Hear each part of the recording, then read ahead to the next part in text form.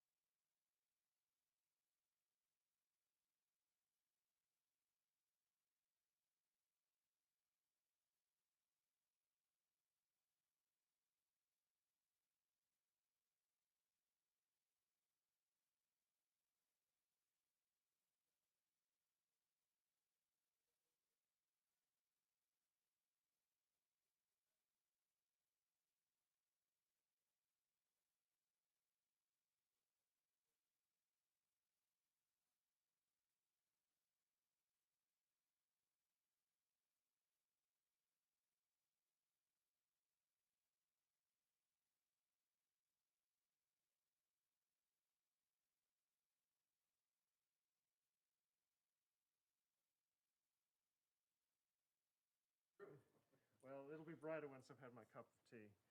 But so essentially, we set it up as a two-screen setup, which is a bit different than normal. So Yeah. you'll actually have your holy thing here, brightest minds, and the actual presentation up there. So we're Zoom streaming this out into the world, and we're also screen mirroring the Mac Mini in here in there, so we can actually take control of the mouse if we need to. And we can load up the the first morning session presentation is loaded. The two following that are remote, Right. and then Yeah, Lindy is the next talk after Yeah, Lars. And that's remote. she's the one that I'm a little worried about because she's in the Arizona time situation. And, Right, but she so knows her own early. time zone, so hopefully Yeah. she'll. And then the one at 10:50, I think, just before the coffee break, is already loaded too. I think the morning is set. The trickiest part will be when we're switching between someone presenting here and someone presenting remotely. We'll actually have to do a little bit of a shuffle of switching the screen instead of being two screens, just being one screen, and then going full screen on the Zoom. But we'll basically take care of all of that. Okay, so yeah, so you're right. We have two virtuals in a row. Yeah. We have mods and. Which is good. That's the way we want it, because it's the switching back and forth. It's kind of tricky. So Right. hybrid, virtual, hybrid, virtual. That's gonna be a pain, but we can do that. Yeah. By then we'll be totally. So, is there any protocol you guys have thought? I mean, should email the next speaker 10 minutes before to remind them? Do you want me to do that? That'd be good. Yeah, we don't have their emails. What we're going to do is in theory, they should be on the call as participants, and then we'll promote them to panelists when they're ready to speak. They should be logged in as onto the webinar? Yeah, and we'll keep an eye out for their names. They better make sure that they have their names as their. I know some people can have funny names we need to be able to recognize them to be able to promote them to panelists. I'll remember to just be on the webinar? I would hope so. Like you said, with different time zones, there might be people not watching the whole thing. I would assume they'd be there early. Usually they are. So maybe would it be helpful for me to to email Lindy and email Maud and say, just so you know, to give your presentation from Zoom, and you need to be logged on to the webinar. Yeah, you need to have joined the webinar already. I'm not sure. There may have already been an email that went out to them.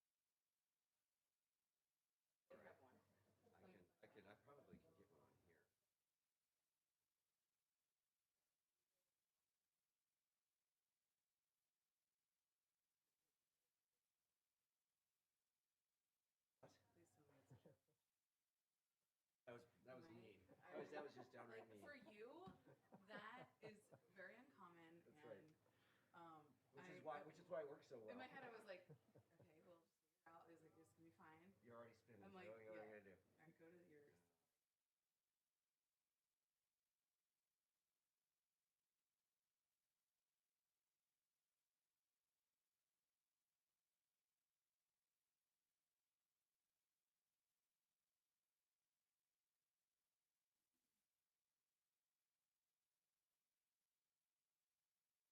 No, I'm in a bit of it's a not. No, it's I'm in not. a bit of It's a not brain intuitive. fog It's not actually. So, intuitive. okay. Let's see.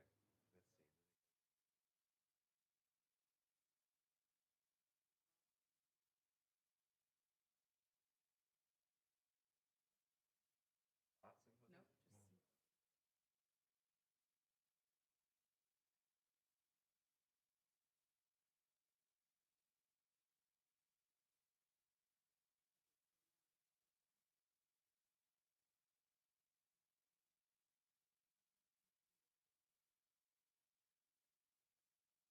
Nope, just oh, you can actually even Because see I'm a bit better. So, If can I you start? click, We're running right now. view full schedule. Did you like that better? I thought that might be easier.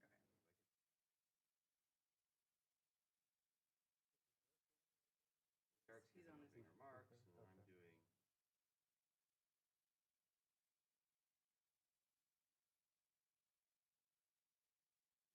Yep, that's Okay. perfect. All right. Let me know what else you might need. So Thank you. Eric may need And Yes. that I'll be way, here. I'll be here. So Lindy is on at 9:50. 50, yes. Yeah.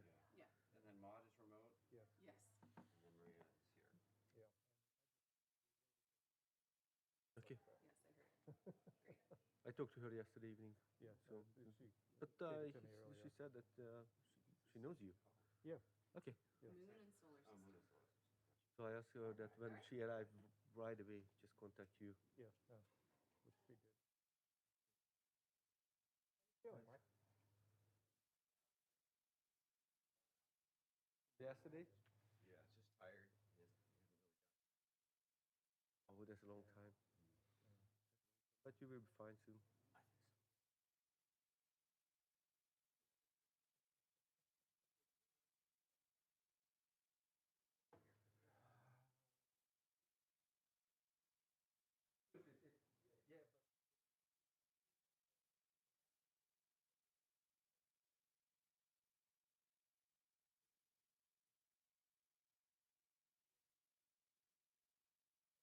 And the people aren't even in here yet, right?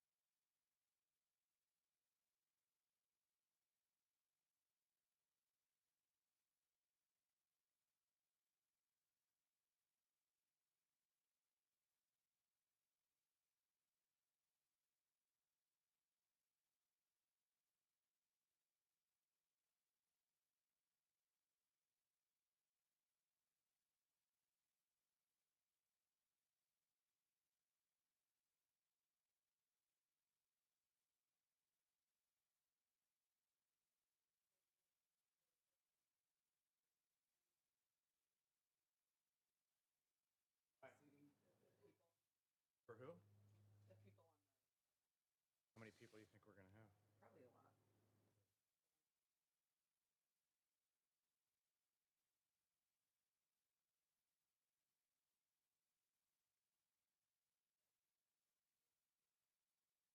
So who's after me? Is it you?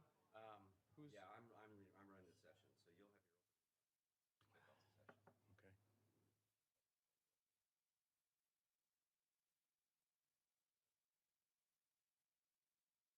Okay. I did my PhD as a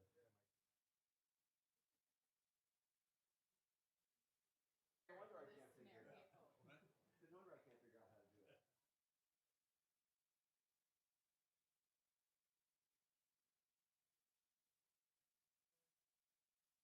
Battery is okay. Have you mentioned to the Have you others? checked everything? Yes.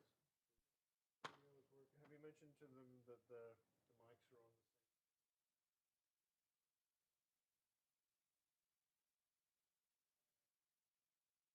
But no, we got these, and then the other ones are in here. So Yeah, the first and morning will be okay. So these are The the- first one is hybrid and on site. Second and third is remote, and again it will be okay.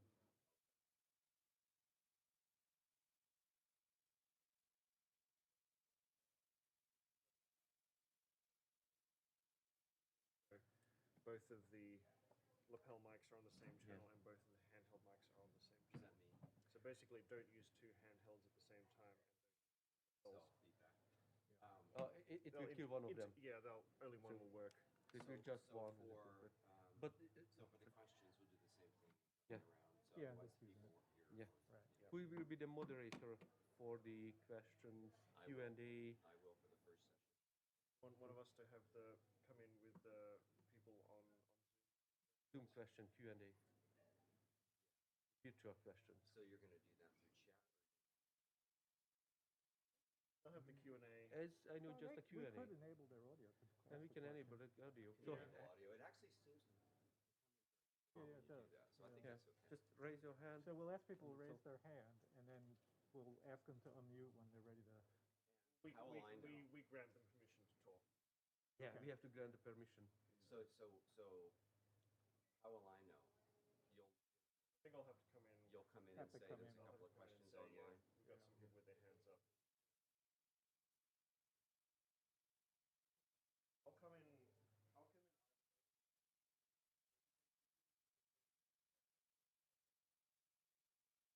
I put my hand up. I'll be. As the last one, we ask them that do they have question over here? And then we can ask that who has a question, raise a hand on virtually.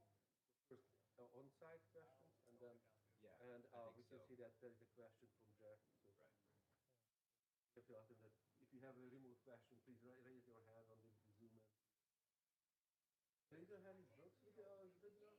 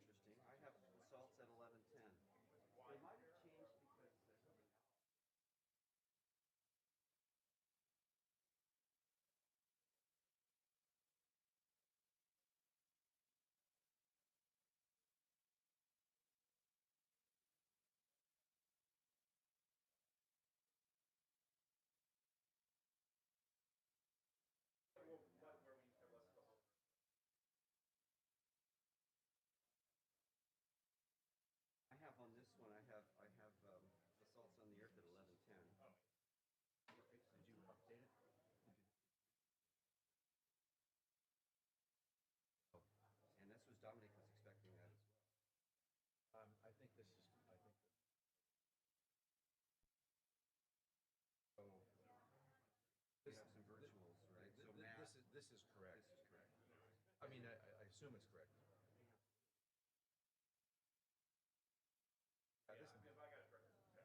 Mike, this hasn't changed at all, so I think that may be.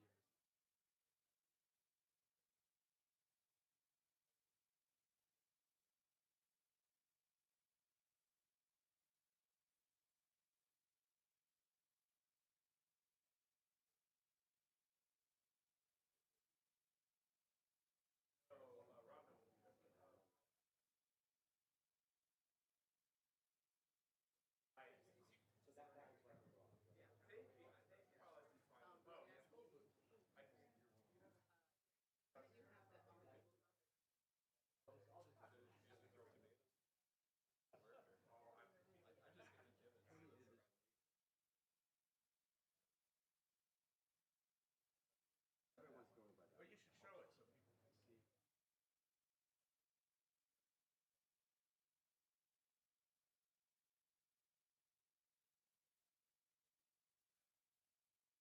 Do we have a way to show the?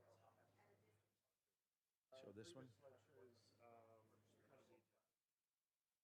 Can we show this one? I can just say that there's people. Yeah, I mean, they should be, that's the one I've been sending out, and I think that's the one we've been. Yeah, we've got books. Wait, are they different? So when that one's all It's Friday, that's Thursday. Oh, I see. Yeah, but this is, I think Katie made a misprint here, because Basalts is here, and Early Earth is here. It's just the title, I think, is inverted. Times are right. I had it like this: the moon and solar system. That's basalts, correct. Early That's Earth, correct. Field geophysics, and what this. Yeah, this is what we've been going on, is this Google Doc. Okay, and so that's okay. I'm just going to mention this, that you guys, tried to thread his whole career together. good. Good. All right. We'll be needing Oh, this. can I use that, or do I need this? You can use I that. literally have 2 minutes. This is more effective. All right, Daniel. Then I will do what you recommend. You're the pro. For the Zoom people. Yeah. Okay. And I'll switch that on. Not yet. Oh, not yet. But yeah, give it a second. It goes from red to green, and then you're good to go. Yeah, I don't want to say anything off. I want to be off mic while I talk.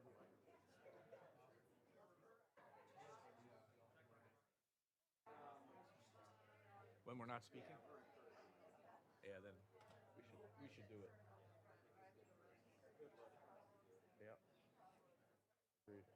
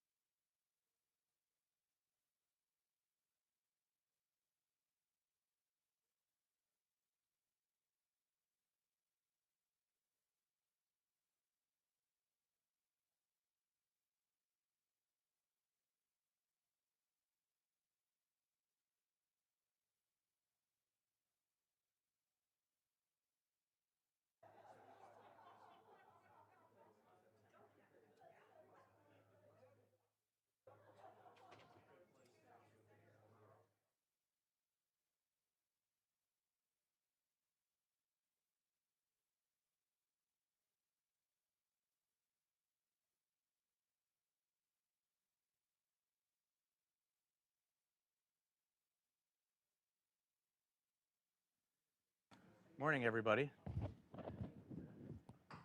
Can you hear me? Well, I guess hopefully people online can hear me. We won't know. So I'm really delighted to welcome everybody here and delighted that we're able to get together. It was sort of touch and go for a while, some conversations with Rick, but we decided to do this in person. So I'm really excited about it. Today's discussion will be largely about Rick's career in science, both past, present, and hopefully a bit about the future.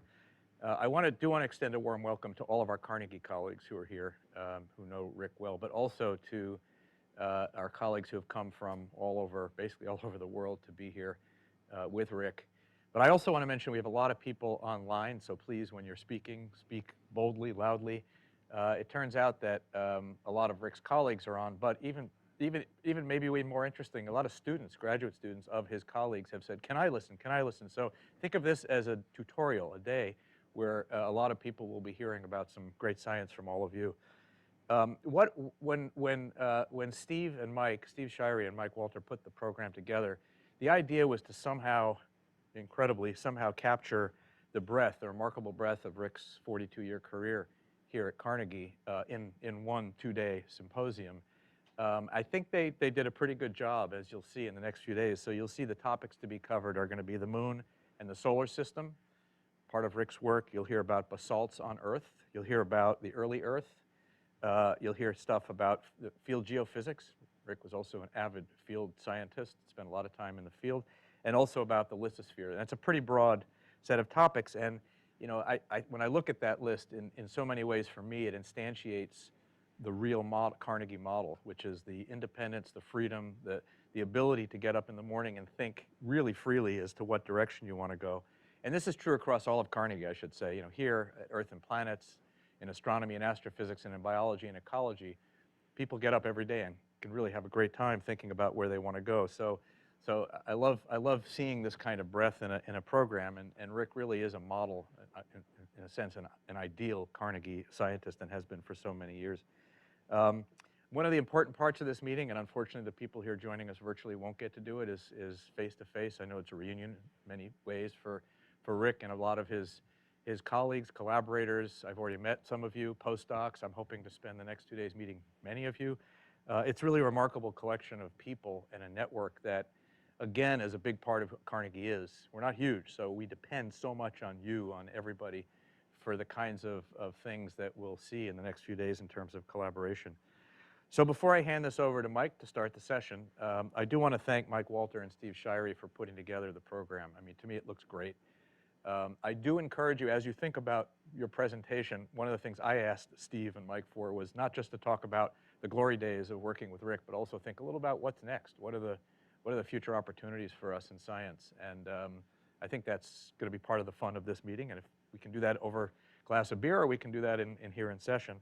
I also want to thank Michelle Strobel, Anna Loyonica, I think they're all in the room, Natasha, Metzler, who's in the back there, Gabor Zalagi, who's here at BBR, Michael Acierno, and Daniel Nichols, and Gary Bors, all of whom made the whole day possible, and hopefully you'll enjoy it. If you have any questions, problems, you should talk to Michelle or Anna, who will be around. You probably all have met them already. So with that, I thank you for coming. Really delighted to see you all here, and I'll turn this over to you, Mike.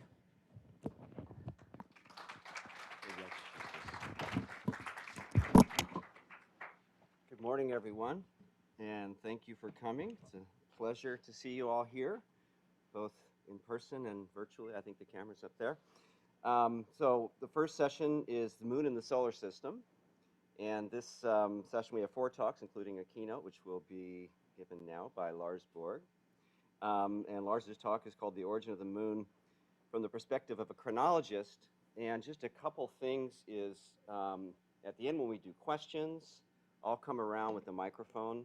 So raise your hand. We'll do questions from the live audience first. And we may have to make sure you ask it in this microphone, otherwise our virtual attendees won't hear you. And then we'll give a chance to the virtual attendees to ask questions as well. So Lars, if you're ready to go, please take it away. I am ready to go. You've got 40 minutes. Okay, fair enough. First slide is This. Am I advancing the slides here? Maybe. Sorry, I'm not familiar with your system here. I might not be either. There you go. All right. What happened?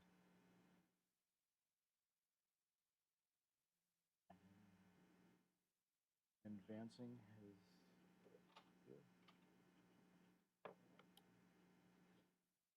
Okay, I just need to know how to advance the slides. You can use the clicker. We're just going to set it up for you. Can I recommend the use of this? Yes, by all means. Switched on and While Lars is getting ready, I forgot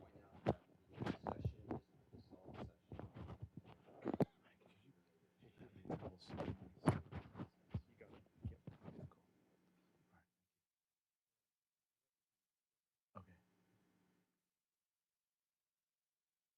thank you. Okay. Yep. There you go. All right, and it's this button here? Yep. Back and forth. All right. Yeah, so you can see what's going to happen here, right?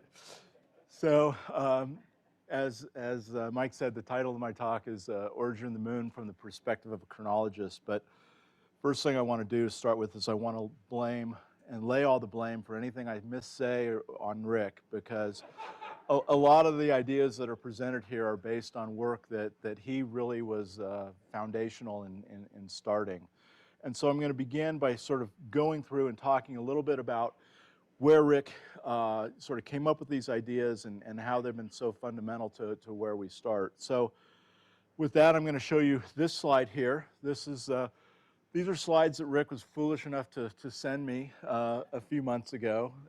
And the point here is that, and I should say, I don't exactly know when these were taken, so I've put the make, model, and year of the bikes he's riding, so you have some general idea. So it's probably within a year or so, basically high school to college. But the point here that I think that maybe only somebody who rides a dirt bike would appreciate is that there's no real overlap between the dirt bike community and the cosmochemistry community. And in fact, as far as I know, I think Rick and I are the only two, but maybe there's some others. But there's a really good reason for that.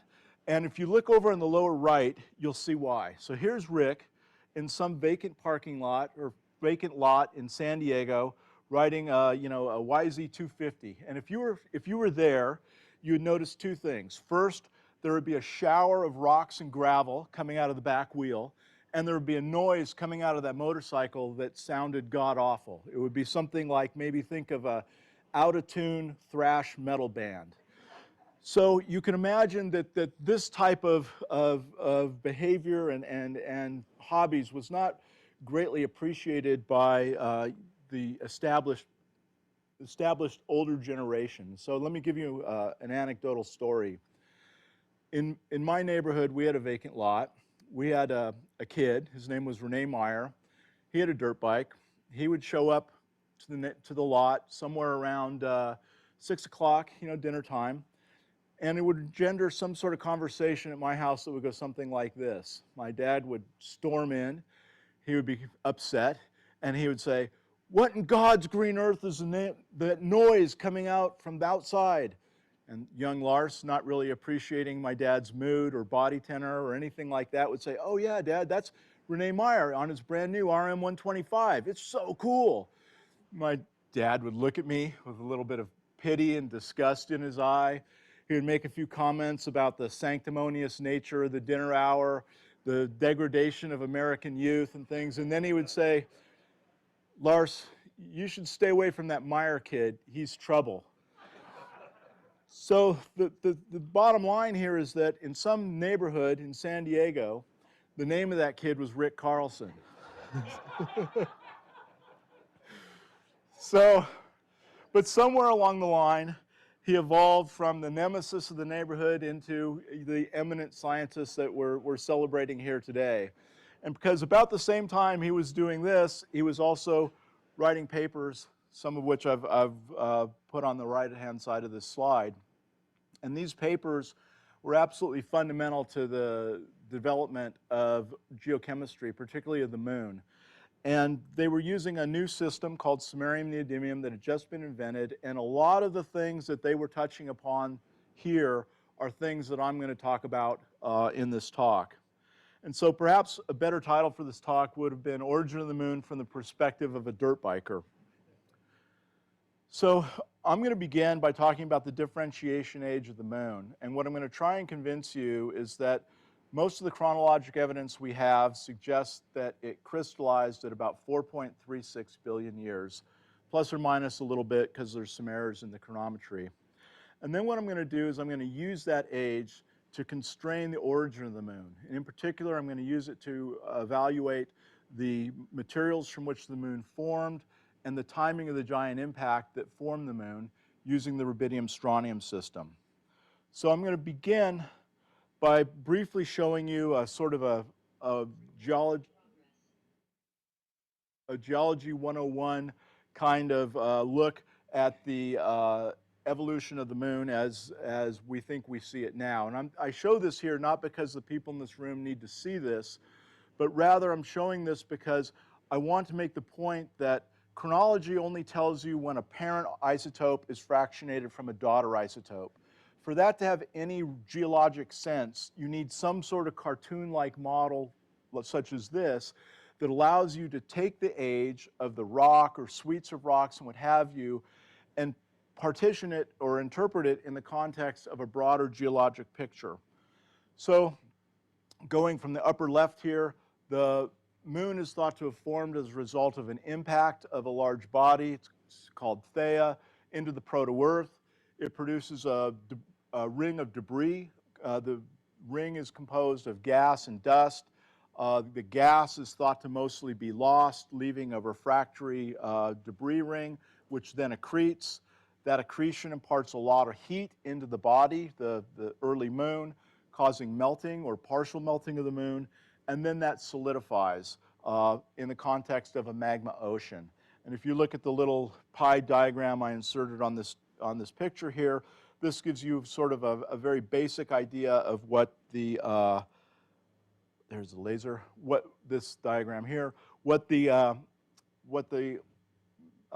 magma ocean might look like. And from a chronology perspective, this is very simple. Petrologists in the audience, please forgive me. But basically, the moon is thought to be composed of three main components.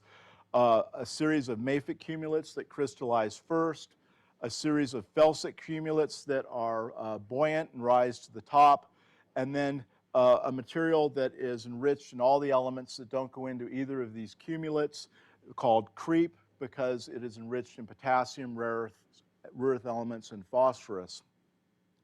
The point here is that from a chronology perspective, these are the three components, the mafic cumulates, the felsic cumulates, and creep, that can be dated. And so if we can obtain ages on these in the context of this model, we can define when the moon crystallized. So if you look, this is a summary of ages that have been completed that are relevant to this issue. On the lower part of this diagram in red are ages that have been determined from the Mare basalt source regions. So these are the mafic cumulates. In blue, these are ages that have been determined on phrononorthosite sweet rocks. These are the felsic cumulates. These are model ages determined on creep. And in the upper part of this diagram here are the ages determined on magnesium sweet rocks. This is a suite of rocks that are thought intruded into this crust and therefore provide a minimum age for the solidification of the magma ocean. These are all samarium neodymium ages. There's a variety of other ages, but I've chosen these because samarium and neodymium are fairly robust and less likely to be modified by impact processes that are prevalent on the moon. Nevertheless, if you look at these ages, and these really are the best ages, they don't really tell us much about the crystallization age of the moon because they have such large ranges. The oldest ages here are about 4.56 billion years. The youngest ages are about 4.1 billion years. So it says the moon crystallized in a magma ocean without much temporal constraint. And the reason for this is that determining ages on these materials is exceedingly difficult.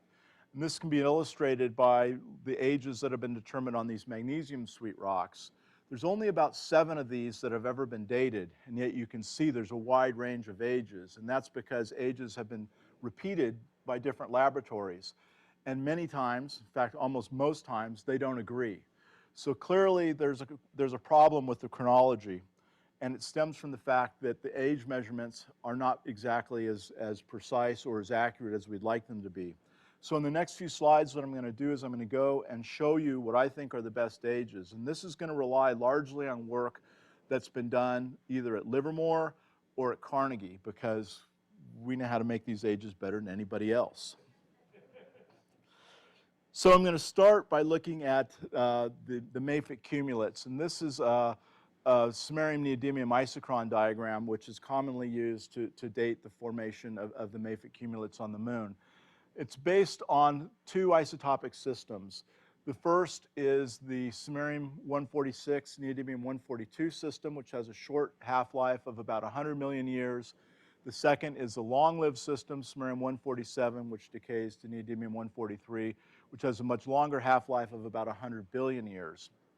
Using these 2 chronometers in conjunction, much in the same way that you might use uranium-lead, you can place unique constraints on cumulates that are produced in the magma ocean. And the way you do this is you measure the isotopic systematics of mare basalts. Basalts are melts of these mafic cumulates and therefore provide the best sampling of this material that we have. The long-lived system is used to calculate the samarium-147-144 ratio of the source regions. The short-lived system, the daughter isotope neodymium-142 is plotted on the vertical axis here.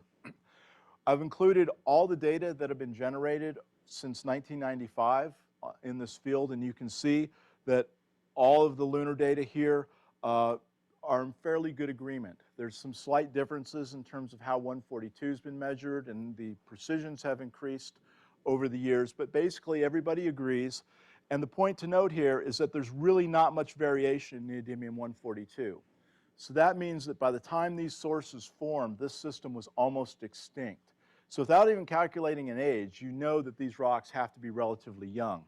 In comparison, here are the ages that have been measured, or values that have been measured on Martian meteorites. And you can see that there's significantly more variation in 142 than there is for Mars than there is for the moon. So clearly, Mars differentiated before the moon.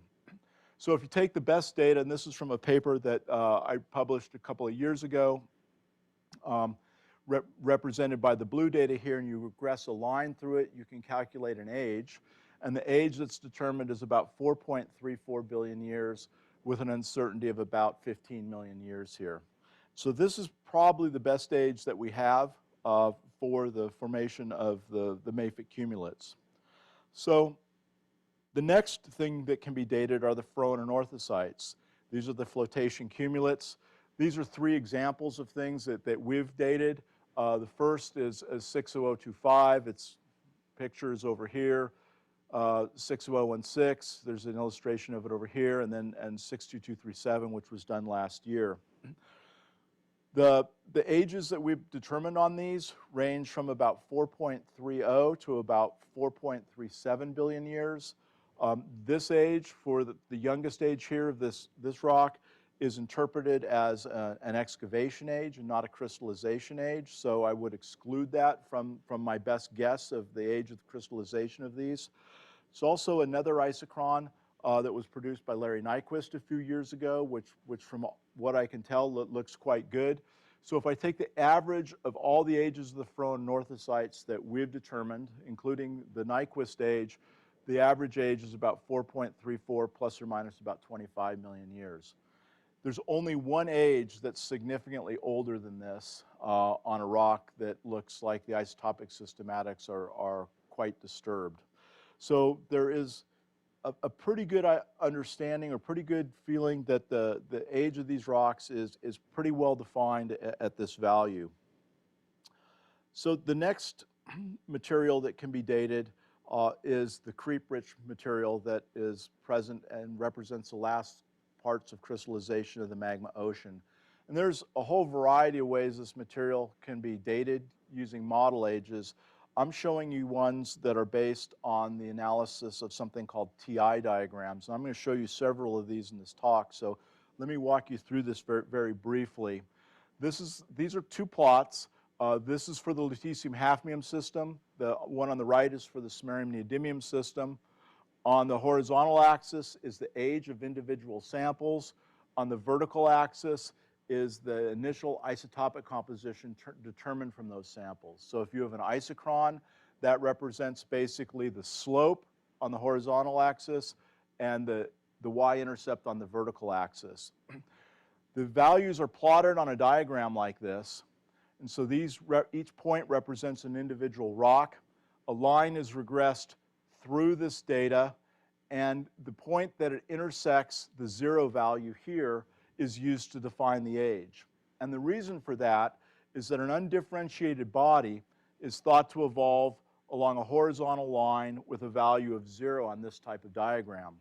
So if you look at this particular this diagram here with the lutetium-hafnium, we calculate an age of about 4.35 billion years. We can get some sense that we're actually looking at the actual age of creep by looking at the slope of this line. The slope of the line is proportional to the parent-daughter ratio of creep. And so we can measure what we think creep ought to be based on the slope of this line and compare it to measured values in rocks. Turns out this is very similar. The value we calculate here is very similar to what's been estimated for creep. Another way you can evaluate whether this approach is right is you can take a similar set of rocks and use a different isotopic system, make the same construction, see if you get the same age. So here we've done this for samarium-neodymium. There's a lot more data here because the system has been analyzed for a longer period of time. There's a lot more scatter because it's not always been analyzed well. But if you take all the data that has been generated and you look at the intercept, we obtain an age of about 4.39 billion years. And again, the slope that is measured here or determined here is very close to creep. So these represent the best estimates that we have for the formation age of creep. So now let me spend a second and compare all the ages that I just showed you so you get a sense for where we're coming at here. So on this diagram that I showed you earlier, which represents all the ages that are relevant to the formation of the magma ocean, I've superimposed the age that we've determined for the Mare basalts based on neodymium-142. This is the average of the ages determined on the ferronornithocytes, and this is the average of the two Ur-Creep ages that I showed you just now. And you can see, they're represented over here, you can see that they obtain an average value of about 4.36 plus or minus about 30 million years. And so at this point, that represents the best estimate for the time of solidification of the magma ocean. So that's sort of the preface to where I want to go with this. I've got actually very few slides remaining, but they're fairly complicated, so I'm going to work through it fairly slowly. But the point here is that the magma ocean looks like it crystallized at about 4.36 billion years. I'm going to use this age in conjunction with the RBSR systematics of other highlands rocks to see what constraints can be placed on the materials from which the moon formed from when the giant impact occurred. So to do this, I'm going to use a series of TI diagrams, but in this case, they're going to be based on the strontium isotopic systematics. On the horizontal axis, again, is age. On the vertical axis is strontium 8786.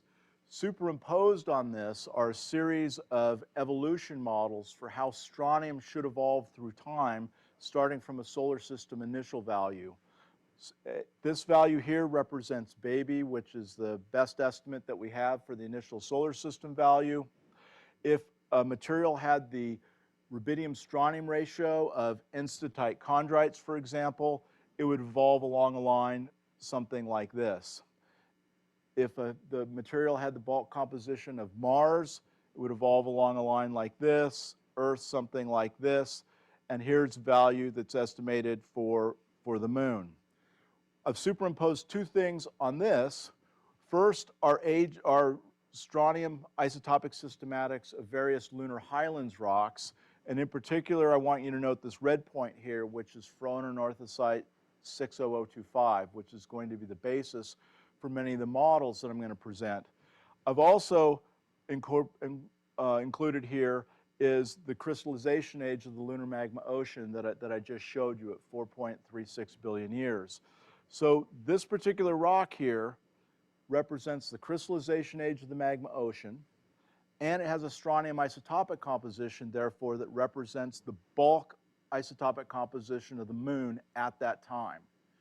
With that piece of information, we can construct more sophisticated TI diagrams and evolutionary models to understand the evolution of strontium in this period of time. And this will be done to constrain the composition of precursor materials, the proportions of Theia and the proto-Earth comprising the Earth and Moon today, as well as the timing of the giant impact. So let me begin by showing you how some of these models are constructed and work you through the logistics here so you understand what types of calculations I'm using here. So again, this is a TI diagram, age versus initial strontium, solar system initial values here. And what I'm going to do is I'm going to try and model the isotopic composition of 60025 using three stages of evolution. So strontium on a planet like, or a body like the moon, will evolve in 4 stages. The first stage represents growth in the protoplanetary disk, which is a dust disk that has a rubidium-strontium ratio, roughly of the bulk solar system, but it exists for a very short period of time. So on the timeline here, it's represented by this little segment here. The next stage of evolution occurs when the precursor bodies to the Earth and the Moon, Theia and the proto-Earth, form. They each form with a different rubidium-strontium ratio, and they evolve for a length of time defined by till the end of the giant impact. On this diagram, Theia is assumed to have the isotopic composition of chondrites, so it continues to grow along this line here. The proto-Earth is assumed to have the rubidium-strontium ratio of Earth, and it grows along this line here. In the model, it grows till this point here, which is arbitrarily defined as the time when the giant impact occurs. So in this particular case, the giant impact is thought to occur, or is modeled to occur at 4.46 billion years. At that point, the model then assumes that the Earth, or the proto-Earth, and Theia are mixed in 1-to-1 ratio, forming a bulk isotopic composition here. At that point, the moon has a rubidium-strontium ratio that's endemic to the moon that we know from analysis of lunar rocks, and it will evolve along a line like this in the third stage of evolution. Then the moon differentiates into a variety of different lithologies and evolves along a variety of pathways here. We don't have to concern ourselves with that in this particular case because we know the bulk composition of the moon at 4.36 billion years. So basically, the models are trying to reproduce this composition by changing the composition of Theia, the composition of the proto-Earth, the mixtures of proto-Earth and Theia that go into the moon, as well as the timing of the giant impact. So to show you how this would compare, I've plotted here the isotopic compositions of lunar highlands rocks. This is 60025 right here. And you can see that the model I just showed you obviously is inadequate. It calculates bulk composition, or a composition of the bulk moon that should be something like this, and in fact it's way down here. So obviously there's a problem with this model. I can twist the knobs and adjust things because there's a lot of parameters here. So just to show you that what it looks like when you have a model solution that actually works, here is the same type of model, but I've tweaked the knobs a little bit so that we have the age of the giant impact has been changed and the composition of Theia has been changed. So in this case, the bulk moon starts with solar system initial value. It grows in the protoplanetary disk phase for a couple million years with a chondritic rubidium-strontium ratio. Then the proto-Earth forms with the isotopic composition of Earth. The Theia, in this case, is assumed to have the isotopic composition of angrites. And I chose angrites because they're the most rubidium-depleted igneous rock in the solar system. And so this represents an extreme end member here. I've assumed that the giant impact in this case occurs at 4.42 billion years, and that the ratio of Theia to proto-Earth is 9:1. And in this case, I perfectly reproduced the isotopic composition of 60025. Well, who really cares? Because there's so many knobs in this model that you can adjust things. So what's more instructive here is to look at the set of solutions that allow the value of the bulk moon to be reproduced, and that will tell us something about the characteristics of the materials that the moon has to form from, the timing of the giant impact, as well as the ratio of Theia and proto-Earth in these models. So this is kind of the money diagram here, and even though this was in a paper in PNAS less than a year ago, I think I'm just now starting to really understand the significance of it. So needless to say, it's a little bit complicated. So I'm going to spend a fair bit of time here. So let me work your way through this to give you some of the general conclusions that can be made here from the model solutions of the types that I just showed you. So on this axis is the age of the giant impact assumed in the models. On the vertical axis is the rubidium-strontium ratio used for the proto-Earth. The green field here, so all these represent model solutions. So what I'm basically plotting are the values of the 4 parameters that are used in the models, all to reproduce the isotopic composition of this one ferroin and orthosite. The green field here represents the solutions of the model that assume that Theia has a rubidium-strontium ratio that's basically the same as angrites.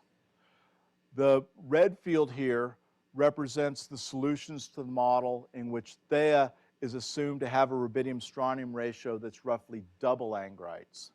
So put this in perspective, the value here of 0.001 is still about half what we think the present moon is today. The upper bound on these models represents the solutions where Theia and the proto-Earth are mixed in a ratio of 9:1. The lower value represents the case where these things are mixed in a ratio of 7:3. So there's a couple of things that come out of this model really quickly. First is that the bulk of the solutions, all these solutions down here, require the proto-Earth to have a rubidium-strontium ratio that's significantly less than the Earth is today. The Earth value is represented by this blue field. And that's problematic because if I have a proto-Earth that has, say, a rubidium-strontium ratio of 0.04 and model solutions fall along this line, that means that I have to add about 50% of the rubidium to the Earth after the giant impact. And because rubidium is subequal in most materials in the solar system, that means about half the mass of the Earth has to be added after the giant impact. So clearly, these solutions are untenable just from the standpoint of what we know about the accretional history of the moon and the Earth, in which very little material is thought to be added after the giant impact.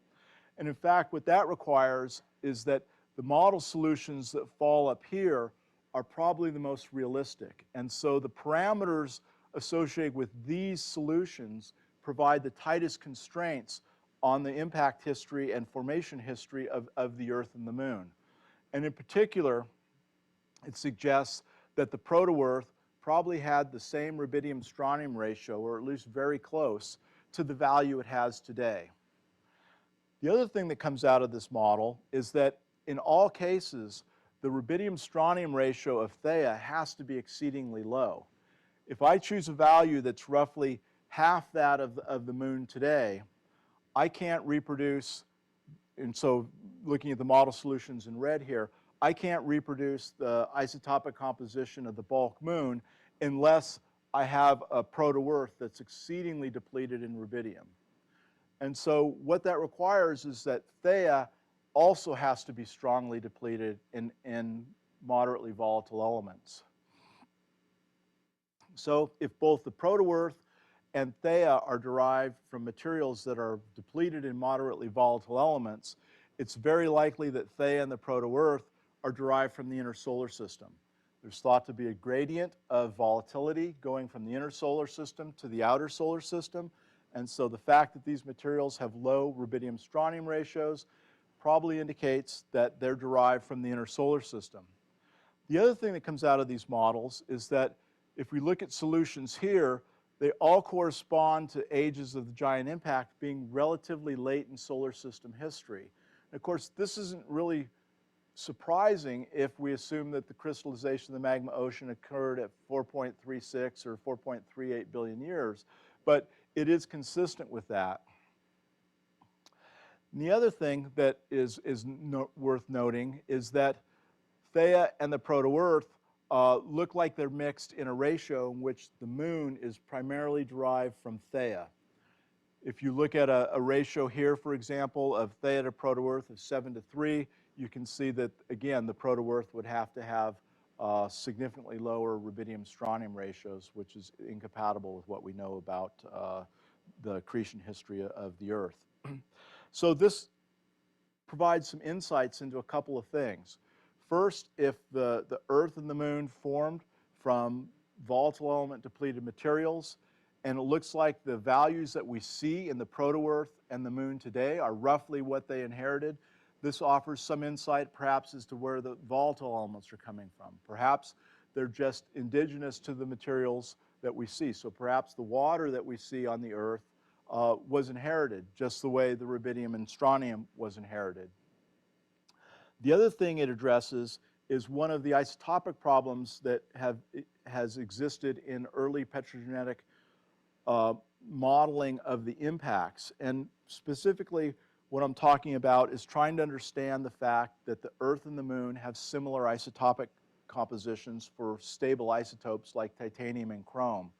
So this is a reproduction of a plot by Paul Warren. It shows chrome 54 on this axis and titanium 50 on this axis. And what is plotted here are essentially all the building blocks that are thought to go into the early solar system. So these are carbonaceous materials, these are non-carbonaceous materials, and the argument that's been placed and has been troubling from the standpoint of the giant impact is that if you have two bodies that collide, why would you end up having an Earth and a moon that have the same chrome and titanium and oxygen isotopic systematics? And that's represented by the fact that the Earth and the moon lie here. Well, and there's three general cases that have been made.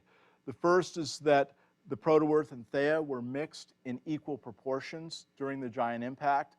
Of course, that solves the isotopic problem, but it makes other problems. And specifically, you have to figure out why the Earth and the moon are so compositionally different. Why is there a deficit in iron? Why are things like calcium and aluminum more abundant on the moon relative to the Earth? The other thing that has been proposed is that perhaps there's some sort of elemental exchange between the Earth and the moon after they formed. There's a Sinestra model where things interact, and so you have an equilibration that occurs after this. However, if both materials are derived from the inner solar system, and the inner solar system is a very small region of space, they're much more likely to have the same isotopic systematics in terms of oxygen, titanium, and chrome. And so in this scenario, in which both bodies are derived from volatile element depleted things from the inner solar system, you have a solution to this model. And this has been proposed by a variety of people, but this is the first reference I can see to this. And I think that's actually the solution to this. And we don't need Sinestras, and we don't need to mix the Earth and the moon in near equal proportions. So let me conclude by giving you basically a list of things that I've tried to argue here. First, the differentiation of the lunar magma ocean occurred at about 4.36 billion years. This age, I think, is a little bit young, and if you want, I can elaborate on that, but it's not dramatically too young. Second thing is that the Earth and the moon formed from materials that were already depleted in volatile elements, and so the idea of a giant impact that lost volatile elements in a debris ring during accretion is I think, incorrect. The giant, yeah, here it is, giant impact's not responsible. Giant impact occurred relatively late in solar system history. There's hints of this based on the crystallization age of the lunar magma ocean, but it's also consistent with the isotopic systematics that I just presented. The moon is composed mostly of Theia, and the moon and the Earth mostly of proto-Earth. This was the canonical models that were developed by Robin Knupp early on, and in fact, the ratio that she proposed of 9:1 seems to satisfy the geochemistry quite well. The proto-Earth had about the same moderately volatile element content as the Earth, and so this may hint that other species that are more volatile may have also been inherited. And finally, the precursor materials were derived from the inner solar system, and this accounts for the various similarities in the isotopic systematics of the Earth and the Moon. So the final slide is a bit of a divergence here. Steve asked if we talk about some thoughts to the future with regards to our specific topics. And so these are basically a snapshot of what I'm thinking. First of all, I think from the standpoint of lunar geology and sample analysis, I think we're in an unprecedentedly bright time for that area of study, largely because we have numerous NASA missions that have at their core the desire to return samples to the Earth. The big one, of course, is the Artemis program. The Artemis 1 has been on the launch pad going through fuel testing, so this is imminent. This is a very, very large program. This year the budget's $2.5 billion.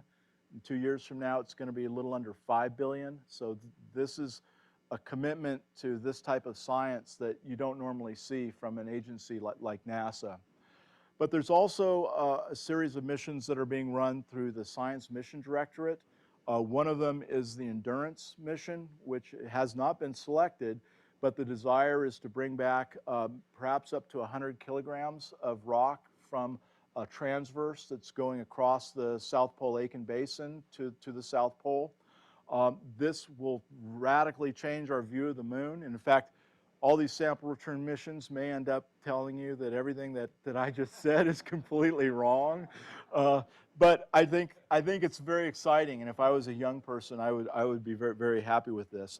The other mission-related thing I think it's very important to keep in mind is that there's also a desire to put a lunar seismic network, and I think this is absolutely fundamental.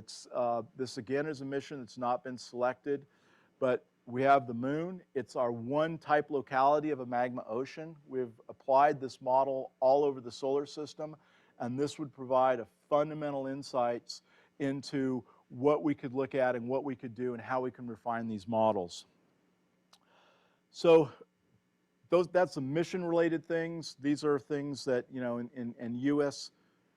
cosmochemistry, you try and link your science to, because these are the things that the agency is interested in, and the agency often, you know, directs where research will go based on the funding. So that's one aspect of this.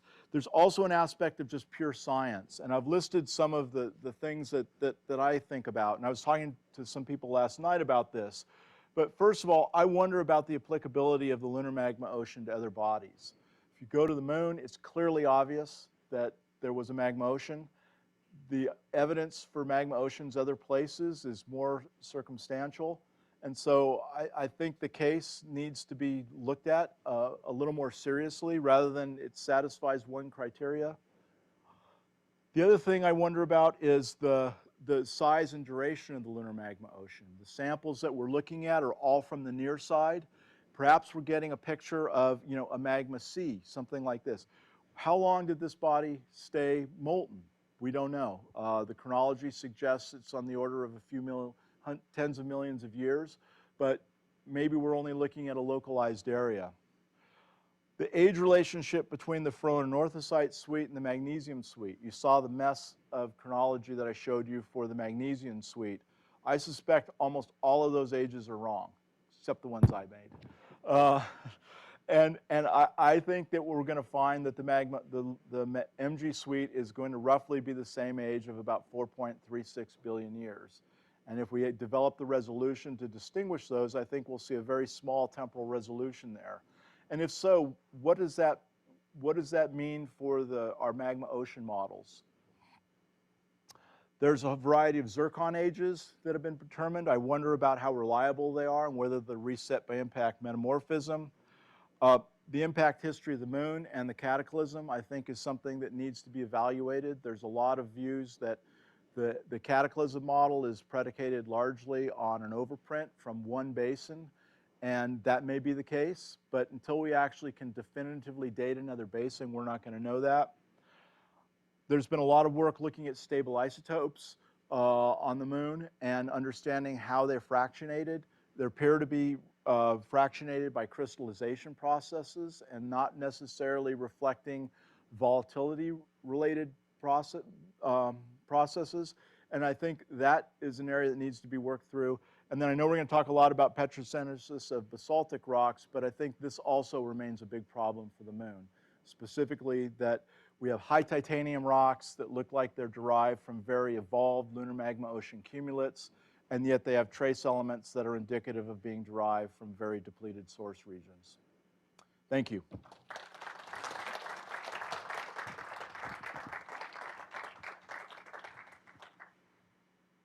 Thank you, Lars.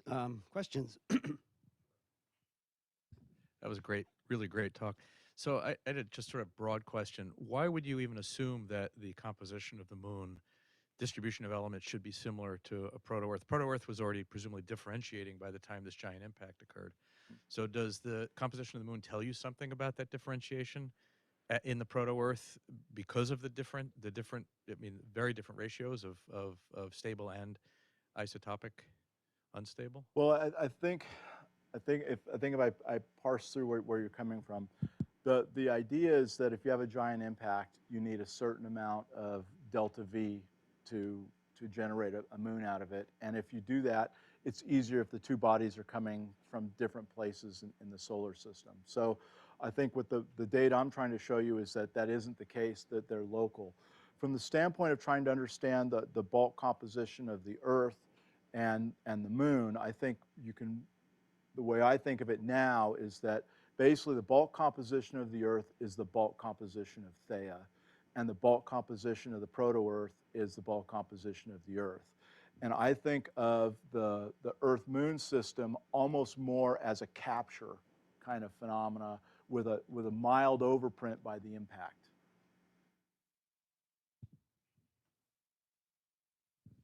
Thanks, Lars. That was beautiful. I guess this kind of follows from your last comment. I mean, if the volatile depletion now predates, is now primordial, is there any evidence at all that the moon formed in a giant impact? Yeah. Yeah, I mean, why do we think it formed? It looks like everything I learned 20 years ago about why we think the moon formed in a giant impact seems to have gone away. Yeah. Well, you heard my response of thinking about this as almost more of a capture kind of model. So what's the evidence for the giant impact? To my mind, the only real pillar of evidence for the giant impact is the young age of crystallization of the magma ocean. Because I don't know how you can melt that much of a body without a giant impact. So I think we still need that. So, you know, in this stage of geochemistry, we're sort of taking our problems and shuffling them around the ring, you know, of people, you know, sitting around the fire or something. And so the new problem to my mind is the energy for the melting. Lars, let me add my applause. Great talk. Thank you. I have two quick questions coupled about your lunar evolution models. On your TI diagram, when you had an extended period for some of the models of an undifferentiated moon, how do you imagine processes permitted differentiation from proceeding? What kept the moon undifferentiated for tens of millions of years? And my second question, so you can answer all at once, is it has to do with creep.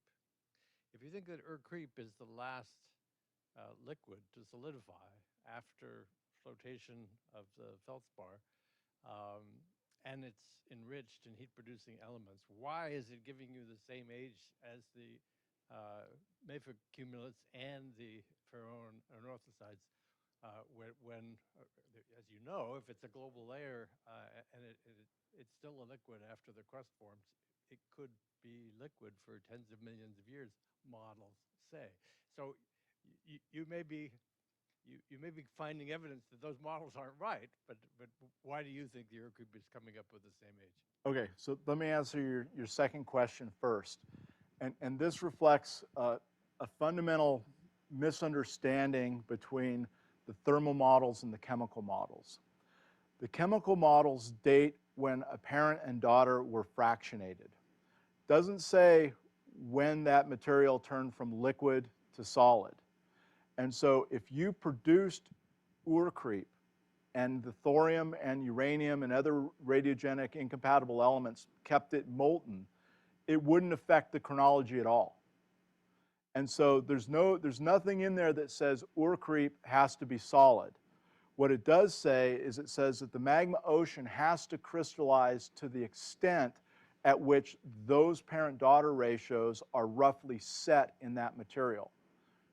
So I think, and this is a misconception that we've been dealing with for a long time. So Urquhart could be liquid today.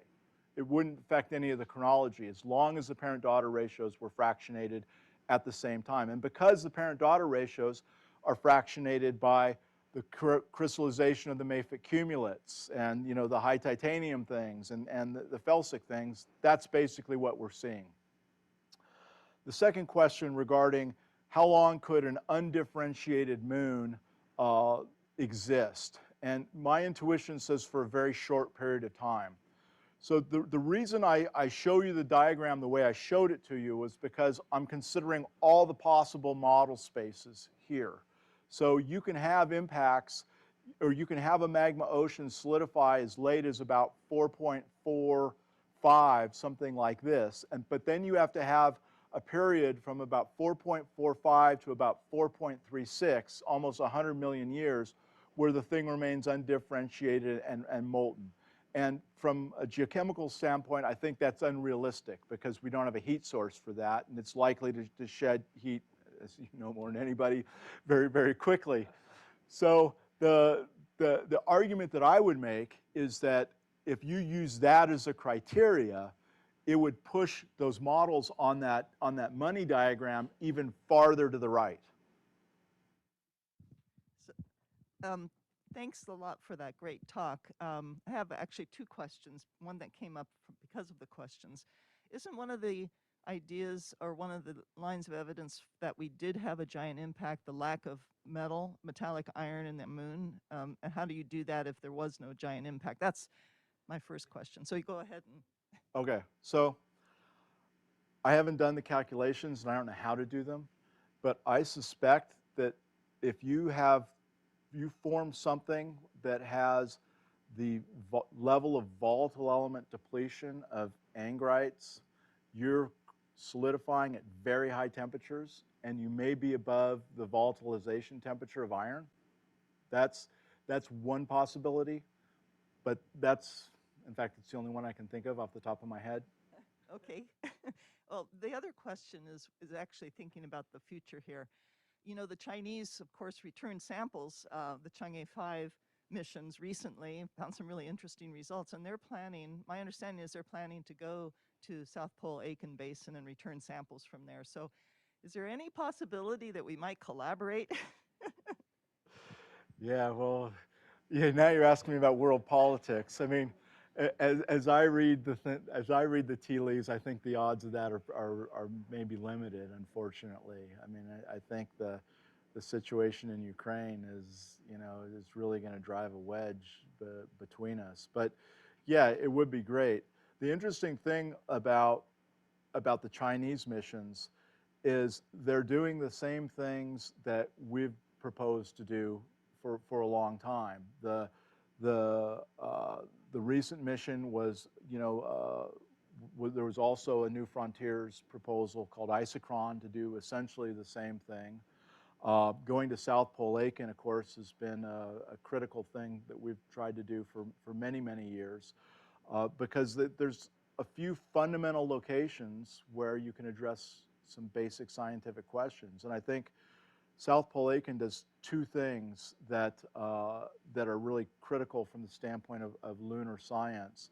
One, of course, is it allows us to address this cataclysm model. If we can determine the age of South Pole Aiken, it's stratigraphically the lowest basin, and it's likely to give us some indication of whether the cataclysm is correct. And of course, that has ramifications far beyond the moon.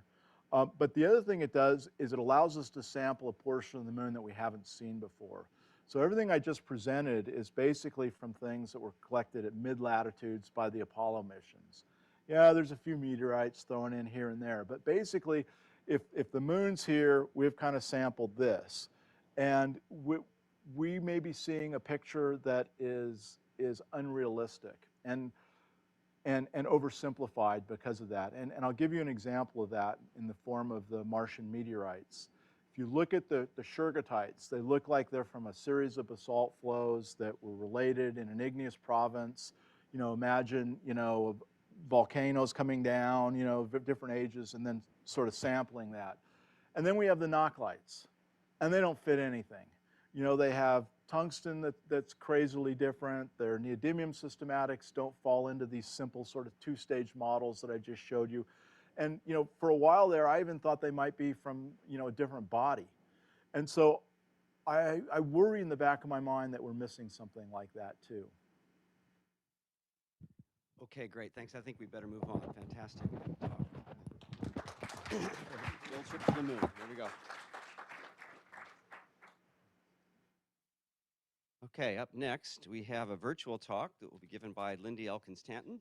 And I guess we'll be switching the slides now, and hopefully Lindy will be appearing on our screen shortly. The talk is called Siderophiles and Lithophiles in Space, the NASA Psyche mission.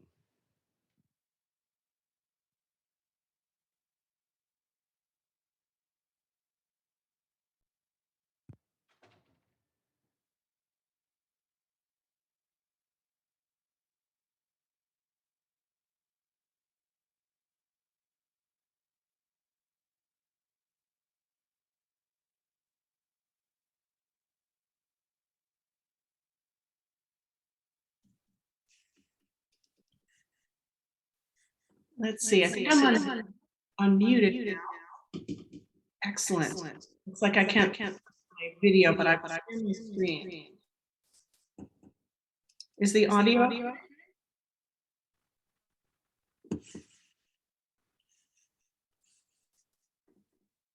assuming, yeah.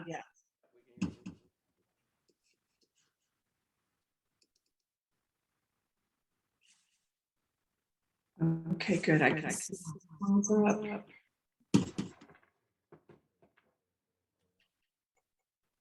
And I can no longer chat.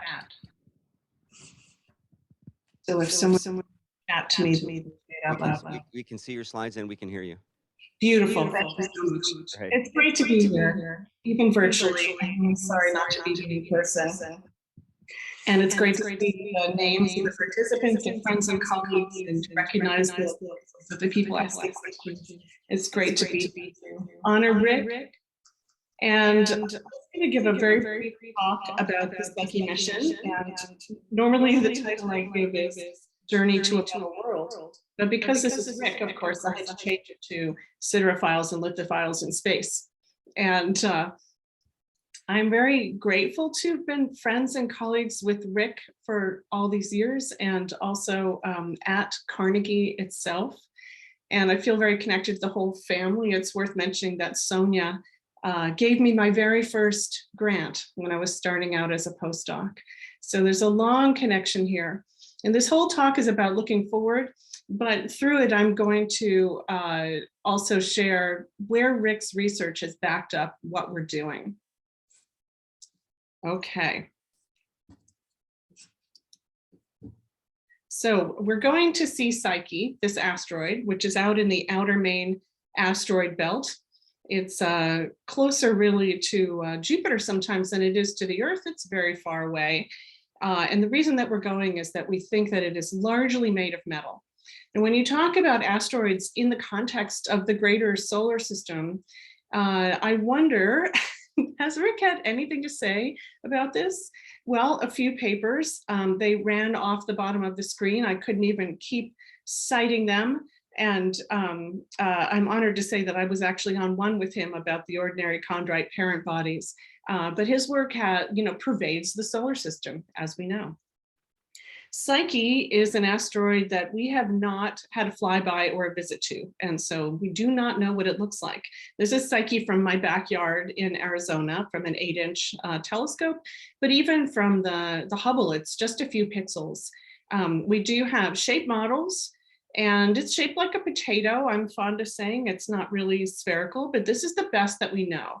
And so it's going to be really exciting to see what the topography, what the morphology of Psyche is really like once we get there. Therefore, I also always have to say when I talk about Psyche, we do not know what it is, and we're not going to know till we get there. And so many of the hypotheses that I could discuss are going to be proved to be wrong in the end.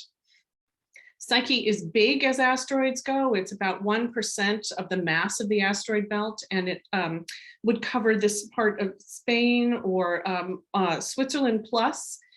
So it's a big size asteroid. Sometimes I show this relative to Arizona or California, but I thought it might be fun to show it relative to Europe today. Here's a bit of data, which I want to talk about because there's a lot of discussion about what Psyche might be made of. We're going because we think it's largely made of metal. But as always happens, when a mission is selected, suddenly there's so much more interest in it, and people really start studying that body because, of course, now we can make hypotheses that will actually be tested. So on this graph, I'm showing the density, the bulk density of Psyche on the vertical axis. And on the horizontal axis, the year of publication of the paper that discusses it. Oops, what did I just do? There we go. Okay. And so you can see that back around in the early 2000s, there was even a paper that suggested that Psyche's bulk density was 11,000 kilograms per cubic meter. So it must have been a tiny, tiny bit of a neutron star mixed in there because we don't really have a planet forming material that would be that dense. And then over time, the density has narrowed down until you see in recent years, we really have settled down to a density for Psyche that is somewhere between enstatite and troilite. And so it can't be pure silicate rock, which might be, exemplified here by enstatite, which is one of the minerals that has been suggested to be there from spectra. But it's certainly not pure meteoritic iron nickel metal, which would be that camosite line up at the top. The yellow dot is our team's preferred density for Psyche at the current time, which is around 4,000 kilograms per cubic meter. Then on the right, at the very end of the graph, I'm showing the densities of other asteroids. And so the latest densities of Cleopatra, which is another one that's thought to be largely, if not entirely, made of metal, Vesta and Lutetia, but most asteroids are down in that gray box at the bottom. And so Psyche at the moment may be the densest asteroid known. And so we look at the data and we say that its bulk density appears to be between 3,700 and 4,200 kilograms per cubic meter. The prediction is therefore between 25 and 60 volume percent of metal, unless a body that's largely metallic can support a lot more pore space. That may be implied by Cleopatra's density, for example, and also by some work that we're doing with Dave Bercovici. The papers are under revision. We think actually that a metallic object through cold welding and other processes could hold a lot more porosity. If it was 50% porous, it could be the solid part could be 100% metal. So we really do not know how much metal and how much rock. And trying to tune it by 5 or 10%, as some papers have done, is not a meaningless figure, not a meaningful figure. And we'll find out when we get there. From thermal, radar, and spectral data, the surface appears to be fine-grained metal. And the spectra indicate a very low iron oxide content in the rock portion. There are just no spectral absorptions of FeO or Fe2O3. And so the prediction that people have made is that perhaps this is enstatite or very low iron, low calcium pyroxene, or maybe not silicate rocks at all, maybe troilite or carbon or something else. So a mystery, an end member on all the spectra, apparently. Of course, Rick has had a few things to say about this, about the metal in asteroids and about what happens with chromium. So our fiducial hypothesis, the idea we have is that Psyche came from a differentiated planetesimal, something that formed just within the first 1 million years of the first solids in the solar system, about 100 million years earlier than what Lars was talking about. And by the way, could you credit me with not immediately just scrapping this talk and talking only about magma oceans after hearing that great talk? It was such a temptation. Rick has had a fair amount to say about radionuclides as monitors of early differentiation in the terrestrial planets, and also going to bodies earlier than the terrestrial planets. We think then that Psyche experienced a series of impacts which probably knocked off a lot of the rock, leaving much of the metal visible. This is just the simplest hypothesis we've been able to come up with. It's certainly not the only way to explain the bit of data that we have so far.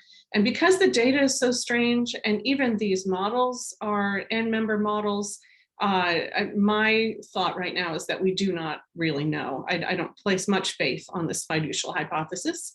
But Rick's had a few things to say about it, feedstocks of the terrestrial planets. And so then we think it likely that early Psyche had a magnetic dynamo, if indeed it was a core, if it was a core.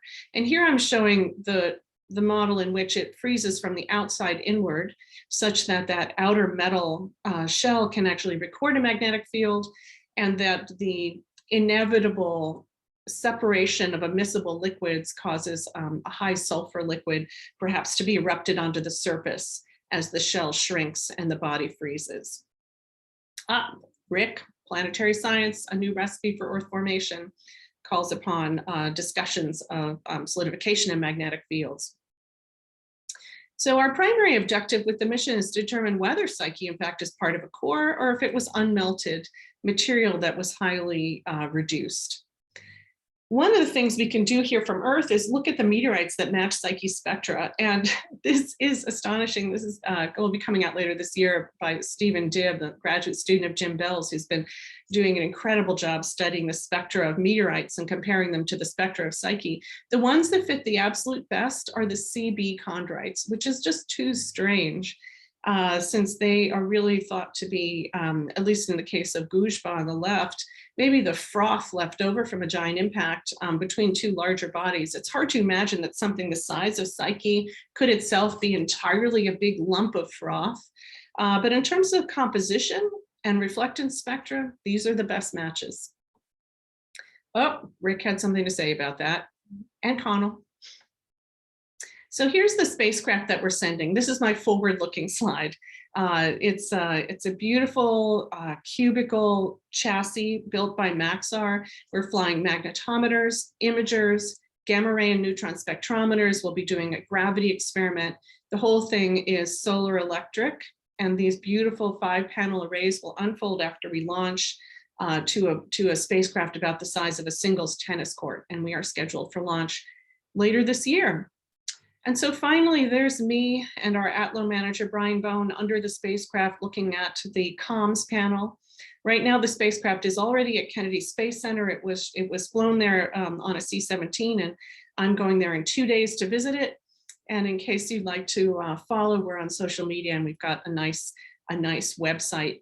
And so with the greatest gratitude for all the work that Rick has done setting up our understanding of the solar system and supporting endeavors even as far-flung as this mission to Psyche, and with additional thanks for being a great colleague and a friend. Thanks so much.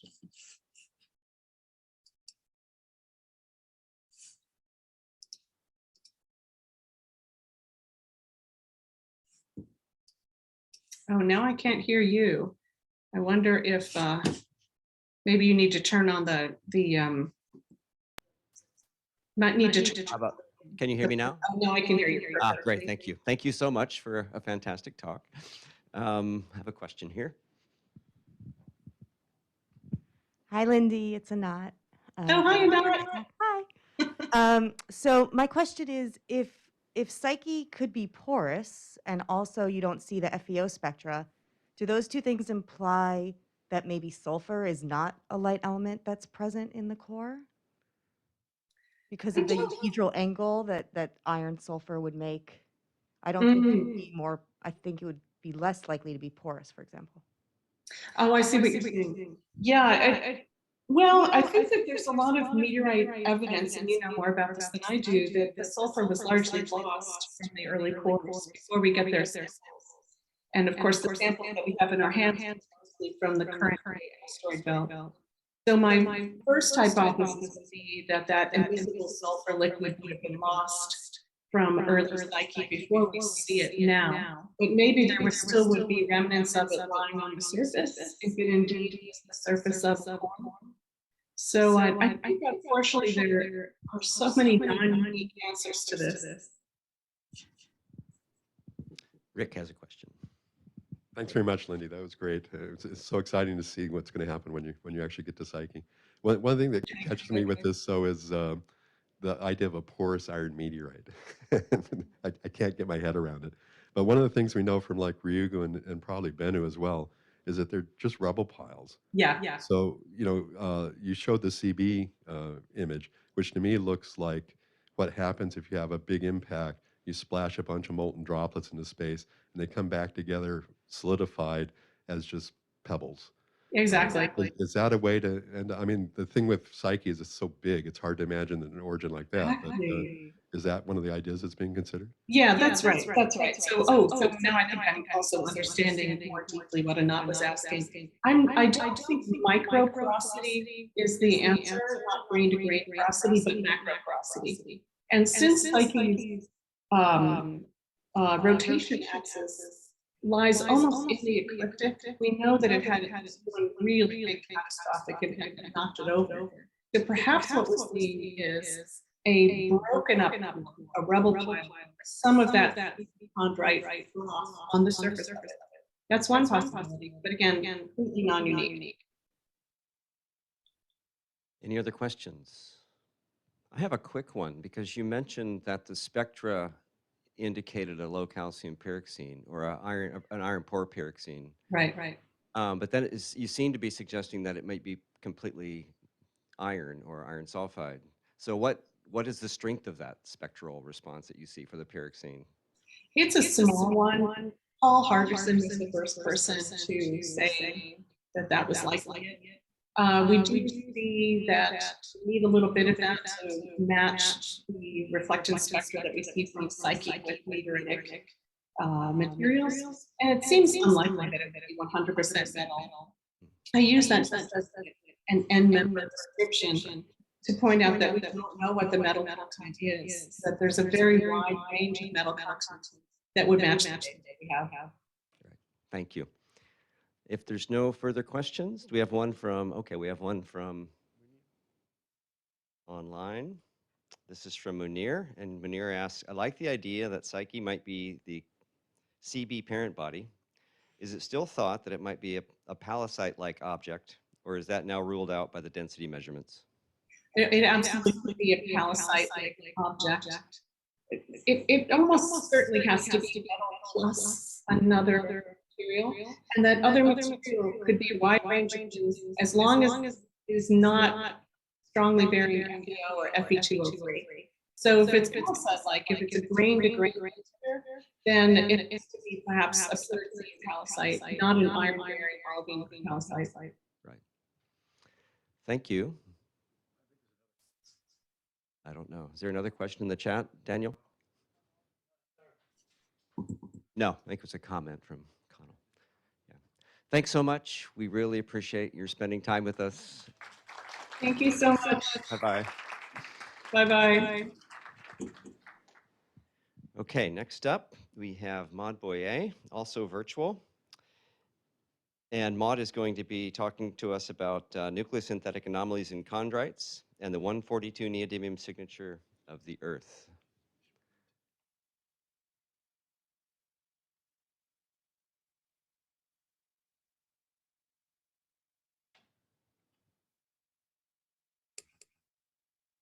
Hello, can you hear me? Yes, Maud, welcome. Yeah, okay. So, good morning, everyone. I'm sorry because I'm not here today, but I'm really happy to present this result. Maud, could you go into presentation mode? Currently, we see the notes mode. Okay. Yeah, thank you. This one. Perfect. Okay. So I would like to start. In fact, I have a big echo when I talk. It's only for me. I know it's okay. It's good now.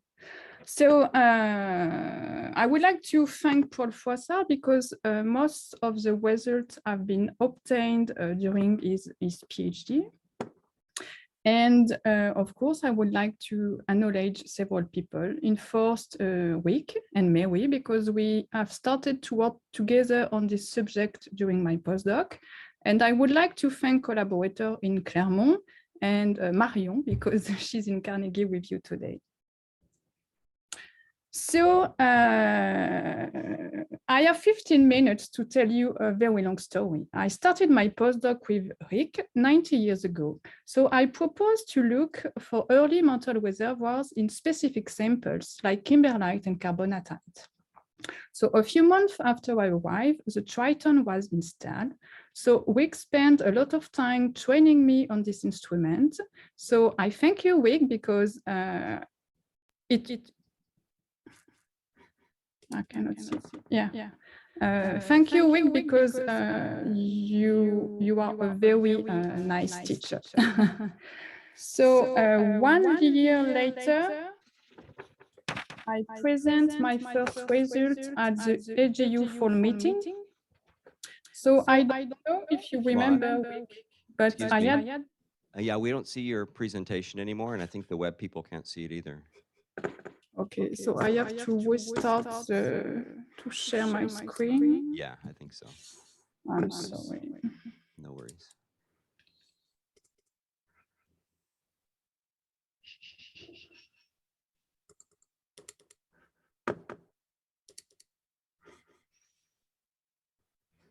Yep, great, thank you. It's a good view? Yep, we got it, thank you. Okay. So yeah, 1 year later, I present my first result at the AGU fall meeting. And I don't know if you remember, Rick, but I had this graph on my poster. And in fact, if we look on this graph, it was the result we obtained, so for several months, on two standards, so the GNDI standard and the La Jolla standard. And in fact, we measure a small difference of 6 ppm between these two standards. And we add this sentence in the conclusion saying that analysis of the chondrite Allende and other chondrites are underway in order to resolve this issue. And in fact, this was not true. A few days before, I measured Allende and we realized that none of these standards have the chondritic value. So in 2005, we published this paper in Science. So we reported the first high precision 142 neodymium isotope measurement in chondrites and achondrite. So here, different type of chondrite and achondrite. So here the measurements are expressed in the mu value, which is the ppm deviation relative to the standard that is identical to the modern samples. So you can see that we have a very small error bar, and we can compare the precision if you look at this value, so all the chondrites that have been measured before this study. And in fact, the 142 neodymium is produced by the decay of 146 samarium, which is an extant radionuclide. So the 146 is alive during the first few hundred of million years after the beginning of solar system accretion, which correspond to the Hadean period on Earth. So the 142 and 44 neodymium ratio increase with time by radiogenic decay. And here is represented the evolution for a chondritic reservoir. And for a depleted reservoir that is characterized by a high samarium-neodymium ratio, so if this reservoir is formed during the lifetime of 146 samarium, it will have an excess in 142 neodymium.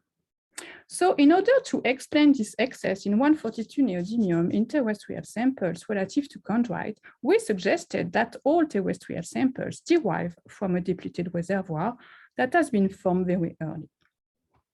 So the complementary reservoir, which is enriched in incompatible elements, has never been identified despite a large number of studies reporting 142 neodymium measurements in terrestrial samples, and it has not been remixed by mantle convection. So several scenarios has been proposed. So for example, an early crust subducted in the deep mantle, a basal magma ocean, or the loss of early crust. So today we know that chondrite and achondrite have different isotopic composition for many elements. So here we can see a 54 chromium with capital delta 17 oxygen, and we have two distinct groups that we call carbonaceous here in red and non-carbonaceous reservoir. Earth has been formed in the non-carbonaceous reservoir, and its composition is very close to unstatied chondrite. So in 2007, we published this paper with barium, neodymium, and samarium isotopic measurement on chondrite from different groups. So we identified variations. So here, for example, in 144 samarium, between these two different groups. However, once corrected from nucleosynthetic anomalies, Earth preserved an excess in 142 neodymium relative to chondrite. So our conclusion was that Earth has known a silicate differentiation very early. So neodymium and samarium have 7 isotopes that are produced in different stellar environments and then by different nucleosynthetic paths. So S process, R process, and P process. Here, you can see the abundance of each nucleosynthetic process for neodymium isotopes. And a change in proportion will modify the neodymium isotope pattern. So here, for R process deficit or S process excess, we have a similar pattern with a positive anomaly in 142 neodymium and negative anomaly in 145, 148, and 150 neodymium. We have no deviation in 144 and 146 because we use this ratio for the normalization. Estimate for the contribution of P process is small, but range from 1 to 20% according to astrophysical models and cosmochemical constraints. A P process deficit produces a deficit in 142 neodymium, but other isotopes are not modified. So because 144 samarium is a pure P process isotope, this effect can be quantified by measuring the samarium isotopic composition. So the aim of this work is to define and quantify the nucleosynthetic contribution of neodymium and samarium isotopic composition in chondrite, and then assess whether the Earth excess in 142 neodymium is related to a nucleosynthetic or a radiogenic origin. It could reflect a higher proportion of S process or excess in P process. Earth is here, so we can see that it's like an N member if we compare its neodymium isotopic composition with the different chondrite groups.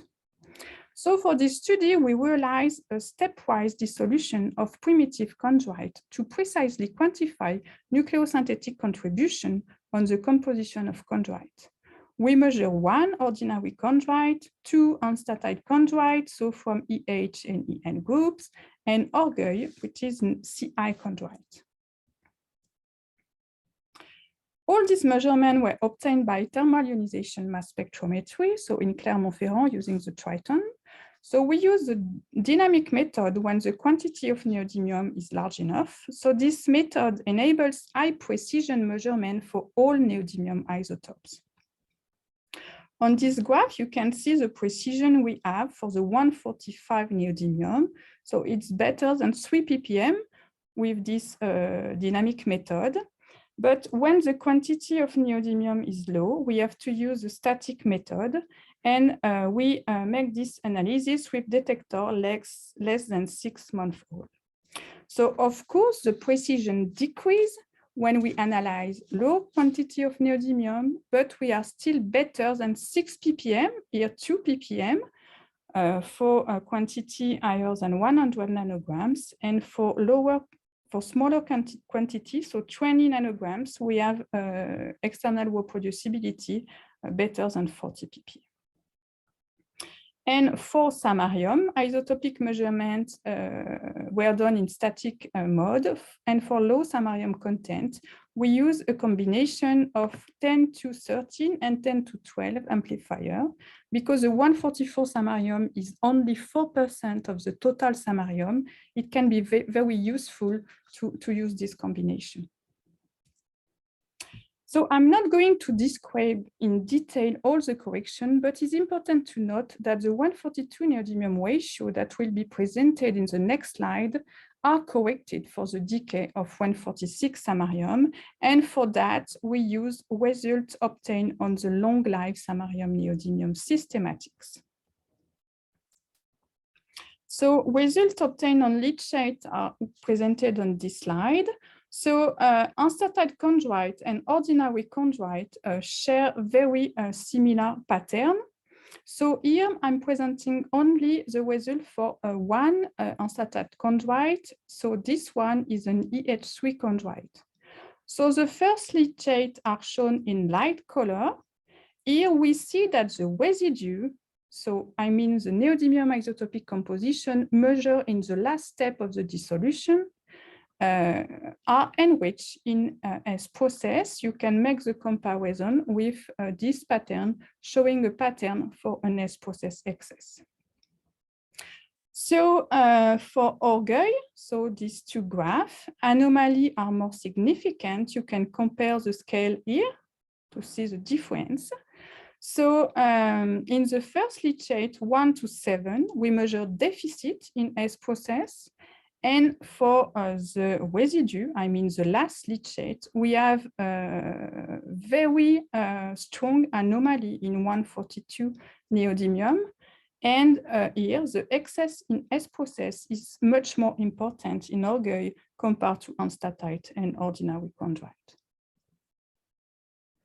So now if we look the samarium isotopic composition, so first here the 144 samarium and the 148 samarium, all our measurement plots here, except the residue of orgueil, that is here.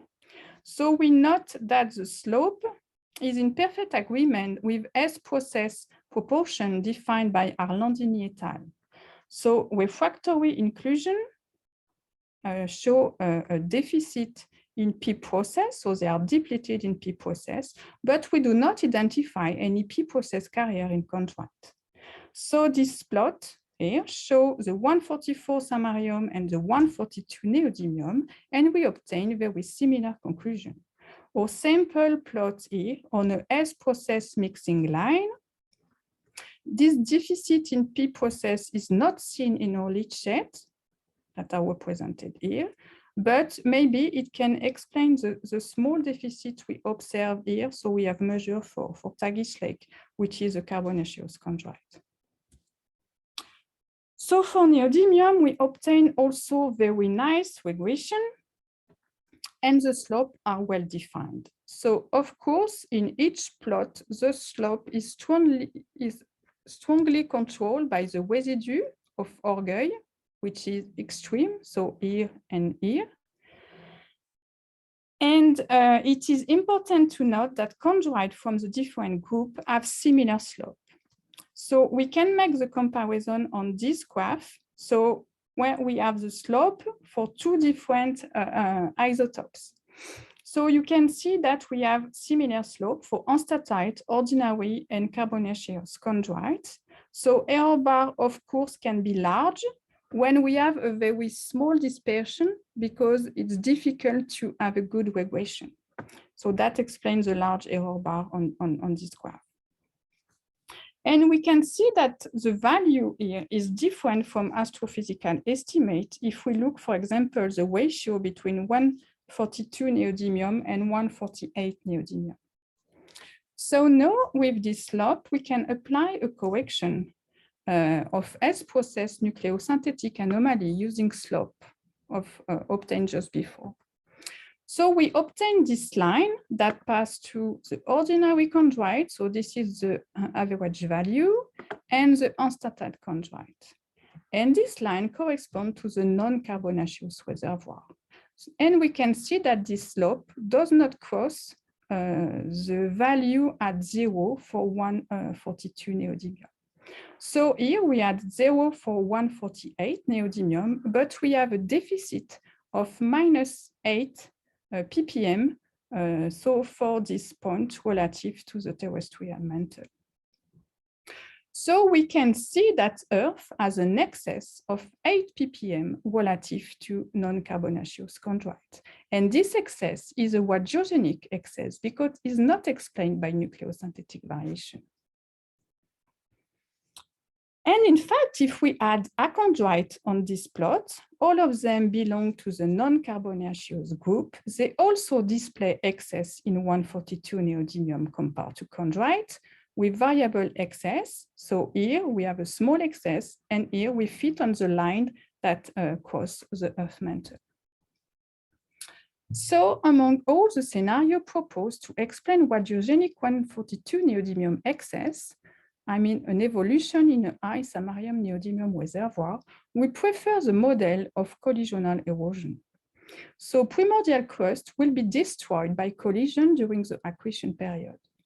And we can try to constrain the mass of the crust that has been eroded by mass balance calculation. So of course, the mass depends on the samarium neodymium ratio and on the neodymium content. So we consider that silica differentiation here, the event occurred very early on planetesimal, so during the first million years of solar system history. So we have two different areas. The red one corresponds to relatively mafic composition with high samarium neodymium and high neodymium content, so represented by lunar crypts, the Earth crust, or the Martian crust. And the blue area here corresponds to more felsic composition, so with lower samarium neodymium and lower neodymium content that will be represented by the lunar magnesium suite, the alkali silica rich crust of a planetesimal with this meteorite, or the lunar ferroan anorthosite. And in fact, we can see that this proportion, so from a few percent to 20%, are in very good agreement with model of collisional erosion that estimates the mass eroded during accretion from about 10 to 20% of the total initial mass of all planetesimals. So to conclude, we show here that Earth has a radiogenic excess of 8 ppm in 142 neodymium compared to chondrite. So the Earth should be slightly depleted in incompatible elements and also in heat-producing elements. And we now have evidence for ubiquitous collisional erosion of primordial crusts of planetesimals. I'm going to stop here. Thank you. Thank you very much, Maud. Questions for Maud? Rick. Maud, that's fantastic. These are really exciting results. And it's great to see you. Thanks for giving the talk. One question, though, is that you remember our estimate for the moon 142 was also something like 7 to 10 ppm lower than modern terrestrial, whatever we want to call that. Have you done any other isotopes on lunar samples to see if the offsets like you see in the achondrites, or is that also a radiogenic contribution? I'm just thinking of Lars's talk with the question of whether if the Mars is completely Theia, then it also means that Theia carried the same excess in 142 neodymium. I agree. I think that when we start to work on that, we wanted to measure the 142 neodymium isotopic composition with high precision. And in fact, we have to measure some samples. I think it will be important for lunar samples. And I have lunar samples, but I have to find time to do that. And also for untitled chondrite. Because in fact, when we look the data, very few samples have been measured using these 4 lines dynamic routine, and it's important to have very high precision on 145 and 148 to resolve this small difference in 142. Hi, Maud. This is Lars. Excellent talk. I thought, I think you're really exploring something that needs to be explored. And one of the comments I wanted to make is, have you thought about doing the same thing for Mars? Nobody's measured the neodymium isotopic systematics with the level that you're measuring for non-142 isotopes. And I think it might be an interesting comparison doing Earth, Moon, and Mars in that context. I'm pretty sure that some people are measuring Martian sample now, but not in my lab. I have no Martian sample, in fact, and I never work on this sample. So, but I think that other group work on this project. So we will have results soon. Okay, any more questions for Maud? If not, thank you so much, Maud. We really appreciate your spending time with us. Thank you, Rick. Our next talk is by Maria Schönbächler from Zurich. And as you can see, this is in person. And Maria will be talking to us about the palladium-silver decay system as a tracer of planet formation. I guess I need some help with setting it up.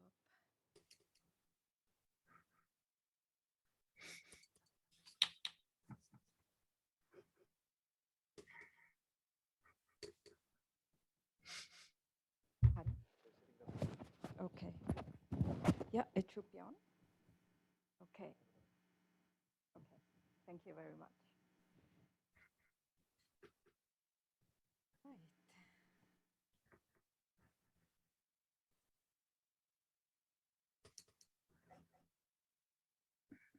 This is the end of the talk, basically. So we are on time again. Need to go back. Okay, just go back.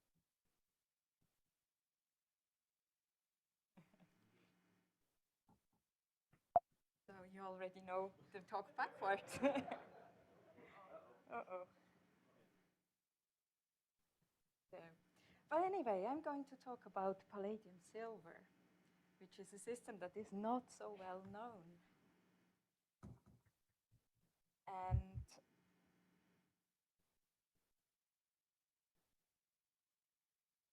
right, there it is. Maybe you recognize this picture. It has been taken in 2004 when I was here, and it was still a little bit rusty. I've been told now it's less. But anyway, I'm going to talk about palladium silver. And palladium silver, this is actually a system where Rick, together with Eric, have taken to a different level by applying multi-collector ICP-MS. And you see here the poster, not the poster actually, the paper that they have published in 2001. I think through that paper and the setup of this system, a postdoc position has been generated. Basically, it was targeted to trace core contribution to the Hawaiian hotspot.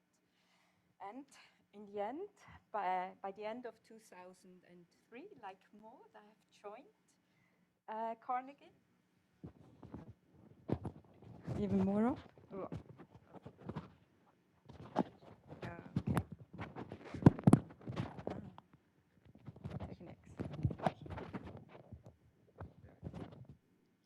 Okay, I hope this is better. Sounds better. Anyway, I've joined Carnegie for exactly this postdoc position. And my first job was to basically take the analytical work that Rick has already done and then adopt it to the Hawaiian hotspot. Oh. Maybe put it lower down about here. All right. Ooh, now it's loud. Okay. So where was I? Yeah, by adopting the technical, the analytical technique from Aya meteorites to actually the Hawaiian hotspots, the Hawaiian samples. And actually, there were many analytical challenges to do that. And I also remember quite a few discussions in Rick's office to solve these analytical problems. But after 1.5 years, we were there. And I could analyze isotopes on the axiom, which doesn't exist anymore nowadays. So these were the first data on Hawaiian basalts. So these were different basalts from Kalau. And you can see the epsilon 107 silver. This 107 silver means, epsilon 107 means the deviation from the terrestrial standard in parts per 10,000, which means that the samples here vary from minus 15 to plus 15 by 3 per mil. And we know these huge variations couldn't come from these palladium silver chronometers, no way.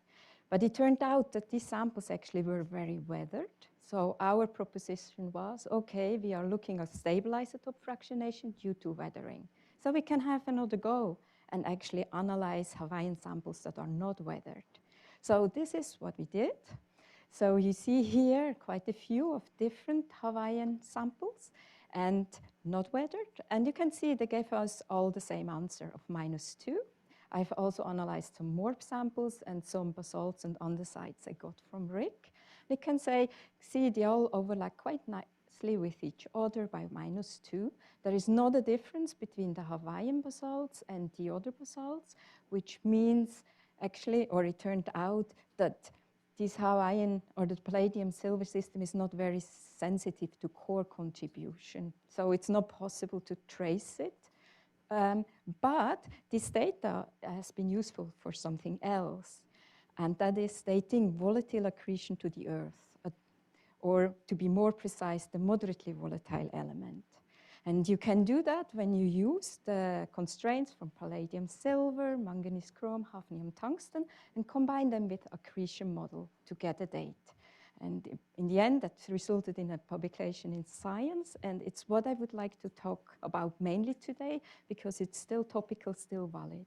And then in the last 5 minutes, I would like to present you some new data we have measured, also palladium silver data on Aya meteorites. And actually it's coming out, the paper in Nature Astronomy next week. So advertisement.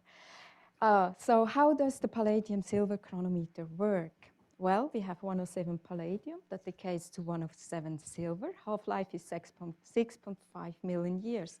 So we can only trace very early events that have fractionated palladium from silver. So what are these events?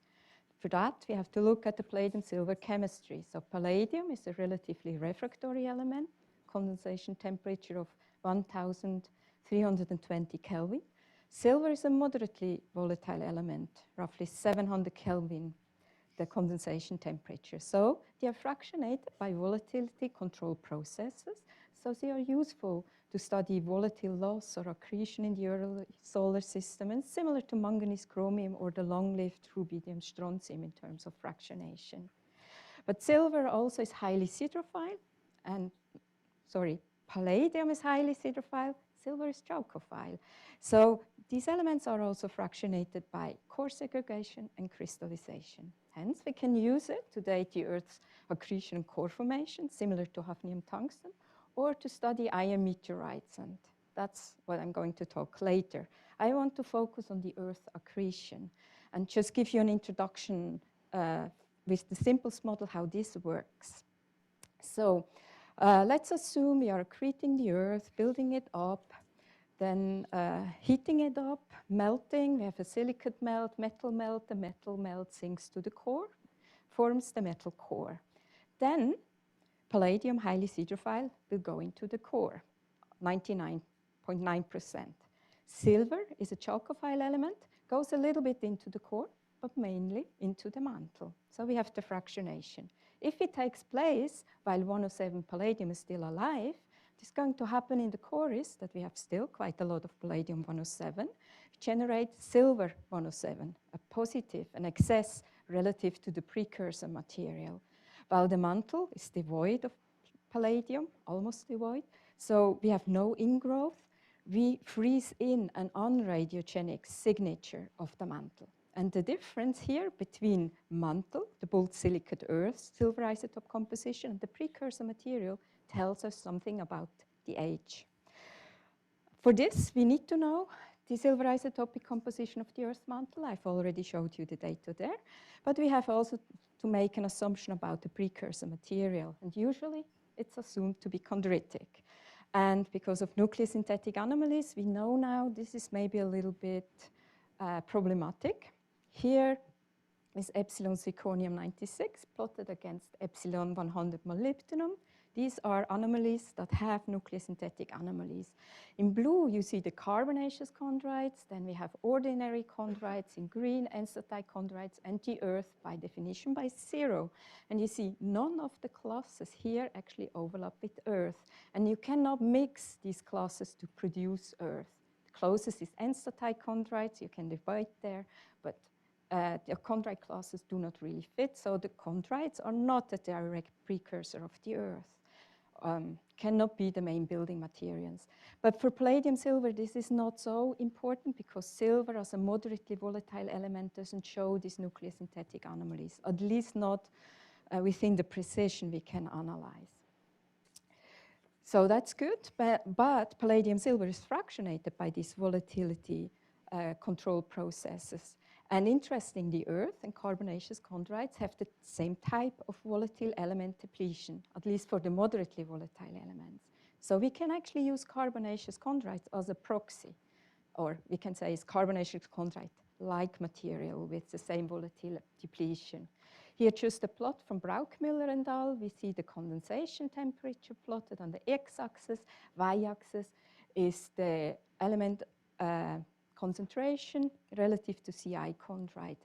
You see here the grayish area, that's the depletion pattern of the earth.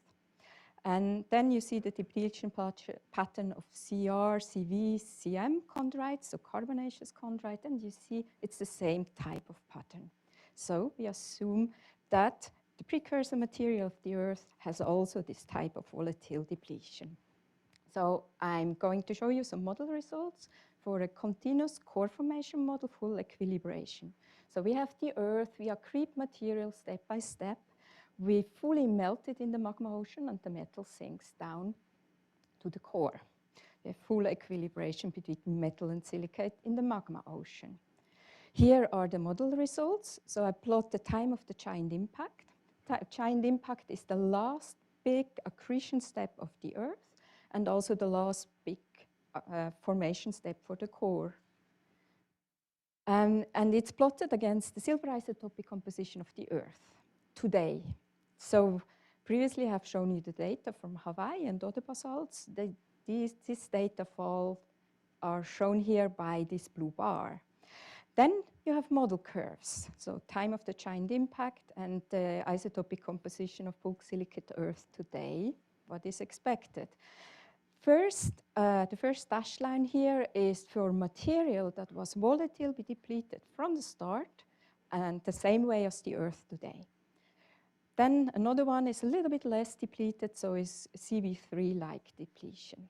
But what you see is that the model lines only overlap with the measured value if we have core formation or a giant impact very early, before 10 million years after the start of the solar system. Well, we can do the very same model with hafnium tungsten and we get a different answer. It is 34 million years. So they tell us different things. How can we reconcile it? Well, for hafnium tungsten, there is also quite a lot of discussion. Did we have full equilibration? If we don't have full equilibration, this giant impact model age is moving back. But also the palladium silver model age is moving back, but less. We cannot make the two model age fit. So it's not the solution to this problem. So what could it be? Well, let's accrete the Earth from volatile rich material and lose the volatiles later, maybe in a giant impact.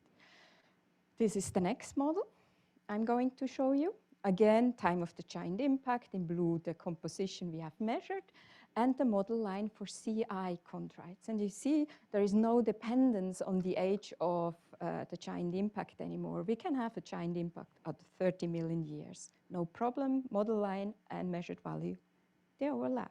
That's good. So we have an agreement, but not quite, because there are other systems that are also sensitive to volatile depletion. And this is, for example, manganese chromium. Here in green, you see the isotopic composition, the measured isotopic composition of the Earth mantle, and the CI model line. And you see there is no overlap. And however you tune actually the model parameters, or today we have, for example, better knowledge of this bauxite Earth composition, it doesn't overlap. And this has actually been known for quite a while. Manganese chromium and rubidium strontium requires some volatile depleted material here. But how do we reconcile this now with this palladium silver system that wants volatile rich material? And I think often, like when you have two parties quarreling with each other, maybe both are a little bit right. And this may also be the case for palladium silver and manganese chromium. And the answer is heterogeneous accretion. You see here the model lines for this heterogeneous accretion, and they fit with the observed values. What did we do? So here we accrete first volatile depleted material, similar to the Earth, slightly more depleted for mass balance reason. And then this is followed by 13% of volatile rich material, close to CI, before 1% of a CI like late veneer. I mean, there is an error on it. It's also like 5 or 10% more or less is also okay to match the model. It's important, the sequence. You can't match these isotopic constraints if you add volatile rich material early. Now with this heterogeneous accretion, can actually reconcile palladium, silver, hafnium, tungsten, manganese, chromium, rubidium, strontium, isotopic evidence. And recently, for example, there was also a paper coming out on nucleosynthetic molybdenum isotopes. Also, they wanted some late addition of volatile rich carbonaceous chondrite material. Right, but in the last 5 minutes, I would like to tell you a little bit more about our new data on iron meteorites. I mean, palladium silver on iron meteorites has a really long tradition on TIMS. So the Wasserburg group, Caltech group has done quite a lot of work, but with Rick's and Eric's work, basically using multi-collector ICP-MS, higher precision data has really given another push to this work. And for the interpretation of the data, it's important to realize that hafnium tungsten dates the metal silicate separation. So you build a planetesimal, you form a core, a liquid core, and it dates the moment the liquid core is formed, so the separation of metal and liquid. However, for palladium silver, the data I'm going to show you, these are isochrons. Here you date core crystallization when the metal has crystallized and cooled below the closure temperature of the palladium silver system. So they tell you two different stories. Also, over the recent year, it has become clear that especially for the magmatic iron meteorite, that they cooled very fast. This is basically based on metallurgic cooling rates. And they can be explained when you have collisions and expose the not fully solidified core to space or partly to space and cool fast. Right, but here are the data. These are isochron diagrams for the palladium silver system. Now, what also has become clear in the recent year is that the silver isotope composition is affected by galactic cosmic rays, by exposure in space. And this needs to be corrected. And we can do that by using platinum isotopes. So Alison Hunt, my Ober assistant, has done this, has measured fraction of the samples for palladium isotopes. The palladium silver data is a little bit older data from Manchester, from current ties. And what you see here is the open symbols. These are the uncorrected measured data. The corrected data are the ones that are blue here. And they fall on a line and define an initial 107-108 ratio of 1.5 times 10 to the minus 5 for 1ABs. And this is the number that allows us to link these H's to an absolute time scale. We have done the same thing for 1ABs, uncorrected one in open symbols, the colored one are the corrected one, and the gray symbols are data from Matthias and al. And you can see the overlap very, very nicely. We also have done this work for the 3ABs, and we got an initial abundance, an initial 107, 108. And this ratio is summarized here again for 1ABs, 2ABs, 3ABs, and 4As. And the 4A data is actually from Matthias and al. And is also based on work from Mary and Rick. Now, these numbers can be related to an absolute time scale by using an initial 107, 108 palladium ratio of the solar system. So when we do that, you can see that the H's are between roughly 7.8 to 11.7 million years after the start of the solar system, or CAE formation. And just a reminder what they date fast cooling of an uninsulated core for the magmatic iron meteorites. So that means impact removal of a mantle. That means violent impact. And so this provides evidence that we had many impacts in a relatively small time interval. Why? And here I just give our favorite interpretation. So we have the formation of small bodies where we have the formation of iron cores. And that has happened within less than 3 million years of the start of the solar system. We know that from iron meteorites.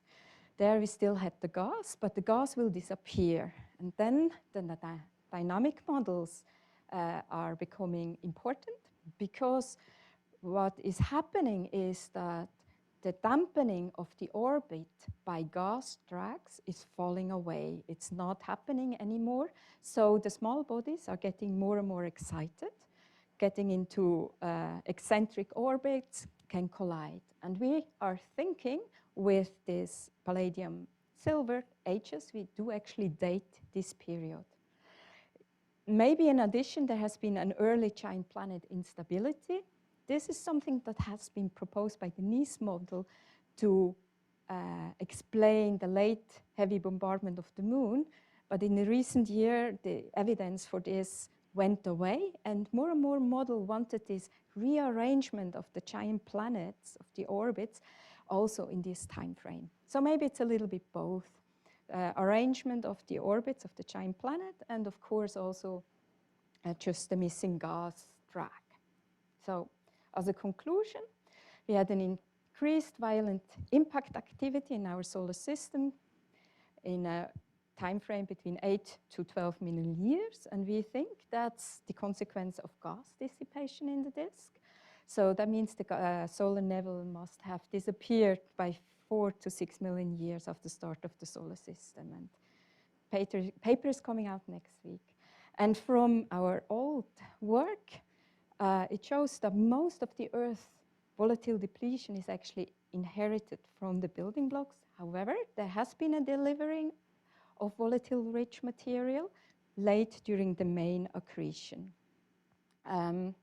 It could have been by pebbles or by planetesimals. That's not something that we can discriminate by our models. And that's it. Thank you. Thank you so much. Thank you so much, Maria. Any questions?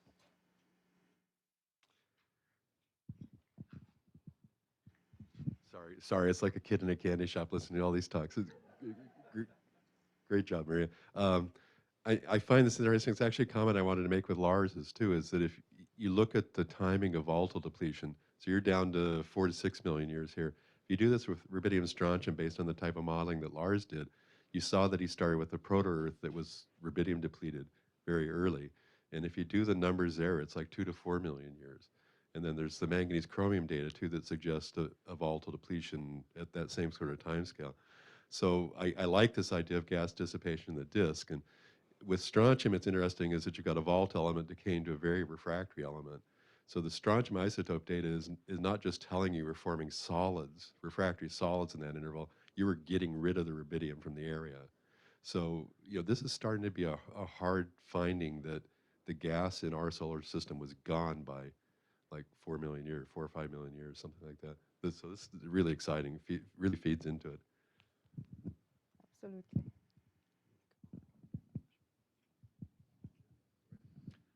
Thanks for a great talk, Maria.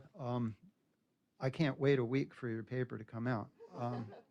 So are you casting these palladium silver ages as remelting and recrystallization ages as a result of impact, or you're envisioning them as a primary core crystallization event? It's primary core crystallization that happens then very quickly, because if you have large bodies, like 100 kilometers, you can keep them solid with an insulating mantle over a few million years easily.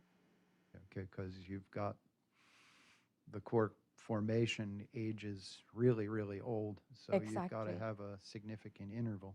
Yeah. Thanks.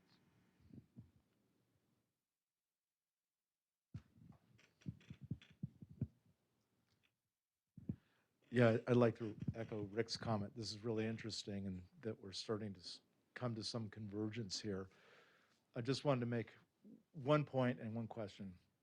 The point is that if you model the rubidium strontium starting of the protoplanetary disk, assuming that you're starting with something that looks like chondrites, you'll exceed the initial neodymium or initial strontium isotopic composition of the moon in about 2 million years.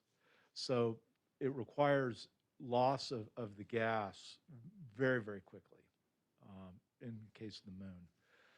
The question I wanted to ask is that in your heterogeneous accretion model, when you have 13% accretion of chondritic material afterwards, what does that do to your volatile element budget? So for example, what does that do for water? It seems like that might produce too much water for the Earth. Yeah, it's way too much water, and you have to lose it. But when you do the mass balance for the moderately volatile elements, there you get the right answer at the end. So you need to have some way to lose water from the Earth. Okay, are there any more questions for Maria? If not, we have a coffee break planned. We're a little bit behind schedule, so I suggest we come back in 15 minutes and we'll listen for the bell. The bell will go off when it's time to resume. So thank you very much. Some technical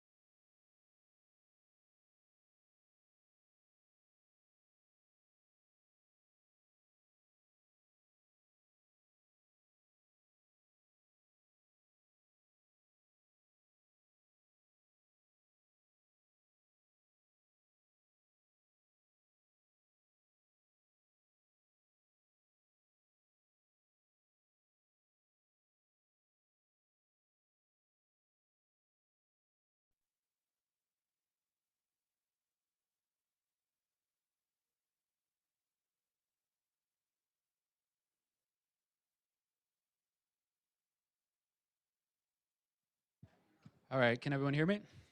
Good. All right. Welcome back, everyone. I'm Zack Torrano. I'm a postdoc, and I'll be taking over from Mike as the chair of this session. So now we're moving on to basalts on the Earth, and we have our first talk by Dominique Weis, and she'll be talking about mantle heterogeneity through the lens of basalt geochemistry.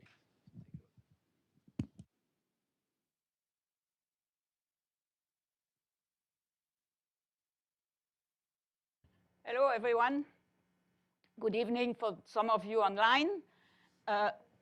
So I happen to be the first one not having worked with Rick scientifically, but we did a lot of work together. Or do I move the slide? Didn't?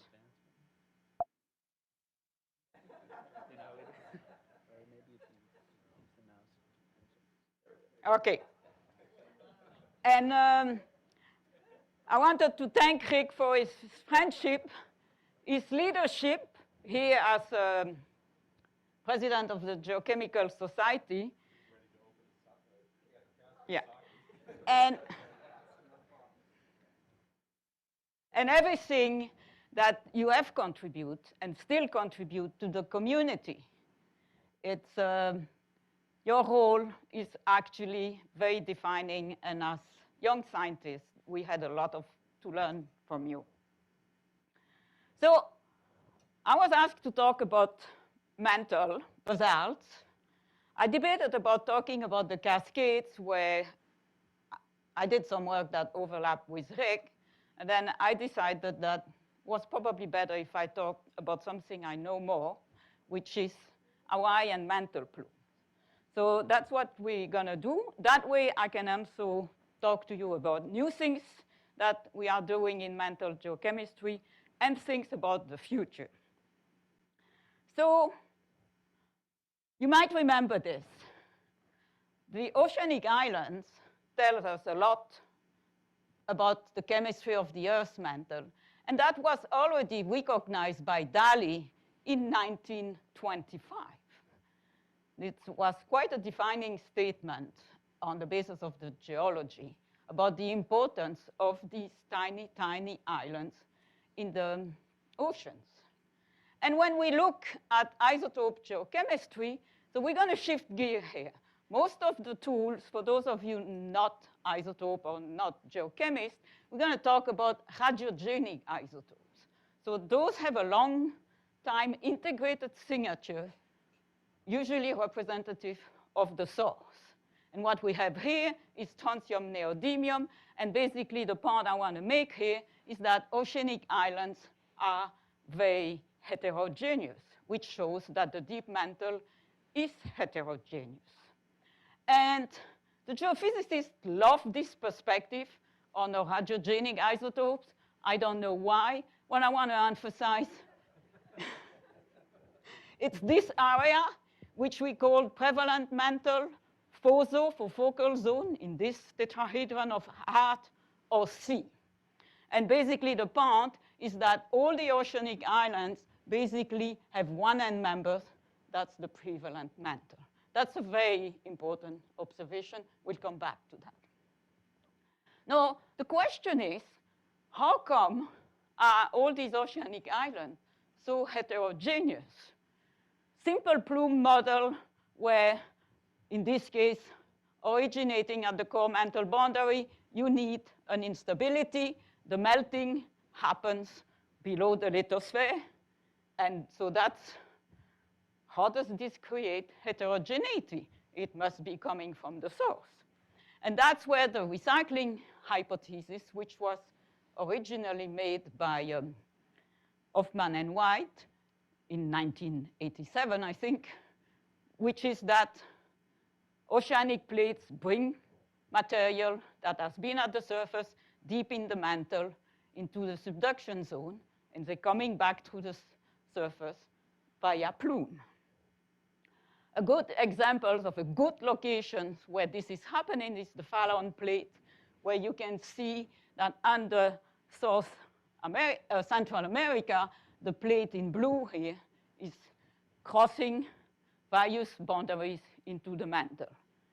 Most of the places, the geometry is more complicated, but the point I want to make here is that if we do mass balances, and if we calculate the amount of sediment subducting or the amount of oceanic crust subducting per year, and we integrate that over 3 billion years, a third of the modern continents have been subducted as sediments, and 5% of the mantle corresponds to the recycled oceanic crust. The point is, how could a mantle not be heterogeneous? Same thing through the dynamic models. An example here of the work of Balmer. Basically, the whole mantle, as shown, has been remodeled, various mixing, and importantly, most of the mantle is depleted in composition, implying it has been partially melted. So let's go back to our diagram about oceanic islands, still strontium, neodymium. We're going to focus on a series of mantle plume highlighted here. Hawaii in red. I'm going to talk a little bit about Kerguelen. And the reason why these 4 mantle plumes here are important is that they are the one defining the enriched mantle 1. And the other interesting part about this is that Kerguelen and Tristan and Gulf are at the extremes of the African large low shear velocity province, Kerguelen on the eastern end and Tristan and Gulf on the western end, and Hawaii and Pitcairn are at the boundaries of the Pacific LLSVP. Now, the geophysicists, and that was the work of Ritzema, observed that when projected to the core mantle boundary, many mantle plumes plot at the edge of these large low shear velocity provinces. So we're going to focus on Hawaii.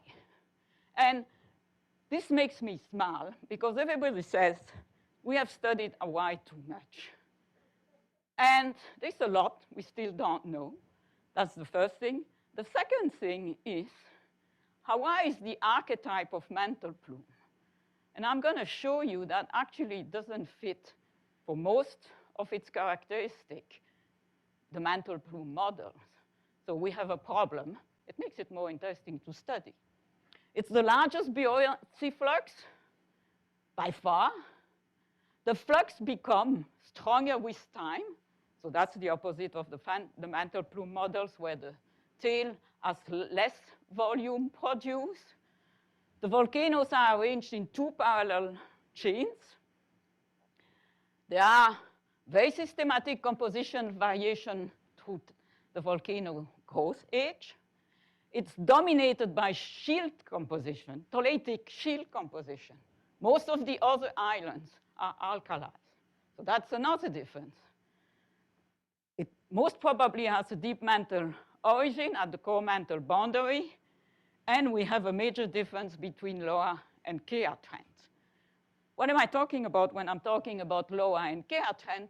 It's reflected here in this diagram where the 2 blue for Loa and red for Kea are geographical volcanoes that were already identified by Dana and that show clearly different source signature.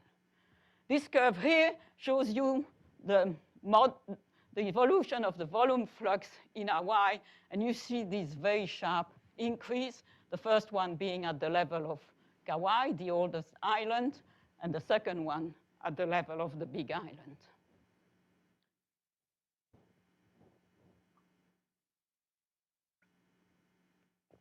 To give you an idea of the volume of Hawaii, this is cartoonish, but it's quite interesting.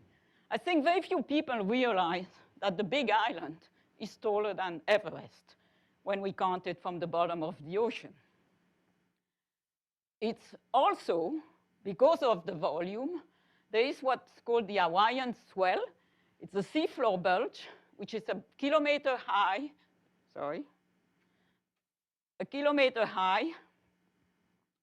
and about 1,000 kilometers wide.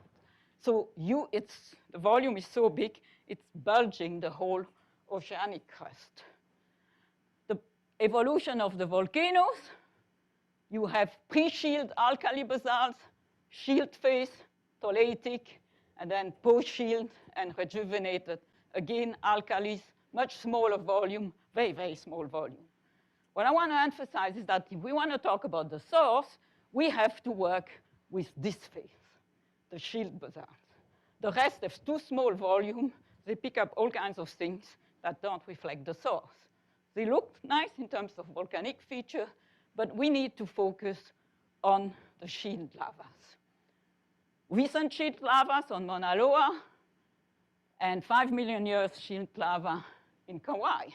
As Maya showed on Ko'olo, alteration on basalts on Hawaii is very important. We are in tropical land, and Kauai is basically rubble.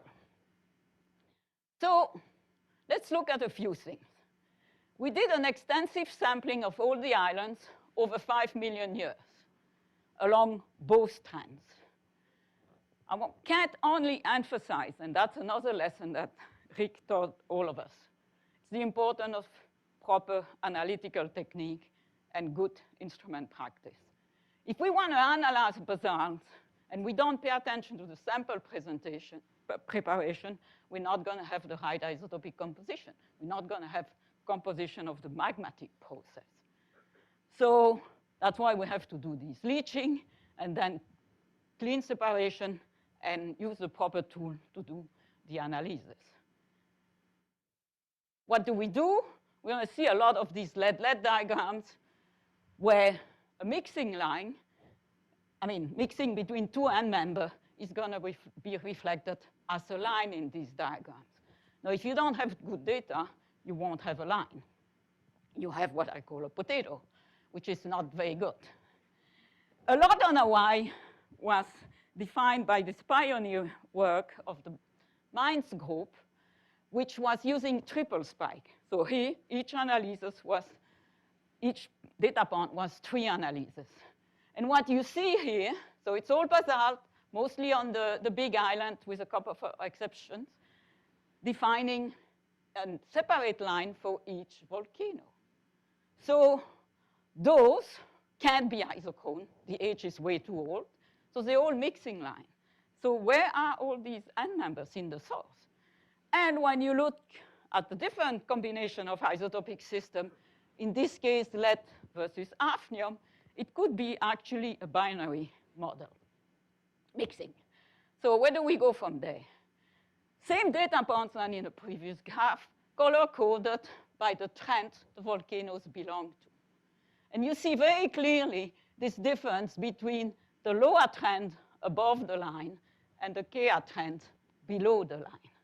And so to measure that, you can use what the radiogenic lead, which is basically the difference between the measured lead from which you remove the initial lead isotopic composition of the Earth, which is a proxy of the thorium-uranium ratio.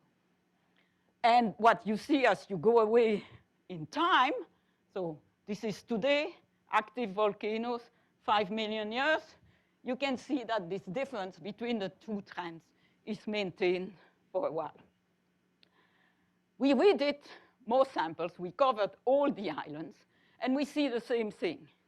And importantly, what we see here is that on Mauna Loa, all the volcanoes define lines rotating around an average composition, which is the average Mauna Loa composition, while on the Kea trend, they converge towards more radiogenic lead, the composition of the Kea component, which is, by the way, also the composition of prima, the prevalent mantle.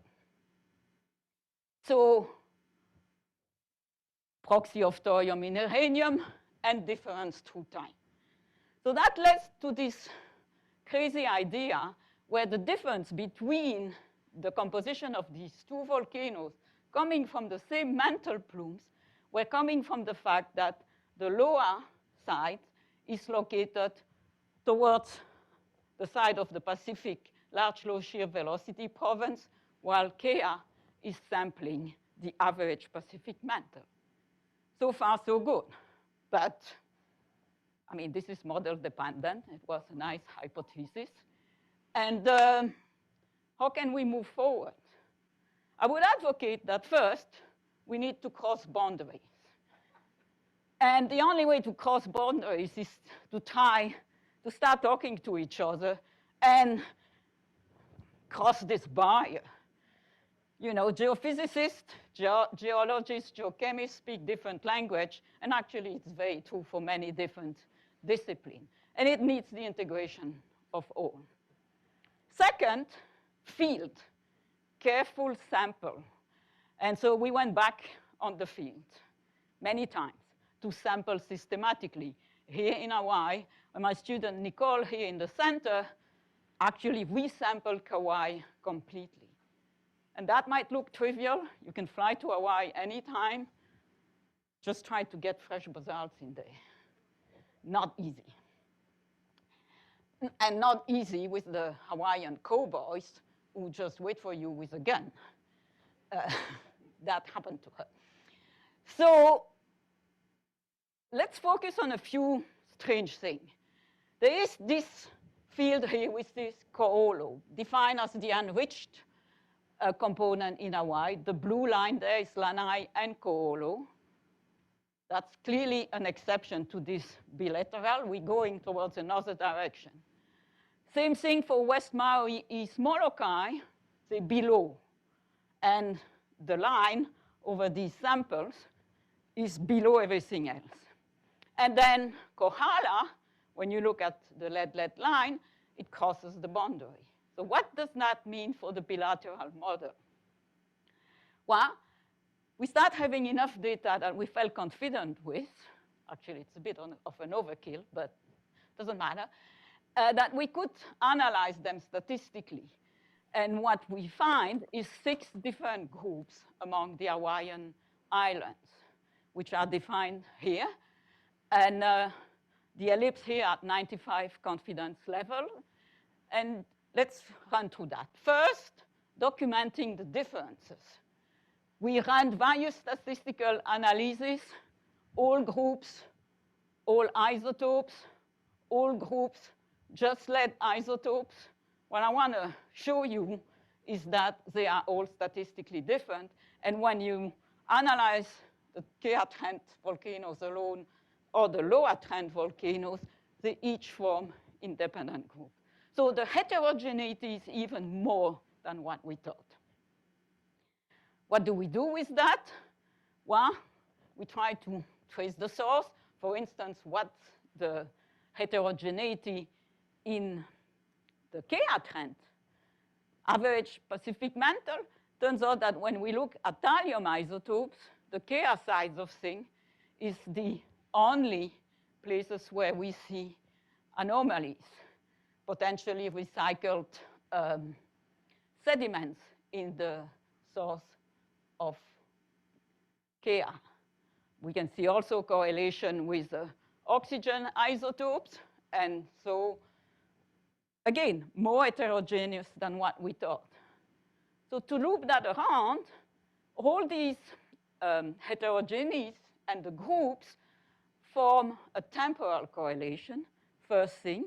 The second thing that you see right away when you look at this diagram is that at the level of the islands, Loa has a much bigger volume than Kea. And potentially that's what's explaining the opposite model where more volcanism, the volume of the volcanism keeps growing. This is what you see in a different view. Volume of each volcanoes. That's where we are. So I hope I convince you that there is a clear difference between Loa and Kea trend volcanoes. We still believe, and that's what the integration of all the data shows, that the Kea volcanoes represent the ambient deep Pacific mantle. Loa and rich composition come from the LLSVP. We have 6 groups on the islands, 2 major ones, those are preserved no matter what, the Kea and Loa, and 4 minor ones that are finite in time and space, basically 1 or 2 million years maximum. So where do we go from there? Is Hawaii unique, or can we see something different on other islands? For that, I worked with Karen Harp, and we studied the Galapagos. And both Hawaii and the Galapagos are located above the edge of the LLSVP, the Pacific LLSVP. And the Galapagos archipelago has a little bit of a specific location because it's also close to a ridge, a spreading ridge. And clearly you can see that there are separate groups in isotopes. So how does that compare to Hawaii, and where does that take us? So if they're both bilaterally asymmetric plumes, then the composition here on the north side must be similar for both plumes. And it must resemble the Pacific lower mantle. That's what we see. Back to one of our lead diagram. You have Hawaii here with our usual color code, KR here, lower here, and the Galapagos. This is the KRN member, and it's indeed a common component in all Galapagos basalts. Now, how do you go up there then for Floriana and some of the islands? Well, so that's the south side. And what we can see is that we can model the variation in the Galapagos by the mixture. You have a component that's coming from the ridge, you have the KRN member, and you have high mu, which is also quite common in the Pacific Ocean, although the volume of high mu is pretty small. And so the interpretation of these difference and why the trends go into various directions come from the fact that in Hawaii, the movement of the Pacific plate is parallel to the boundary between the two trends. You have here the lower trend, the KR trend, while in the Galapagos, we are at the eastern end of the LLSVP, and the movement is perpendicular. So you cross things differently. And so despite the fact that you see some differences, and also alkaline rocks in the Galapagos, they both, we can explain the isotopic difference through similar mechanism. And we also need to take in context the influence of the tectonic settings. Now, if we go back to Hawaii for a second, what are we seeing? This is the work of Nicole, completely resampling Kauai. You can see, so we have a hydrogenic lead here. We go from west to east in Kauai. Ages decreases slightly, and basically you can see a difference. Interestingly, in Kauai, the distribution of the lower trend and the KR trend are opposite to what you see on all the islands. It's swapped. And the explanation that Nicole has is that it corresponds also, you have a slight change in the direction of the movement of the Pacific plate at the Molokai fracture zone there, where it's a question mark, and that's why the intersection of the volcanoes with the boundary is different. And in case you were not convinced, we have here other isotopic system, and when you take the time to do this analysis with the required precision, statistically, you can see the difference among all the various phases on Kauai.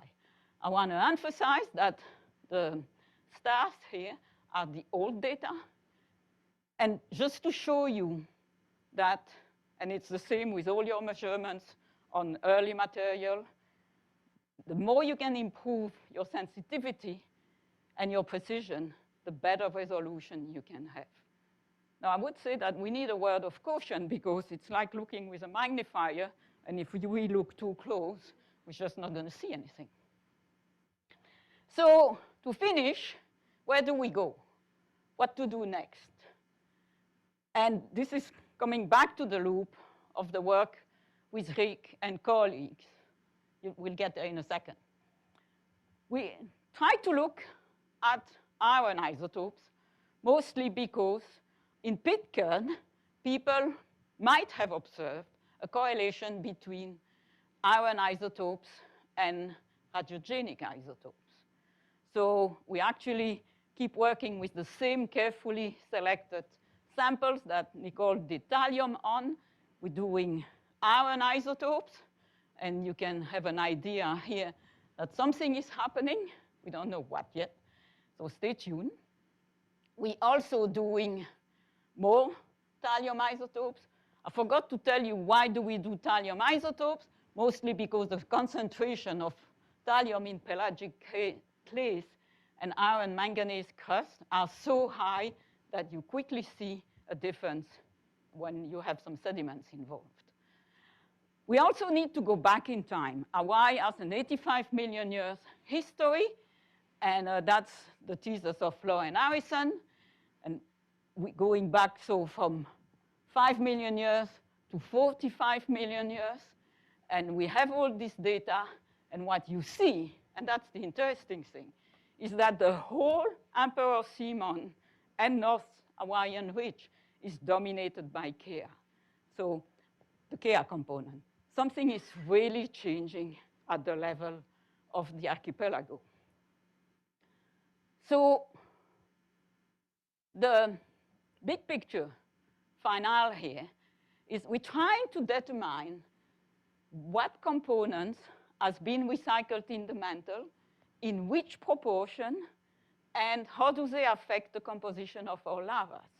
For that, we're using various systems. And I'd like to advocate that unless you do that on the same sample set that you know very well, you're probably not going to get the answers you want. And this is quite funny because that's where Maud is collaborating with us doing cerium and 142 analysis on this. Rich Walker is working potentially on tungsten isotopes, and James Dottin is going to do sulfur on some of the key samples.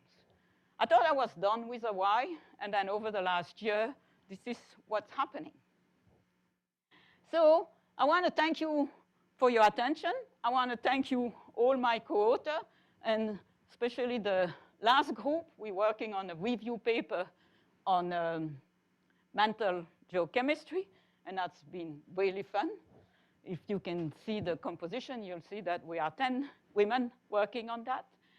And I want to finish by thank you, Rick and Sonia, for your friendship, and wish you a very happy retirement.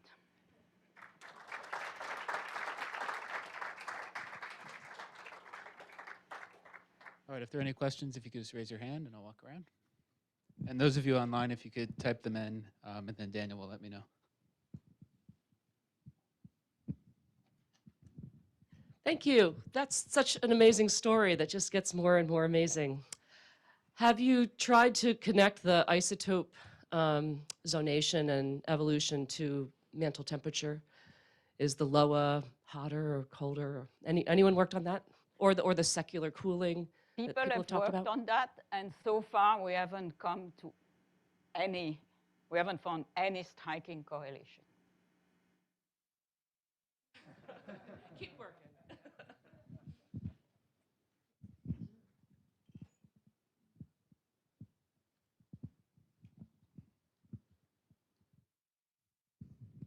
I had a similar question. I'll rephrase it slightly differently. Are there any correlations between the isotopic systematics and major element systematics that might be indicative, for example, of degree of melting? No, there is no correlation with the degree. Wait. There is no correlation with the degree of melting.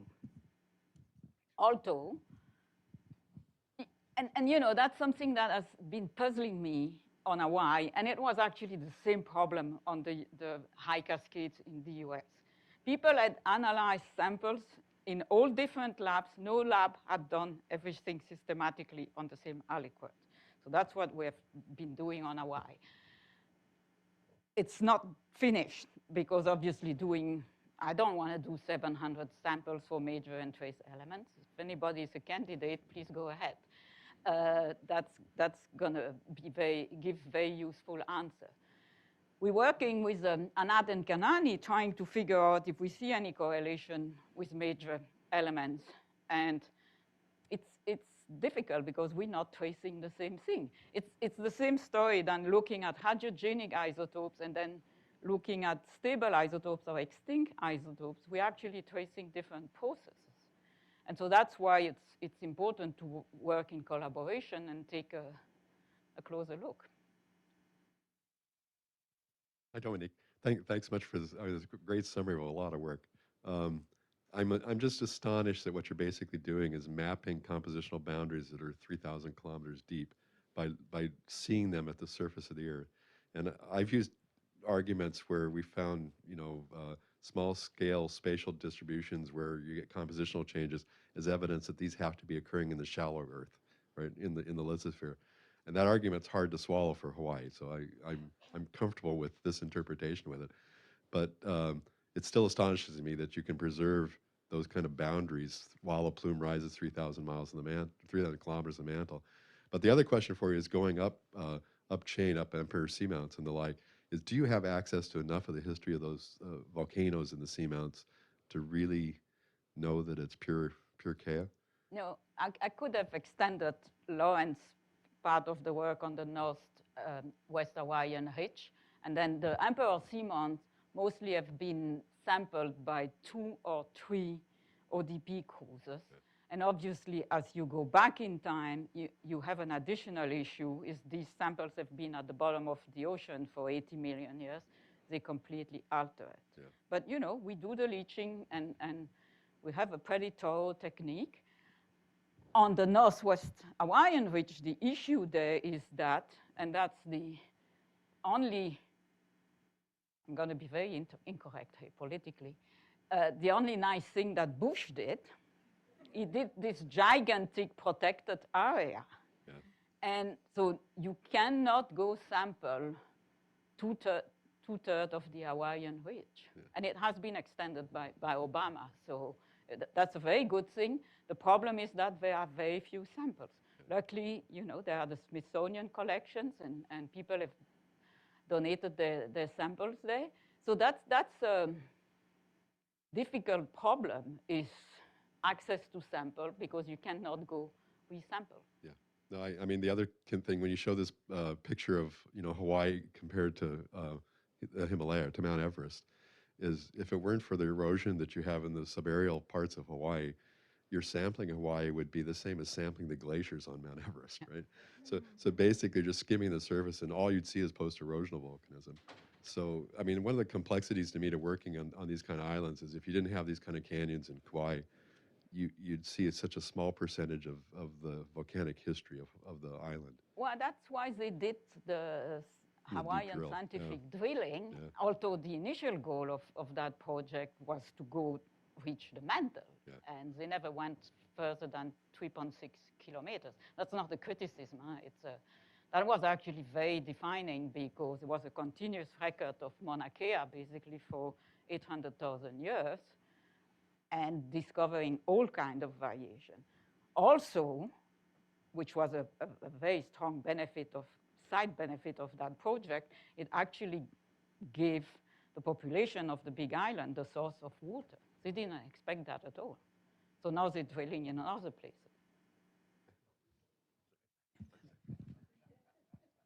All right, we have a couple of online.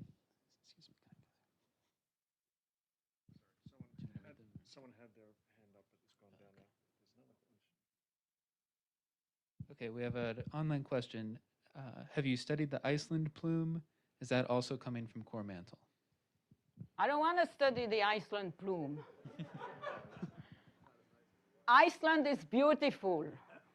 I love Iceland in terms of field geology and morphology, but Iceland is on top of the mid-Atlantic ridge, and so that makes the signal much more complicated. You have to make the difference between the component that is related to the upper mantle and the mantle plume. I'm trying to simplify my life. Obviously, I've not been very successful at that.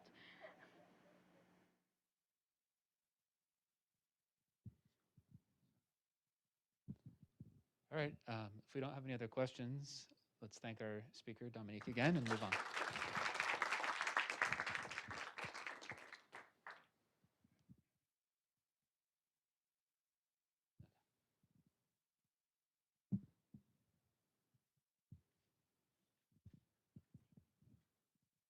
All right, and then our next speaker will be virtual. And so this is getting set up now. This is Matthew Jackson talking about the lost continents, a history both ancient and deep. So whenever he's on and is ready.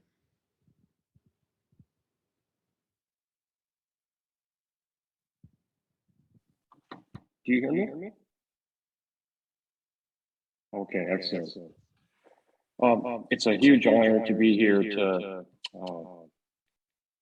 give a talk today in honor of Rick, who was extraordinarily influential in my career development, and I certainly owe Rick a lot. Today, I'm going to talk about a paper that I've put together with Francis McDonald. It's kind of making its way through the review process, and you can find it on xArchive if you're interested. So the mantle zoo, the Earth's mantle is incredibly heterogeneous, and this is something that Rick and others in the audience have thought a lot about. And a dominant hypothesis is that oceanic crust and sediments are subducted into the mantle at subduction zones. They make their way deeper into the Earth's interior, reside at the bottom of the mantle for some period of time, and then are brought up again in mantle plumes. This is a hypothesis that we've had with us for a long time. It's two Carnegie alums, Bill White and Al Hoffman, who wrote a series of papers in 1982, arguing that this oceanic crust and continental crust can be resolved in hotspots. When you look at the lavas in radiogenic isotope space, like a plot like this, very much like Dominique Weis just showed, you can see that enriched mantle hotspots have high 87, 86 strontium, and this is attributed to subducted continental crust materials, and subducted oceanic crust materials sort of trend off in this direction.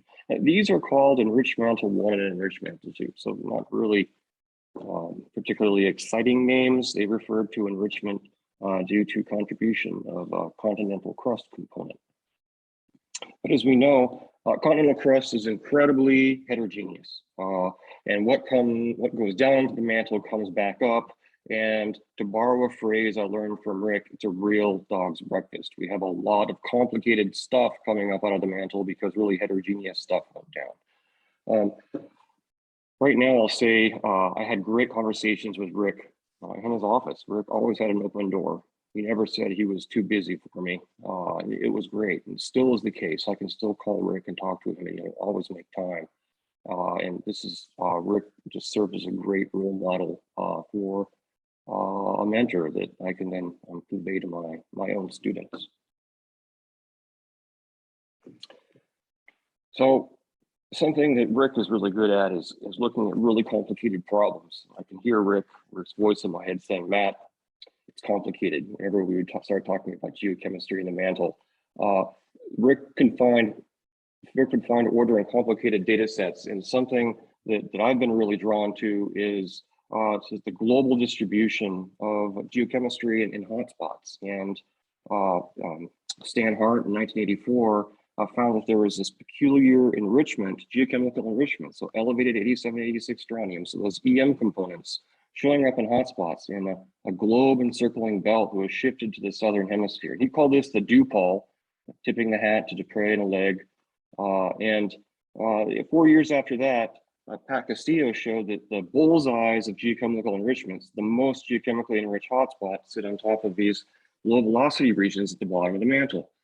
So there's been a lot of additional data added over the years, 30 plus years since these papers came out. So we wanted to do our own analysis. And so with Schönbächler and Bernhard Steinberger, we looked at the distribution of neodymium isotopes instead of strontium in global hotspots. And we found that the lowest 143, 144, or the most geochemically enriched hotspots, shown with the largest circles here, are shifted to the southern hemisphere. And specifically, again, they're tied to these large low shear wave velocity provinces. So this continental crust type signature, the low 143, 144, is really tied to not only LSVPs, but really showing up clearly in the southern hemisphere. And you can see in this panel here, you don't see it so clearly in the northern hemisphere at all. It really is the 11 most geochemically enriched hotspots are all shifted to the southern hemisphere. And what's responsible for this? Well, an idea that's been around for a long time. In fact, Stan Hart proposed this in 1984 when he first found evidence for the Dupol anomaly. The main idea is that we know that Gondwana assembled in the southern hemisphere between 650 and 300 million years ago, and that the continental collisions during Gondwana and Pangea assembly resulted in continental crust being subducted into the austral mantle. And the problem with this hypothesis, Stan also pointed this out in 1984, is that continental assembly and subduction occurred at all latitudes during the Precambrian, during other supercontinent assemblies. So we might expect to see continental crust signatures and hotspots at all latitudes, but we don't. We only see it in the southern hemisphere. So this is sort of where I've been stuck since I learned about the Dupol 20-some years ago. What we need is a mechanism in which continental crust subduction turned on 650 million years ago when Gondwana started to assemble in the southern hemisphere. All right, that's a tall order. But then I started thinking about the continental rock record. And this is something that folks at Carnegie would needle me about endlessly. Is I got my PhD at Woods Hole and I was obsessed with the oceans and I needed to think about the continent. So with great trepidation, I started thinking about the continents. And I was looking at Mike Brown's database of 456 well-characterized localities, metamorphic rocks. He's divided up these localities, as you can see, in pressure temperature space into high pressure over temperature rocks, low moderate pressure over temperature rocks, and low temperature over pressure rocks right here.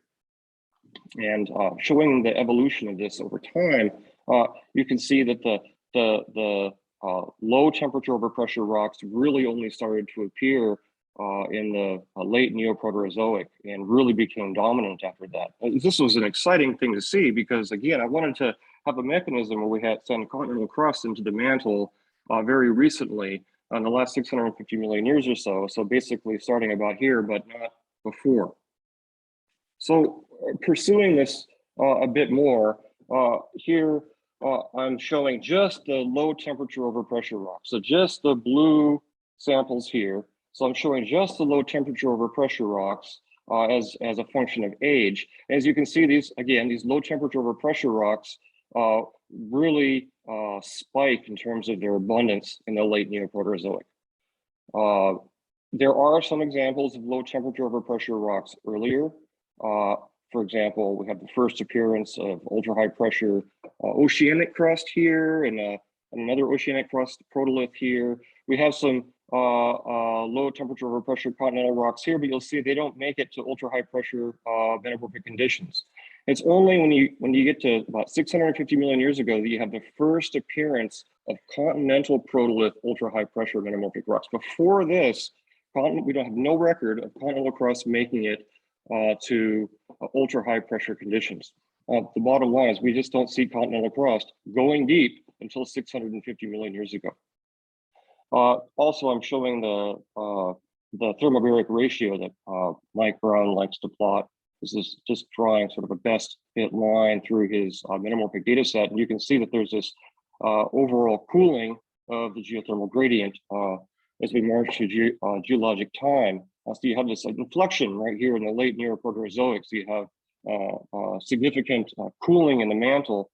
And This cooling has been related to the mechanism suggested for causing this, the rise of ultra-high pressure metamorphism. So the idea is that before 650 million years ago, the mantle was hot, so the rheological conditions of the slab favored shallow slab breakoff. So downgoing slabs at continental passive margins didn't favor pulling continental crust deep into the mantle.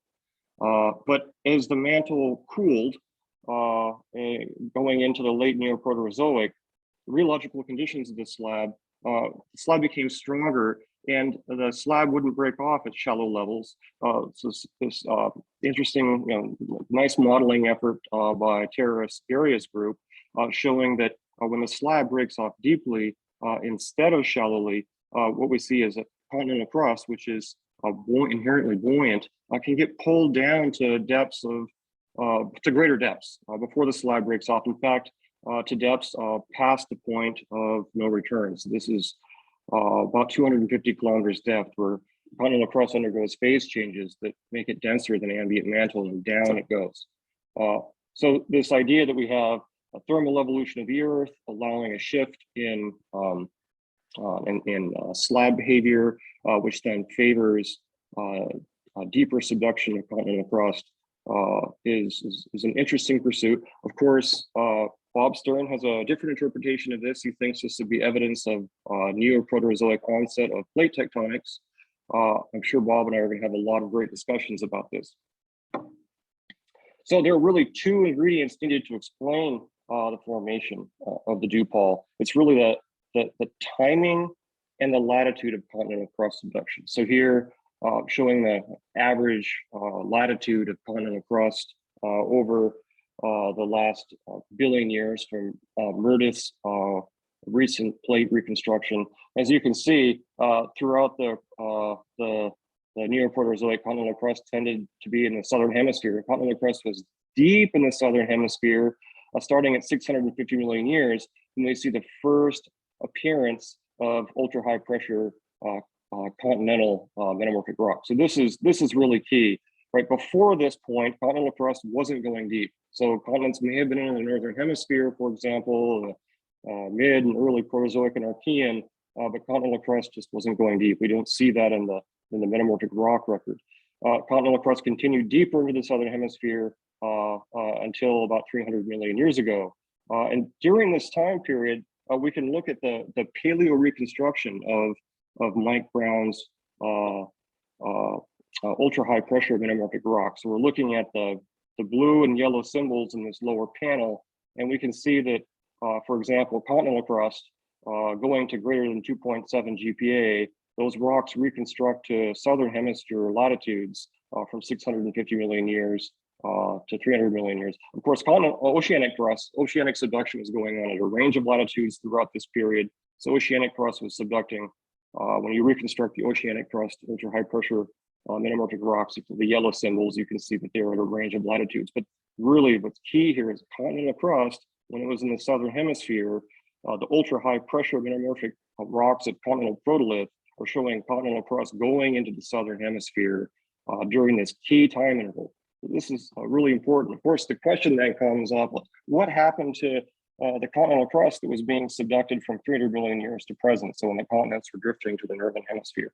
And my response to that is that we know it takes about 200 million years for subducted crust to make it to the core mantle boundary. Then it sits down there for some period of time. And then it takes tens to 100 million years to come up. So I think that really is, continental crust might be subducting right now in the northern hemisphere and has been for the last 300 million years, but it hasn't had time to complete that circuit from subduction zone to through the mantle and then back up again in hotspots. So we can look at it, just the last slide here, looking quickly at an independent record for when continental crust onset occurred. So OIBs, ocean idle basalts, have the severe limitation that you never have OIBs older than about 200 million years in the ocean basins, right? Because oceanic crust resides for a relatively short period before it subducts. So we don't have old oceanic crust, we don't have old OIBs. The oceanic crust, the OIB record really is limited to the last 180 million years.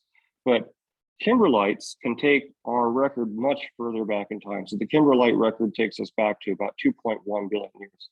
And John Woodhat had a nice paper recently in Nature showing the kimberlite record going back 2.1 billion years in both neodymium and hafnium isotope space. And remember, low values for neodymium represent continental crust contribution, the same for hafnium.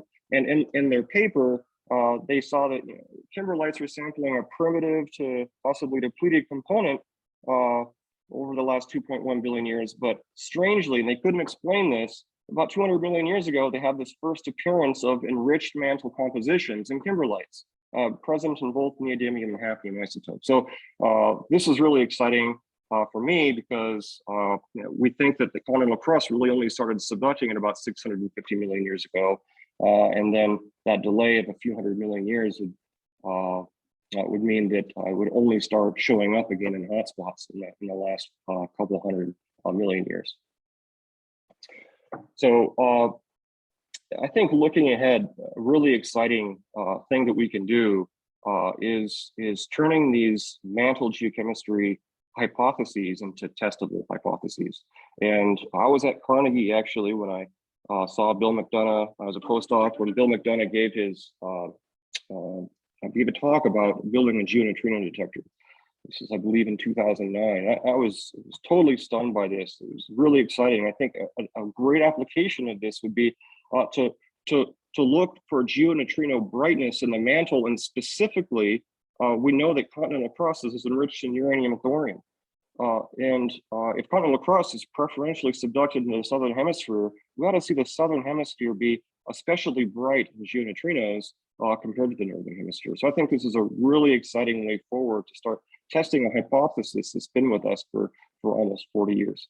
And thank you so much, Rick. It's been wonderful interacting with you over the years.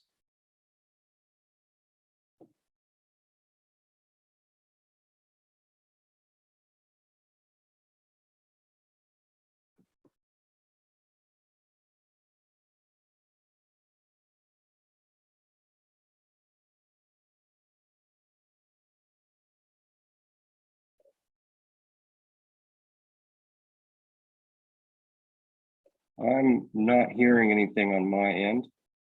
Maybe there's a mic is turned off on that end, or. There, you got it? Yeah, hear you now. That sounds like you, Rick. We were muted. It is me. Thanks, Matt, for that. Thanks for the talk.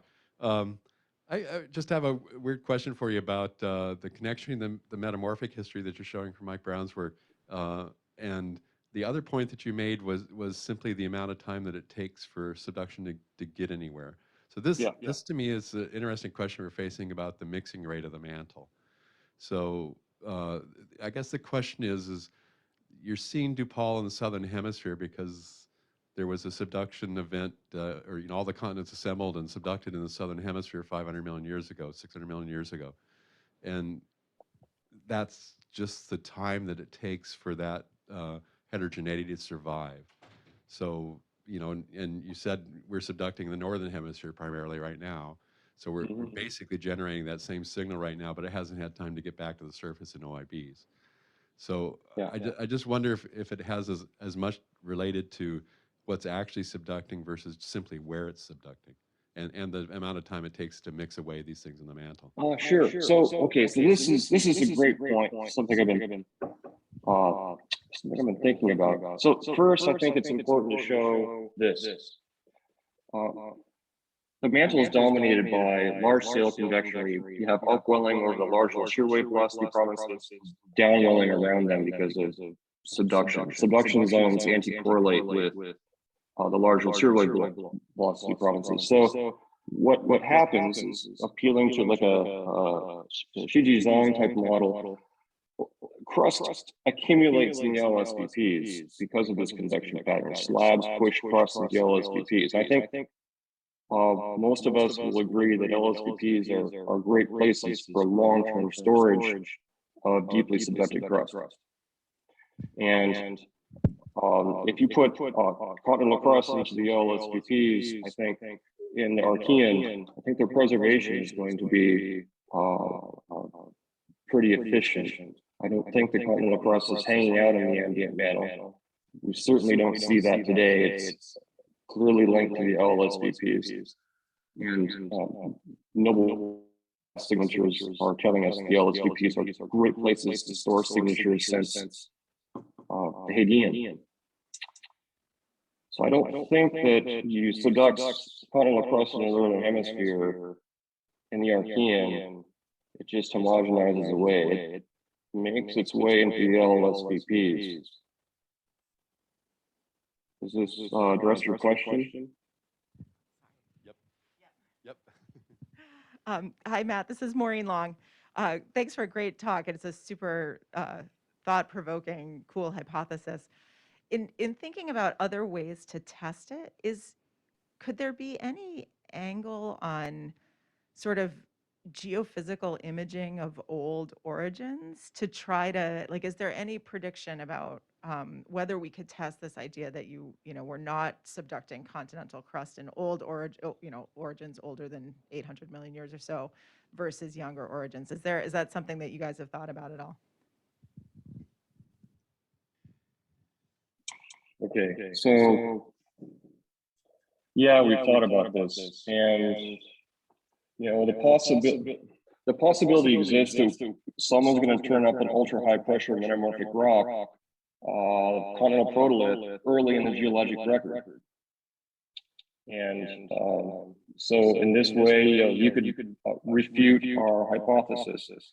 So we're pretty careful now to appeal to frequency so that ultra high pressure metamorphic rocks, continental protolith might appear earlier in the geologic record, but they're going to be so low in abundance that they wouldn't have a big impact on the geochemistry of the mantle. Now, if you can think of a cool geophysical method for teasing out continental crust, yeah, I haven't thought of one in the last 5 minutes sitting here, but I'll give it some thought. Marie, as you know, you saw me give a talk on this some years ago, and I didn't have an explanation yet. So this has been 4 or 5 years going around in my mind, and yeah, this is where our thoughts have evolved. Develop, yeah. We talked about this several years ago, and it's cool to see the hypothesis gel. Very, very neat. All right, we're going to go to a couple of online questions.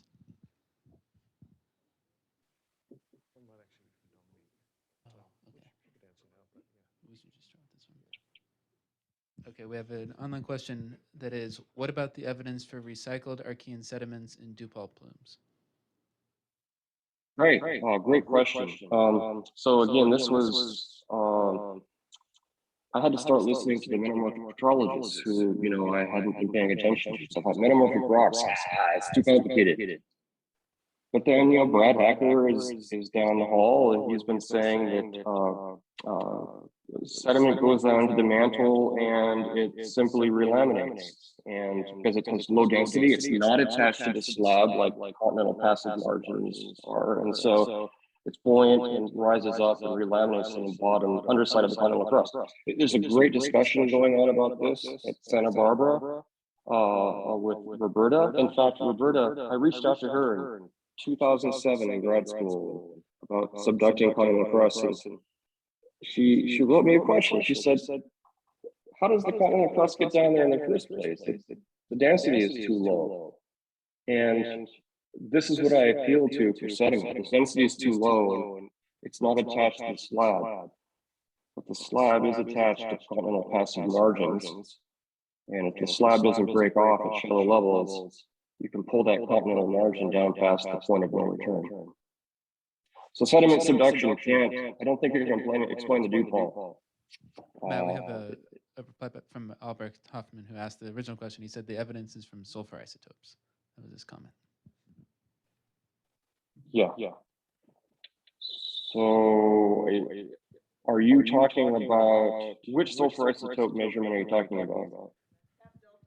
Which paper is this?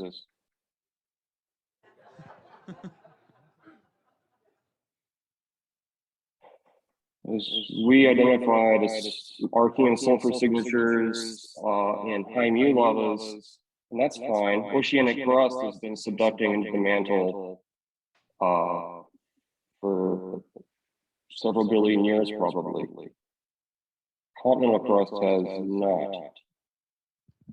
So we expect high mu, maybe we wouldn't, it's not unexpected for high mu to have an Archean sulfur signature. Now, if you're talking about the sulfur isotope anomaly in Pitcairn, Yes, I think that's what Al's referring to. It's the cap delta 33 yep, massive so there are two accumulation of possibilities here. sulfur, which had to happen in the Archean as far as Yep, we know, right? that's right. But So that there are doesn't two mean that possibilities the here. seduction was Archean. Yeah, again, there's two possibilities. The first is you have an Archean signature that's generated and preserved in continental crust, maybe in metamorphic rocks, and then it's subducted recently. So you have old continental crust that's subducted recently. And again, our model appeals to subduction of continental and Proterozoic rocks in the last 650 million years. So some of that continental material is going to have Archean signatures. The other explanation comes from a paper by Gibran Rabidi that just came out in the last few months, where they question whether Pitcairn has mass independently fractionated sulfur. They don't find mass independently fractionated sulfur in Pitcairn glasses. All right, thanks, Matt. Do we have any other questions from the live audience? All right, well, let's thank Matt again, and we'll move on.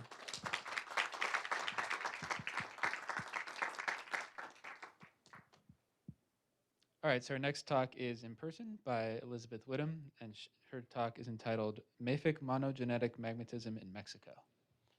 Very alliterative.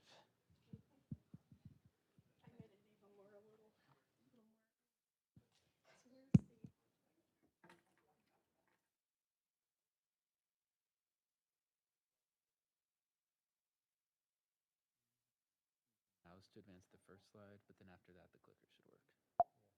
Wait, we're just lining it up over there.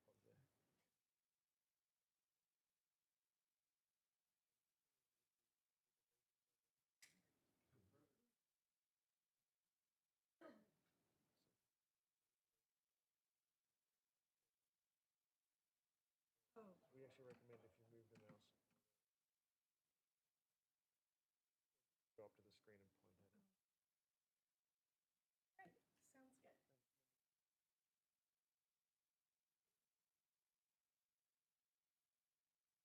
good. Okay, thank you.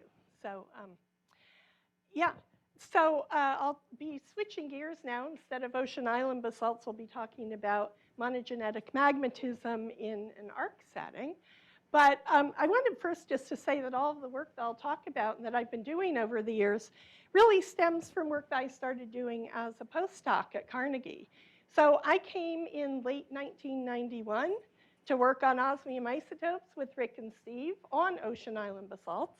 And this turned out to be a really wonderful time because it was just right at the time when it was discovered that you could run osmium isotopes very nicely by negative thermal ionization mass spectrometry and get much higher precision data than you could by RIMS previously.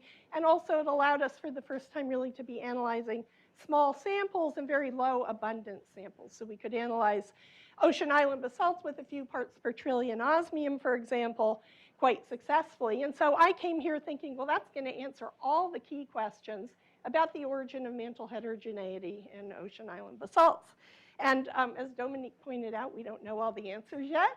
But in any case, it was just a really exciting time to be here and to be doing osmium isotopes at Carnegie. So that's not to say it wasn't without some trials and tribulations. So many of you in the room probably remember the big, huge old glass stills that we used that had to be cleaned in enormous baths of boiling chromerge. And we would use these large Savalex Teflon bombs where we had to put large amounts of hydrochloric acid and ethanol and then quickly get that lid tightened on before everything foamed out. And then sometimes, as Bill Hart knows, the lids would be blasted off in the oven. And all this time as well, Steve and Rich Walker were working on designing the Carius tube technique that was full of its own adventures and stories that Steve gets a little upset when we tell in public. So I'll tell you, anyone who wants to know, we'll talk about it over wine at dinner time. But you know, that was always a bit of a, you were sort of praying when you put your Carius tubes in the pipe bomb in the oven, that when you took it out, you'd hear the clunk of an intact Carius tube versus the sort of rattle and tinkling of glass shards when your Carius tube exploded. So, but I have such fond memories of all this. It was a really exciting time. And not only was the chemistry being continued to be developed during this time, but also the mass spectrometry. So these were pre-Triton days. So we were working on the home-built 15-inch mass spec, and that had a propensity for arcing when it was in negative ion mode. And so you'd spend, you know, an hour taking your sample up your precious osmium really slowly, and you'd just get ready to do the analysis, and it would arc, it would knock out the filament current, and then you'd start all over again. So happily over the years, all of this sort of became much more routine.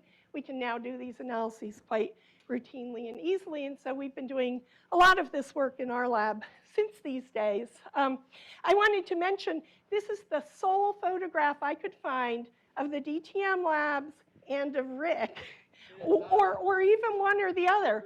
That would be even more rare, right? So, so you know, this was pre-cell phone photo days. So I'm not really sure what's going on here. It seems like Rick is teaching the men in black about osmium.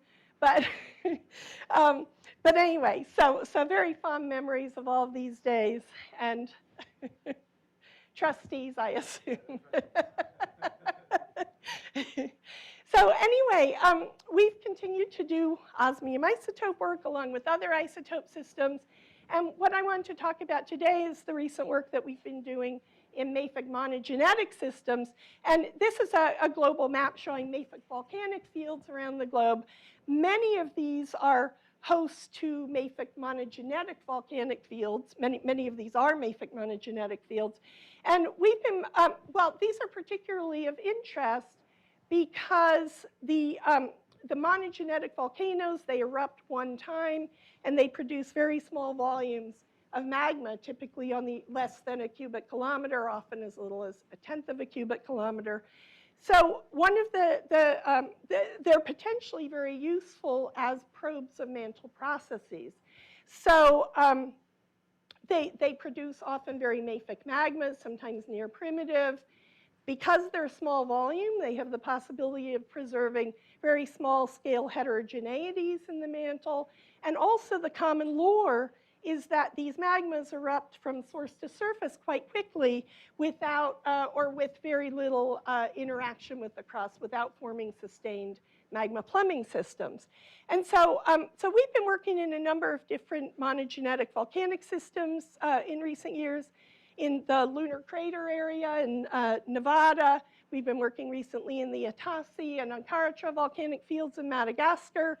And a new project that Rick is involved in the Chiulu Hills in Kenya. And so I'm hoping that Rick's not going to get too busy in his retirement to work on that with us, but that's an osmium-focused project. And then much of the work that we've been doing in the last few years is in the Trans-Mexican volcanic belt in the Michoacán-Guanajuato volcanic field. So I'll talk about that today. So this map shows the Trans-Mexican volcanic belt that basically crosses the entire region of Mexico here, and it's produced by, as a result of subduction of the Cocos and Rivera plates beneath the North American plate. And this is home to a number of large monogenetic volcanic fields. One of those is the Michoacán-Guanajuato volcanic field, which is the largest monogenetic volcanic field in the world, and it's highly active. It's host to more than 1,000 monogenetic vents, and many of those, several hundred of those, are late Quaternary or Holocene. And I'll be talking about two of the eruptions that are the two historic eruptions, the Jorullo eruption and Paricutin that started in 1759 and 1943, respectively, And these are an interesting pair to compare and contrast because they're located even more closely than it appears on this map. They're about 60 kilometers from one another. So they're really in identical geologic settings or on the same continental crust. So the same crustal composition. They're the same distance above the subducting slab. It's the same subduction components that are subducting into the mantle wedge beneath them. And both of them show this interesting feature of becoming more silicic with time throughout the single monogenetic eruption. On the other hand, they're quite different in their characteristics. Haruyo has generated quite mafic magmas and is considered those magmas not to have interacted at all with the crust. Paricutin, on the other hand, has erupted much more silicic magmas, and it's essentially been taken as the type locality of a place where magmas are assimilating large amounts of continental crust, up to 20 or 30%. So we became interested in looking at these two eruptions in more detail with the idea of sampling in great detail with stratigraphically controlled samples from the start to the finish of the eruptions, and to make sure that we were getting all the compositional variability in a temporally constrained way. And so this was work done by my former PhD student, Farah Rasso Azanamparni, and we worked with our collaborators, Klaus Sieba and Marie-Noëlle Gilbeau, who had done a very detailed remapping of the Haruyo lava field, where they identified 7 distinct lava flow units and with temporal constraints. And we then did a lot of digging in tephra. So we dug deep holes down to get to the very first lava emitted, which was sitting on top of the soil, and got stratigraphically controlled samples throughout the eruption. And we did essentially the same thing as well in Paricutin. So in this case, the eruption had been actually mapped during the eruption. So the lava flows were all mapped as the eruption was ongoing. So it was known that there were 23 distinctive lava flow units, and we knew the areal extent of each. And Jim Lohr and Tom Simpkin had published a nice compilation of these data in 1993. And along with my former postdoc, Patri Larea, we were able to digitize that to get all that information into ArcGIS. And the nice thing about that was we could then use that offline on our iPhones. And we could then, with the GPS on our iPhone and this downloaded lava flow map, we could ride the horses around this flow field, hold our iPhone out, and we could find out exactly which lava flow were we approaching, down to the month or even some weeks or days within the month. So we were able to get a very detailed, chronologically controlled sampling throughout the entire eruption. There were a couple lava flows that were covered that erupted early on that we were able to get from the Smithsonian, along with a number of crustal xenolith samples. And then, like we did in Haruyo, we dug some very deep holes, sent our colleagues down to the bottom of them to collect the samples that were sitting right on top of the paleosols, and chronologically controlled samples upwards. So, what we're finding out then is that, yes, in both of these cases, the eruptions did become more evolved or silicic with time. But if you look at, for example, MGO versus stratigraphic position, the lower graph here shows the changes in the tephra samples. You can see that it's not just a simple monotonic decrease in MGO, but you've actually got some compositional reversals and discontinuities. So the compositional variation with time is more complicated than we understood initially. And you can also see here that the isotopes don't correlate in any clear way in Haruyo with the MGO content, for example, which is consistent with previous interpretations that these were not impacted in any significant way by crustal assimilation. Now, Paricutin's quite a different story. You can see here that throughout the eruption, there was a continuous, more or less monotonic increase in silica. But again, if you look at the MG number, for example, here, you can see that's more complicated than that. We have some discontinuities and reversals. telling us that it's not as simple, that the temporal compositional variations are not as simple as we thought initially. On the other hand, we do see a general increase in strontium isotopes with increase in silica, an increase in lead isotopes. And so that is potentially consistent with assimilation of large amounts of continental crust, which had been proposed previously, 20 to 30% crust. So we then thought, well, osmium is going to answer this question. So we did osmium isotope analyses on these, and the data from Haruya weren't surprising. Those are quite mafic magmas. They have high osmium concentrations, high MgO. Those are the black triangles. And what you can see is that they're relatively unradiogenic. They're very close to primitive upper mantle values. And they're quite different from the isotopic compositions of other volcanoes in the Michoacán-Guanajuato volcanic field that have been analyzed previously by John Chesley and John Lasseter and others. And these were taken as evidence of significant assimilation of lower crust in this case. But all of the basement rocks from the Haruya and Paricutin areas are very radiogenic.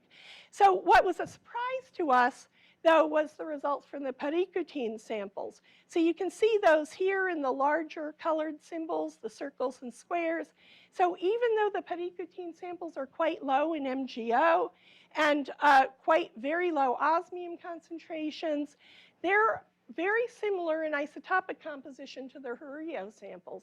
And that greatly limits the amount of continental crust that could be assimilated by these. And in fact, it's not possible to assimilate 20 or 30% crust, and therefore not possible to explain the other isotopic variations in this way. So we consider both of Haruya and Paricutin actually to be representing mantle compositions, and in terms of their isotopes and also incompatible trace elements. And so we can then actually model what the mantle looks like and what sort of subduction signatures were imparted on it. And so if we look at the Haruya samples in terms of lead versus strontium isotopes, we can model that roughly by mixing of initially mantle very similar to what you see in the North Mexican extensional province in the back arc, that's then been impacted by addition of hydrous fluids from the subducting local oceanic crust, and also a significant component of fluids coming from the local subducting terrigenous sediment. But what happens is if you zoom into those data, this is lead versus strontium zoomed in to look at the details of the Haruya data. And thanks to Rick and Tim for helping us get some nice lead data here, you can see that the Haruya data actually produced two distinct trends in lead versus strontium. The high MgO samples, plus the very most evolved last out of the volcano sample, fall along a positive trend, whereas the low MgO samples fall along a negative trend. And so we've interpreted this as being evidence for actually two distinct subduction components in the mantle wedge beneath Haruya. Both of them are essentially the same composition. Both of them are a result of hydrous fluid from the altered oceanic crust and hydrous fluid predominantly from terrigenous sediment, with just the two subduction components, subduction component 1 first, and then an added second subduction component that only differs by having a slightly higher proportion of terrigenous sediment-derived fluids versus pelagic sediment-derived fluids. So it turns out we can explain Paricutin in essentially exactly the same way. So these red and blue and green symbols here are the Paricutin data. They're actually falling right on top of the Haruya data. And now we've actually expanded the data set so you can see the full compositional range in the North Mexican extensional province samples in the orange triangles, and much of the Trans-Mexican volcanic belt shown in these blue symbols here. And so the same sort of two-pulse mixing can explain pretty much the entire compositional range that we see in the volcanic belt. So the question then comes, if the isotopic compositions are really dominated by mantle source signatures and recycled slab fluids, what is it that is then causing the progression in silica in these individual eruptions? Why do they become more more silicic with time. And so for that, I think the only explanation is that even though in Haruyo, for example, it's a very small volume, very mafic monogenetic eruption, we think you have to have developed some sort of significant crustal plumbing systems. So we can, come up with cartoon models where we melt the doubly hydrated mantle source first, and those magmas come and erupt relatively quickly to the surface. And, but a little bit of that early magma coming from this doubly metasomatized source is trapped at a shallow level in the crust. It undergoes extensive fractional crystallization, and then finally is actually the last material out from the volcano. But in the meantime, we're melting some of the less metasomatized or singly metasomatized mantle. Those magmas stall in a crustal magma chamber for some period of time, evolve, erupt, and then finally that last one out that has an isotopic affinity to the early high MgO magmas. But it seems that you have to have developed some sort of extensive plumbing system. And one of the questions that we're now interested in is what sort of time scales are we talking about for storage of these magmas, fractionation of them, and time scales between recharge of mafic magma and eruption onto the surface. So we've been doing work recently in Parikutine trying to address those questions. I'm not going to go into the details here because I know I'm probably close to out of time, but we've been using olivine diffusion profiling to get time scales.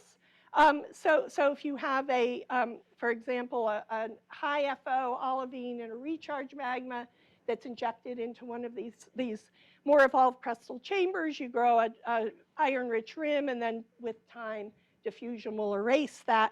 And the kind of timescales that we're coming up with in the very earliest tephra, which we think is representing the opening stage of the eruption, the dike opening, we're seeing timescales on the order of a couple days to about 10 days, from which the magma probably traveled about 10 kilometers to the surface. And then following that, the more effusive stages with many of the lava flows, we're finding timescales on the order of a couple hundred days. So a few months to a year sort of time scale. So we can, some of our continuing work then is trying to put that together with more geothermobarometry to really get a sense of not only the time scales of the magma storage and recharge events, but also the pressure and temperature conditions, and really what the plumbing system looks like. And then additional future work now that we're just starting on is looking at regions in the Trans-Mexican Volcanic Belt near Haruyo and Parikutine. There are 3 areas in boxes here that have clusters of monogenetic vents. So in the case, for example, of Zakapu, we have 5 eruptions that took place between 1470 BC and 900 AD, so about 2,500 years. So an average recurrence interval of about 500 years. They're very close in space. The spatial scale here, many of these are about 3 kilometers apart, but they were distinct eruptions. Yet when you look at the compositional trend in terms of silica and alkalis, for example, from the earliest eruption to the more recent eruptions, they're showing this increase in silica in a very similar way to what we saw in the individual eruptions of Haruyo and Parikutine. So what we're really interested in is in these areas with these monogenetic clusters now, does that mean there's even a more extensive magmatic plumbing system with possibly longer-lived magma chambers that are being tapped periodically through time, much more like how a polygenetic volcanic system might behave? So, so those are the questions we're working on now. And I just wanted, finally, there are lots of people and institutions to thank. I want to thank in particular Rick and Sonia, who have hosted us here for visits over several decades, coming back to use the instruments at DTM. And also I want to thank in particular Rick, Tim, and Mary for helping us get our high precision lead and hafnium isotope data throughout these years. So thanks, everyone.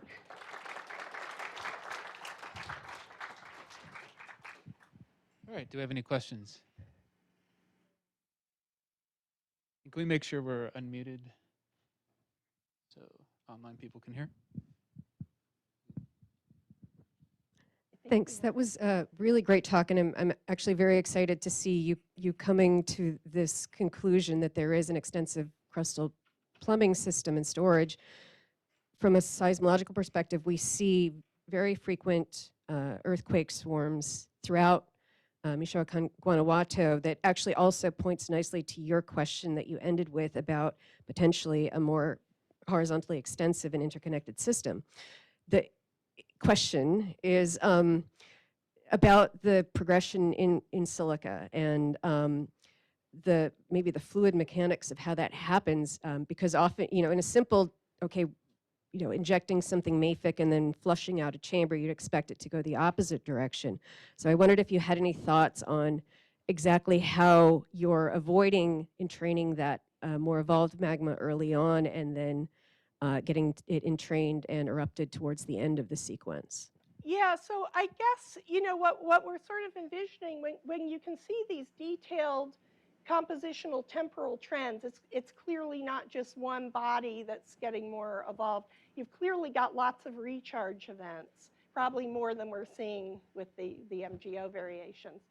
And so what we envision is that you have an initial eruption, some of that magma gets left behind, and then you have an additional recharge that may trigger eruption of that material that sat around for a while. It would have degassed, so it might be more effusive, and it might not on its own erupt, but with the recharge, you might then generate the eruption. But what it means for Paricutin, for example, erupted over 9 years. You had to have continually had these recharge events, and Haruyo as well. That was a 15-year duration eruption.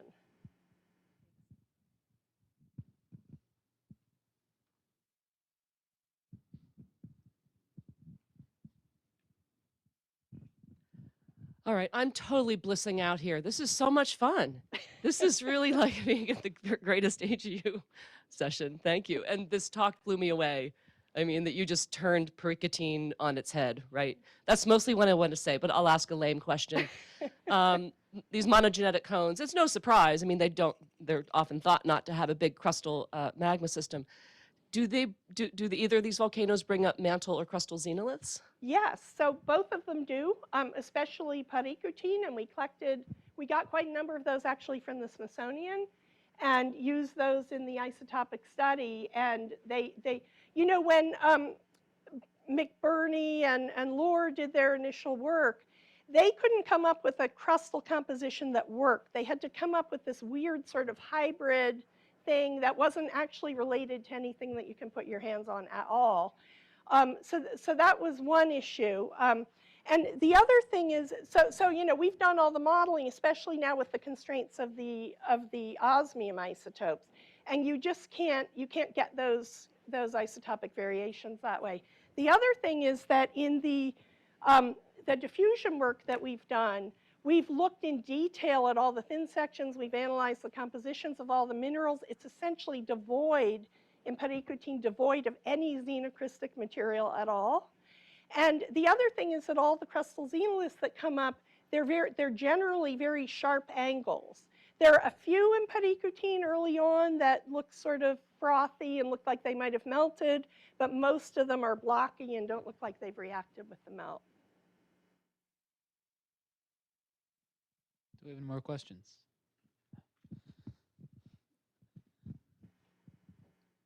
Hi, Liz. This is really cool. If you have any thoughts about why there's thousands or hundreds of monogenetic cones here rather than one big volcano? I mean, it seems to me coupled with this, the issue, you must have really low volume fluxes to not get crustal contamination in those systems. That's a really important question. We don't know the answer to that. There are stratovolcanoes here. So Tancítaro is one of those in the middle of this field.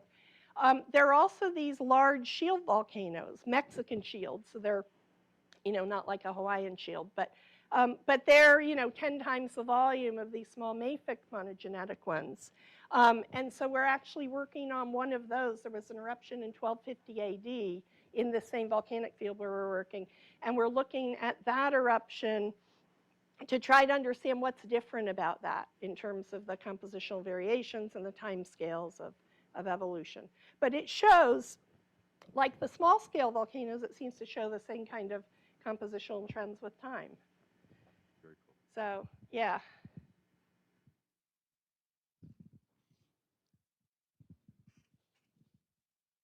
All right, we have an online question that is, what is the total transport time of magma from the mantle to surface in your study when it does not stop in magma chamber? We don't really know the answer to that. That's not one of the time scales that we're generating. The time scales that we get from diffusion are from shallow crustal chambers to the surface.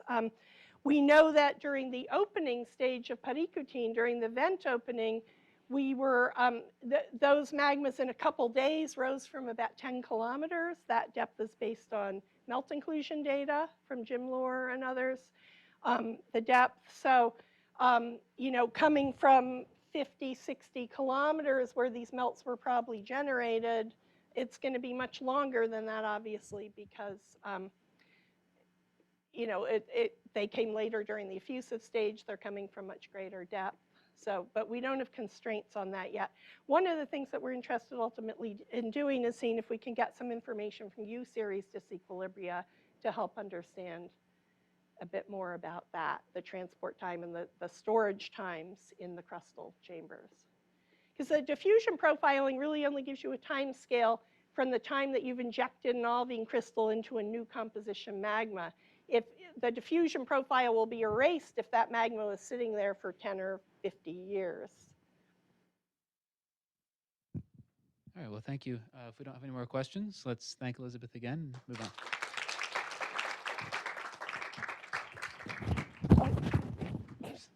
And connect. All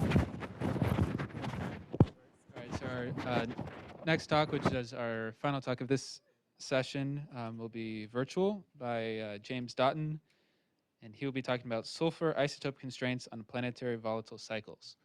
So it looks like we have James here, so go ahead and get started when you're ready. Okay. All right, you guys can hear me? I guess I have a little bit of echo at the moment.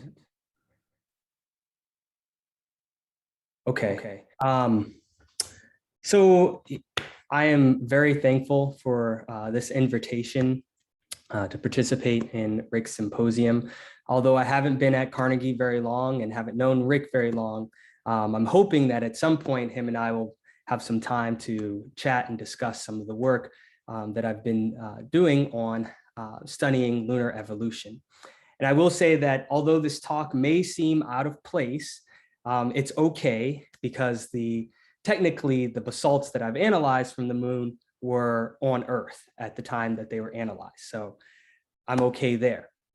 Okay, so I'm going to be talking to you today about our recent efforts in using an isotopic approach in trying to understand how sulfur and other volatiles were processed during the earliest stages of lunar evolution.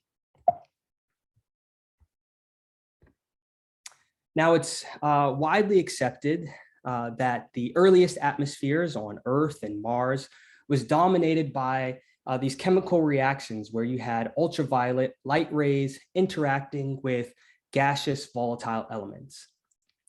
And this chemistry is so important and was pivotal in how volatile elements were processed. And also it was important in the overall distribution of various forms of these volatile elements into different reservoirs across Earth and Mars. Now, the earliest stages of lunar evolution consisted of, say, a giant impact for formation, differentiation into a mantle, core, and a crust. And there was also a period of violent volcanism where there was both pyroclastic and effusive volcanism. Now, what's important about each of these stages of evolution is that there was significant amounts of volatile outgassing. And in some cases, there was enough volatile outgassing to establish these transient atmospheres on the moon. And although the moon may have had these transient atmospheres, there's still no evidence that the earliest, or that the moon shares any sort of atmospheric history with its neighboring planets, such as Earth and Mars. And particularly, there's no evidence of ultraviolet atmospheric chemistry. So in today's talk, I'm going to be describing some of the work that we've been doing on lunar basalts and glasses, where we're trying to assess whether there's any sort of evidence of atmospheric chemistry that occurred during the earliest stages of lunar evolution. And not only are we interested in studying lunar evolution, but we're interested in using our measurements of lunar materials as analogs and trying to assess how volatile elements are processed in these unique planetary environments where there may be a tenuous atmosphere and no plate tectonics. In my work, my primary tool for studying planetary evolution is sulfur isotopes. And I'm particularly interested in sulfur because it has 4 stable isotopes and it exists in multiple oxidation states, which makes it an excellent tracer of various planetary processes. Now, I use the ratios of these isotopes in order to evaluate mass-dependent processes, and that's graphically shown here as this mass-dependent fractionation line. And I also use the ratios of the isotopes in order to evaluate mass-independent processes. And that's graphically shown here as a deviation from mass dependence and will be denoted using this capital delta 33S notation. Now, when I use the term mass-dependent fractionations, I'm referring to fractionations that occur when the chemical or physical properties of that fractionation depend on the mass of the molecules involved. And some important examples in high temperature environments are processes of, say, volcanic degassing of volatiles, and also differentiation processes such as core formation. When I use the term mass-independent fractionations, I'm referring to fractionations that occur when the chemical or physical properties of that fractionation depend on any other factor but the mass of the molecule involved. And one of the prime examples in some of the work that we do is this process of ultraviolet photochemistry that occurs in optically thin atmospheres on planets. One of the important uses of sulfur isotopes is using the compositions as a genetic tracer. In work that's been published on iron meteorites and main group pallasites by myself and Antonelli et al. In 2014, we recognize that different iron meteorite groups host distinct cap delta 33S compositions. And we suggested that this observation was a reflection that the different iron meteorite groups represent the compositions of distinct parent bodies. And so for our work in studying lunar evolution, we decided to use this observation and suggestion as a tool in testing whether the Earth and the Moon had any sort of genetic link in terms of its sulfur components. So here I have a plot of cap delta 33S, that mass independent tracer, versus delta 34S, the mass dependent tracer.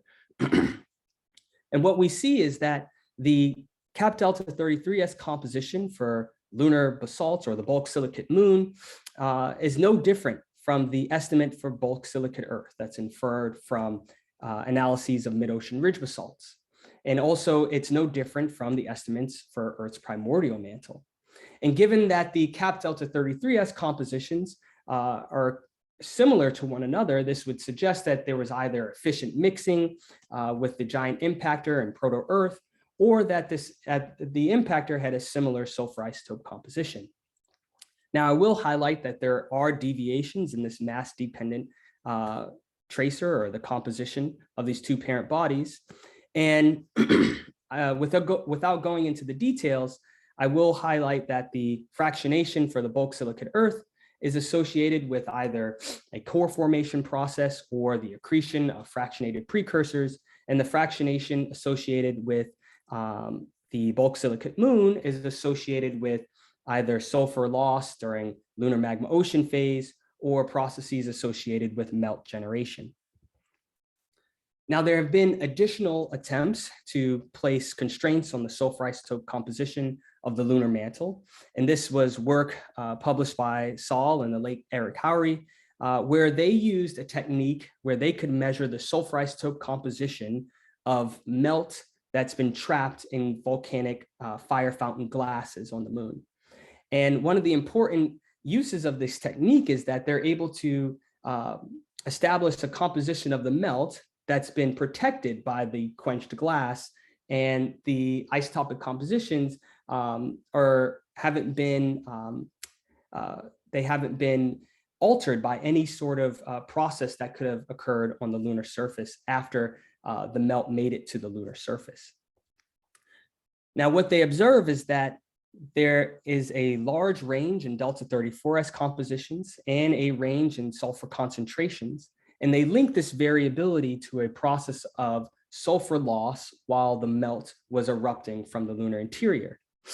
Now, one of the unique uses of degassing models is that you can extrapolate back to the starting composition of the melt. And what Saul and Howery argue is that the lunar mantle has multiple delta 34S compositions linked to distinct reservoirs in the lunar mantle. And they also argue that these compositions were established during processes of, say, core formation and melt generation. One of the disadvantages of this technique is that they are not able to measure the minor isotopes of sulfur at high precision, and thus can't provide any constraints on the cap delta 33S composition of these different melt sources, which inhibits our ability to further address whether there are genetic links between the Earth and the Moon. One of the unique features of these glasses is that not only do they have melt that's trapped within them, they also have condensed, they have an amorphous layer of condensed silicate vapor. So you can imagine that these melt globules are being erupted out of this fire fountain. And as they're quenching, they're also condensing a vapor component onto the outside of the grains. And considering that there is the strong evidence of condensed vapor, it provides us with an opportunity to assess whether during this process of fire fountain eruption and the creation of a volcanic plume, whether there was any sort of atmospheric chemistry occurring during this time. And further, whether the moon shares any sort of atmospheric chemistry history with, say, the processes that were occurring on early Earth. So in this project, what I've done is analyze a suite of orange and black glasses that were collected as a drive tube at the edge of Shorty Crater. And the orange and the black glasses were sieved into a variety of grain size fractions from less than 10 microns to greater than 500 microns.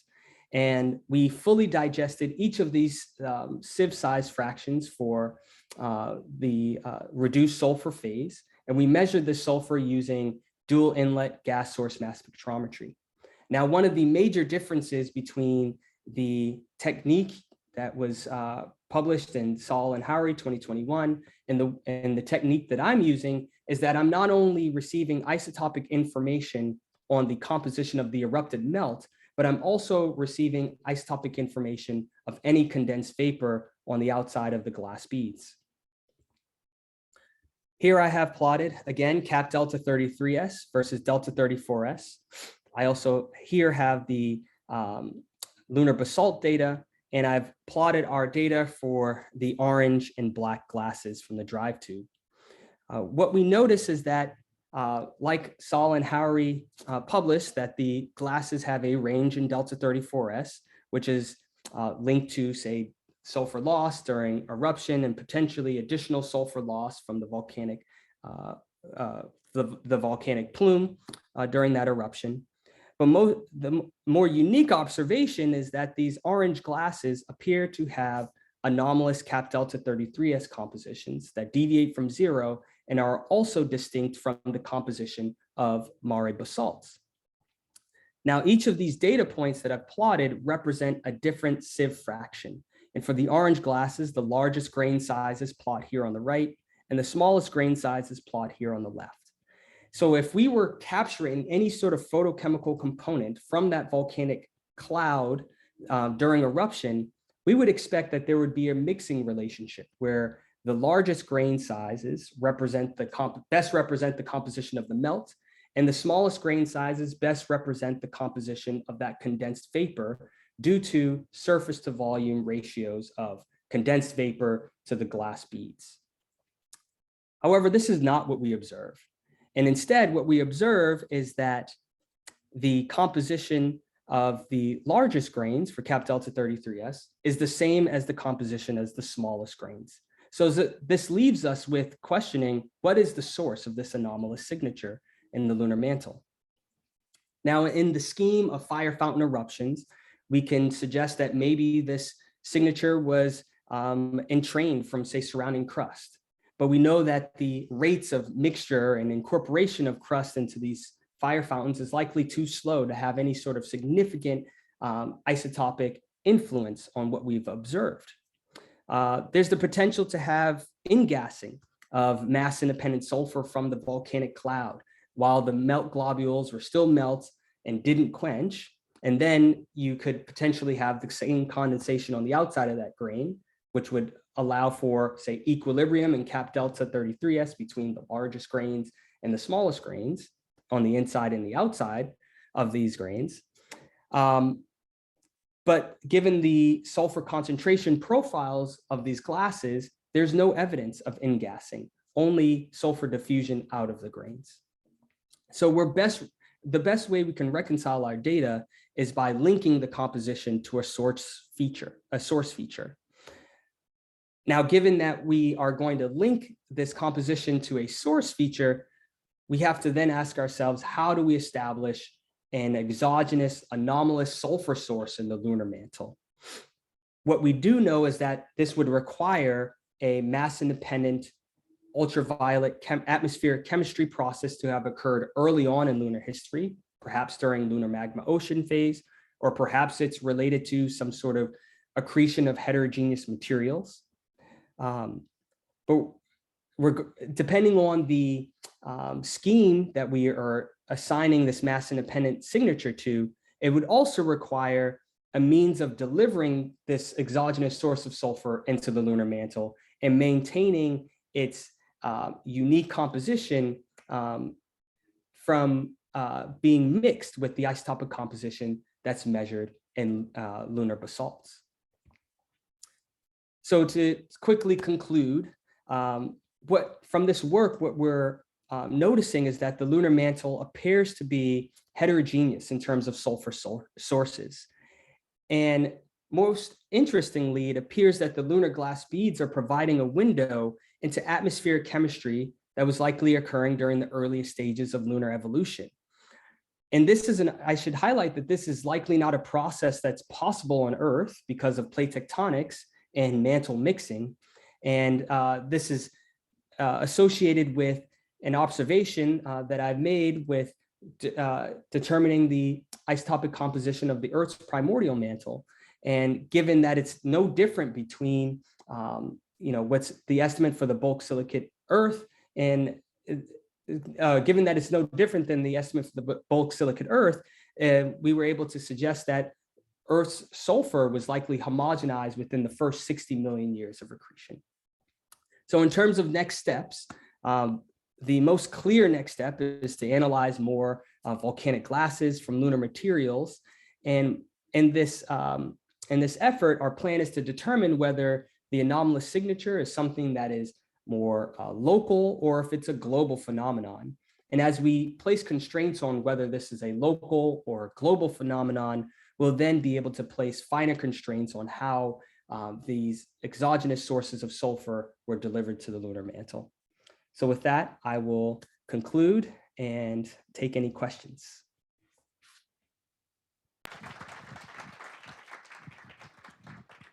All right, questions? This is Lars. That's a really interesting observation that you're making. A couple of questions. First is that the typical model for the glass beads is that they're the parental magmas for the Mare basalts. Yes. So how do you reconcile that? The second question is that if you look at the glasses, have you separated them by picking them out by hand? Because most of the supposed glass bead samples only contain about 50% glass beads and have a fair bit of regolith thrown in there. And sort of to that end is have you tried analyzing just regular regolith and see if there's some variance that could be in that may be contributing? Okay, so I'm going to start with your last question. I have analyzed, sorry, I'm hearing the feedback. I have, you guys still? Oh, sorry. Okay, here we go. I have analyzed normal lunar regolith, and I do see evidence of capturing a mass independent signature during lunar gardening. I also have evidence of no mass independent signatures captured during lunar gardening, and basically what we're able to find, what we're able to argue is that during the process of lunar gardening, we would expect that we would see this relationship, most likely, of one, sulfur loss due to atmospheric escape, and that would cause a fractionation in delta 34S more positive. And depending on the environment in which these materials were processed, you could potentially capture mass independent fractionation on the outside of the grains. I have not picked out the glass beads yet. That's also one of our plans for additional work. But I will note that these orange glasses that we've analyzed, it's not the topmost portion of this orange soil, which is 74220. These materials are actually 85% or more glass and have much less amounts of lunar regolith than some other glasses. And then for your first question, with these materials likely being the parental magmas of Mare basalts, that is an interesting, weird discrepancy that we're seeing here, especially for the orange glasses. Our black glasses seem to be okay in terms of plotting near cap delta 33S, and that's another problem. But given that the starting composition of our delta 34S composition for the orange glasses is similar to the Mare basalt, it appears that they likely derive from similar melts, but for some reason, there's some sort of distinction in the cap delta 33S compositions. And potentially, maybe that delta 34S composition is related to melt generation. But yeah, we're still left with quite a conundrum here with finding this exogenous source of sulfur. Thanks, James. We have an online question. This is from Munir. Have you considered acid volatile sulfide extraction to remove the outer volatile layer? Excellent question. I have, and I'm prepared with a slide. This is a degassing model, and I didn't get into this because I didn't have time. But the acid volatile, I did this for the black glasses and not the orange glasses. The acid volatile fraction plots here, and it plots off of the degassing trend. And then we performed an additional HF extraction. We were able to fully digest that silicate material, and we see that it falls right along the composition of the melt. So we are getting a melt composition and a vapor composition here. We haven't, when we measured, I guess, the cap delta 33S of these materials, the cap delta 33S was also in equilibrium. So they were both zero, and there was no evidence of capturing any sort of photochemical component on the outside of these materials. But I guess the next steps for, say, the orange glasses is to redo these analyses and do the same sort of well, this was a mistake. I will say that. We didn't plan on doing this acid volatile and then HF technique. It was kind of an evolution of time and saving the residues. But we plan on doing that same sort of analysis on materials that we hope to acquire through requests to the AARB. Any other questions?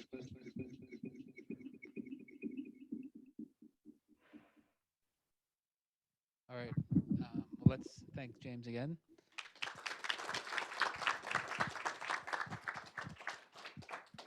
Thanks, James. And then Steve, do you want to make a comment about the schedule for the rest of the day? Or?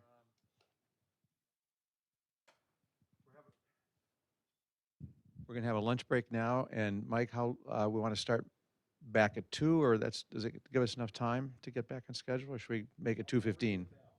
Mike will ring the bell. All the talks in the afternoon are in here, so we're on our own schedule, so no virtuals.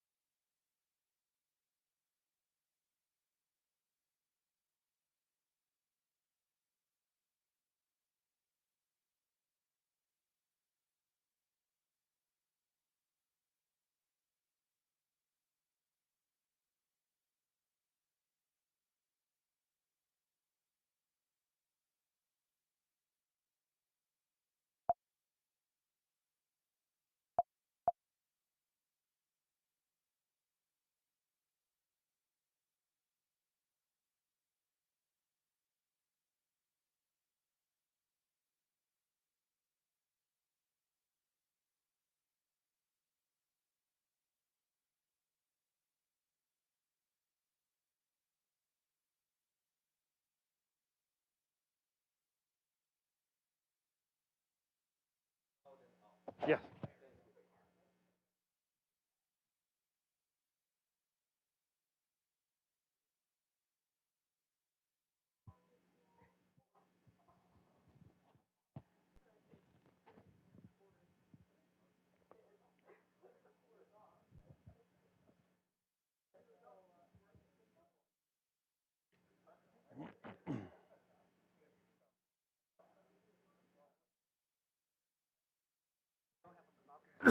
Or you don't?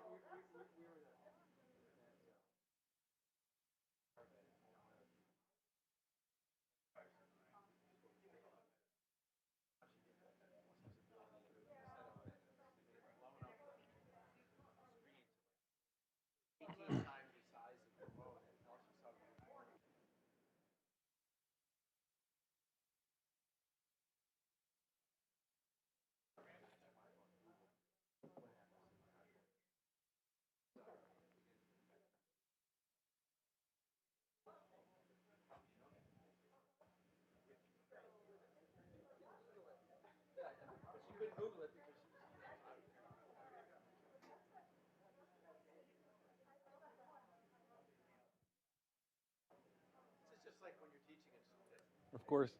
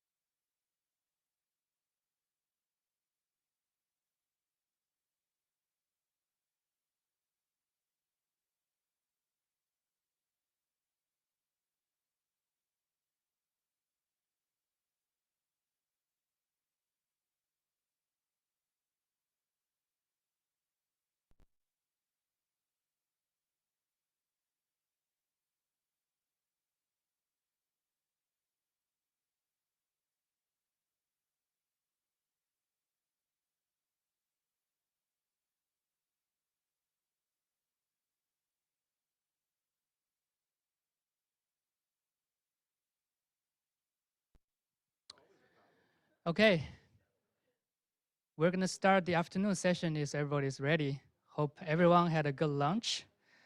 For the afternoon session, we're gonna stay on Earth but travel back a little bit in time to look at the early Earth. By the way, my name is Peng, and I am currently a postdoc at Carnegie, working with Nasha Ha and Steve Shari. The first speaker in the afternoon is gonna be Jonathan O'Neill. The title of the talk is Geological Ancestry, Probing the Hadean Earth Using the Short-Lived Samarium-146 Neodymium-142 Isotopic System. Well, thanks. Okay, mic is on. Before jumping into the science, I just want to first really thank Steve and everybody who put that together for the invitation. And it's actually really awesome to be here and an honor to speak at an event like this in honoring Rick. And just to give a talk in that room here where so many great scientists have spoken as well. So what I want to do today is talk about geological ancestry. And to do that, I want to focus on a specific isotopic tracer, 142 neodymium. And why using 142 neodymium? It's because we can use it in Archean rocks to look at their ancestor, their sources, and really learn more about the early Earth, and especially the Hadean Earth. So that's what I'm suggesting we do for a bit for the next the next half an hour together here. So, as probably most of you know, one of the challenges that we have in trying to understand what was going on pretty much in the first 500 or almost 1 billion years of Earth history is that we have very, very little to work with. We have very, very little geological samples to go and sample and analyze to understand what was going on in there. And we have perhaps, you know, a few places where we have Hadean detrital zircons, but the host rocks no longer exist. And I would suggest also that we have the Nouveau Greenstone Belt here, 4.3 billion years old. But as you probably know, this age has been debated in the past, but I'll try to convince you one more time that these are really Hadean rocks. And of course, the Acasta gneiss, also about 4 billion years, right at the boundary between the Hadean and the Eoarchean. So this is pretty much all the Hadean samples, actual samples that we have to work with. And even if we go back in time, in the earliest Archean, the Eoarchean, this is pretty much what we have. Just a handful of places where we have these remnant of crust or rocks or minerals that are surviving. And our job is to try to understand 1 billion years of geological crust and mantle evolution using that very sparse set of samples. So that's why using these samples, using these rocks, my goal is to try to do geological ancestry and try to see what was there before, what is their precursor and their parent. A bit like we do ourselves. You know, nowadays you can order all of these online and send a piece of your DNA if you're interested to know about your ancestors, and basically it comes back and tells you you're 89% East European and 5% Scandinavian. So sending your DNA, you're going to get your roots and your ancestry. And for this talk, what I actually did is I sent Rick's DNA. He doesn't know it yet, but I just got the result this morning. And this is what we have. There's a fair amount of California still there. It's very hard to get rid of. And of course, Washington, D.C. is a big part of it, and Chesapeake Bay is growing and growing and growing. There's a bit of the moon in there, also really sticky. As you can see, there's a large part affected by nucleosynthetic processes that we can't really see anything here, because let's be honest, nobody really understands nucleosynthetic processes, right? And the rest is a nice mixing line between the lab and the field. And lately, there's a third end member that has been more there, basically influencing or having a huge effect on that mixing line. But actually, if you ask a lot of postdocs that have had the chance to work with Rick, it's much simpler than that, and we could actually summarize it that way, really helping us achieve everything we dreamed of in our early scientific career. So thank you, Rick, for this, on behalf of everything who had the chance to do this. So let's go back to rocks, and why here in that simple cartoon, why 142 neodymium, to me, is the ideal tracer to get back at the Hadean Earth. If you're not familiar with 142 neodymium, we express these variations in mu values that are variations in 142, 144 ratios of samples compared to a standard in parts per million. And why it is so great for the Hadean is because it's produced from the decay of samarium-146 and with a short half-life of about 100 million years. So basically, the system was active in the first 500 million years of Earth history or during the Hadean. So this is why it's so great to get at Hadean geology, because any variations in 142-144 ratio would tell you that we had, at one point in the ancestry of these rocks, samarium-neodymium fractionation during the Hadean. So if you have a fractionation here in the Hadean, you will produce two different reservoirs, a depleted reservoir with a higher samarium-neodymium ratio, evolving to positive mu values, and an enriched reservoir with a lower parent-daughter ratio, evolving to relatively lower mu 142 values. So even if you're not dealing with Hadean rocks, using Archean rocks, it's very useful as well, because if you're measuring a Paleo-Archean rock here, formed after the extinction of the system, but you can detect a negative anomaly in 142 neodymium, it implies that somewhere in its ancestry, there is a fractionation event occurring in the Hadean, and we need an early formed enriched reservoir at one point in its early life, or the life of the predecessor or the precursor of that rock.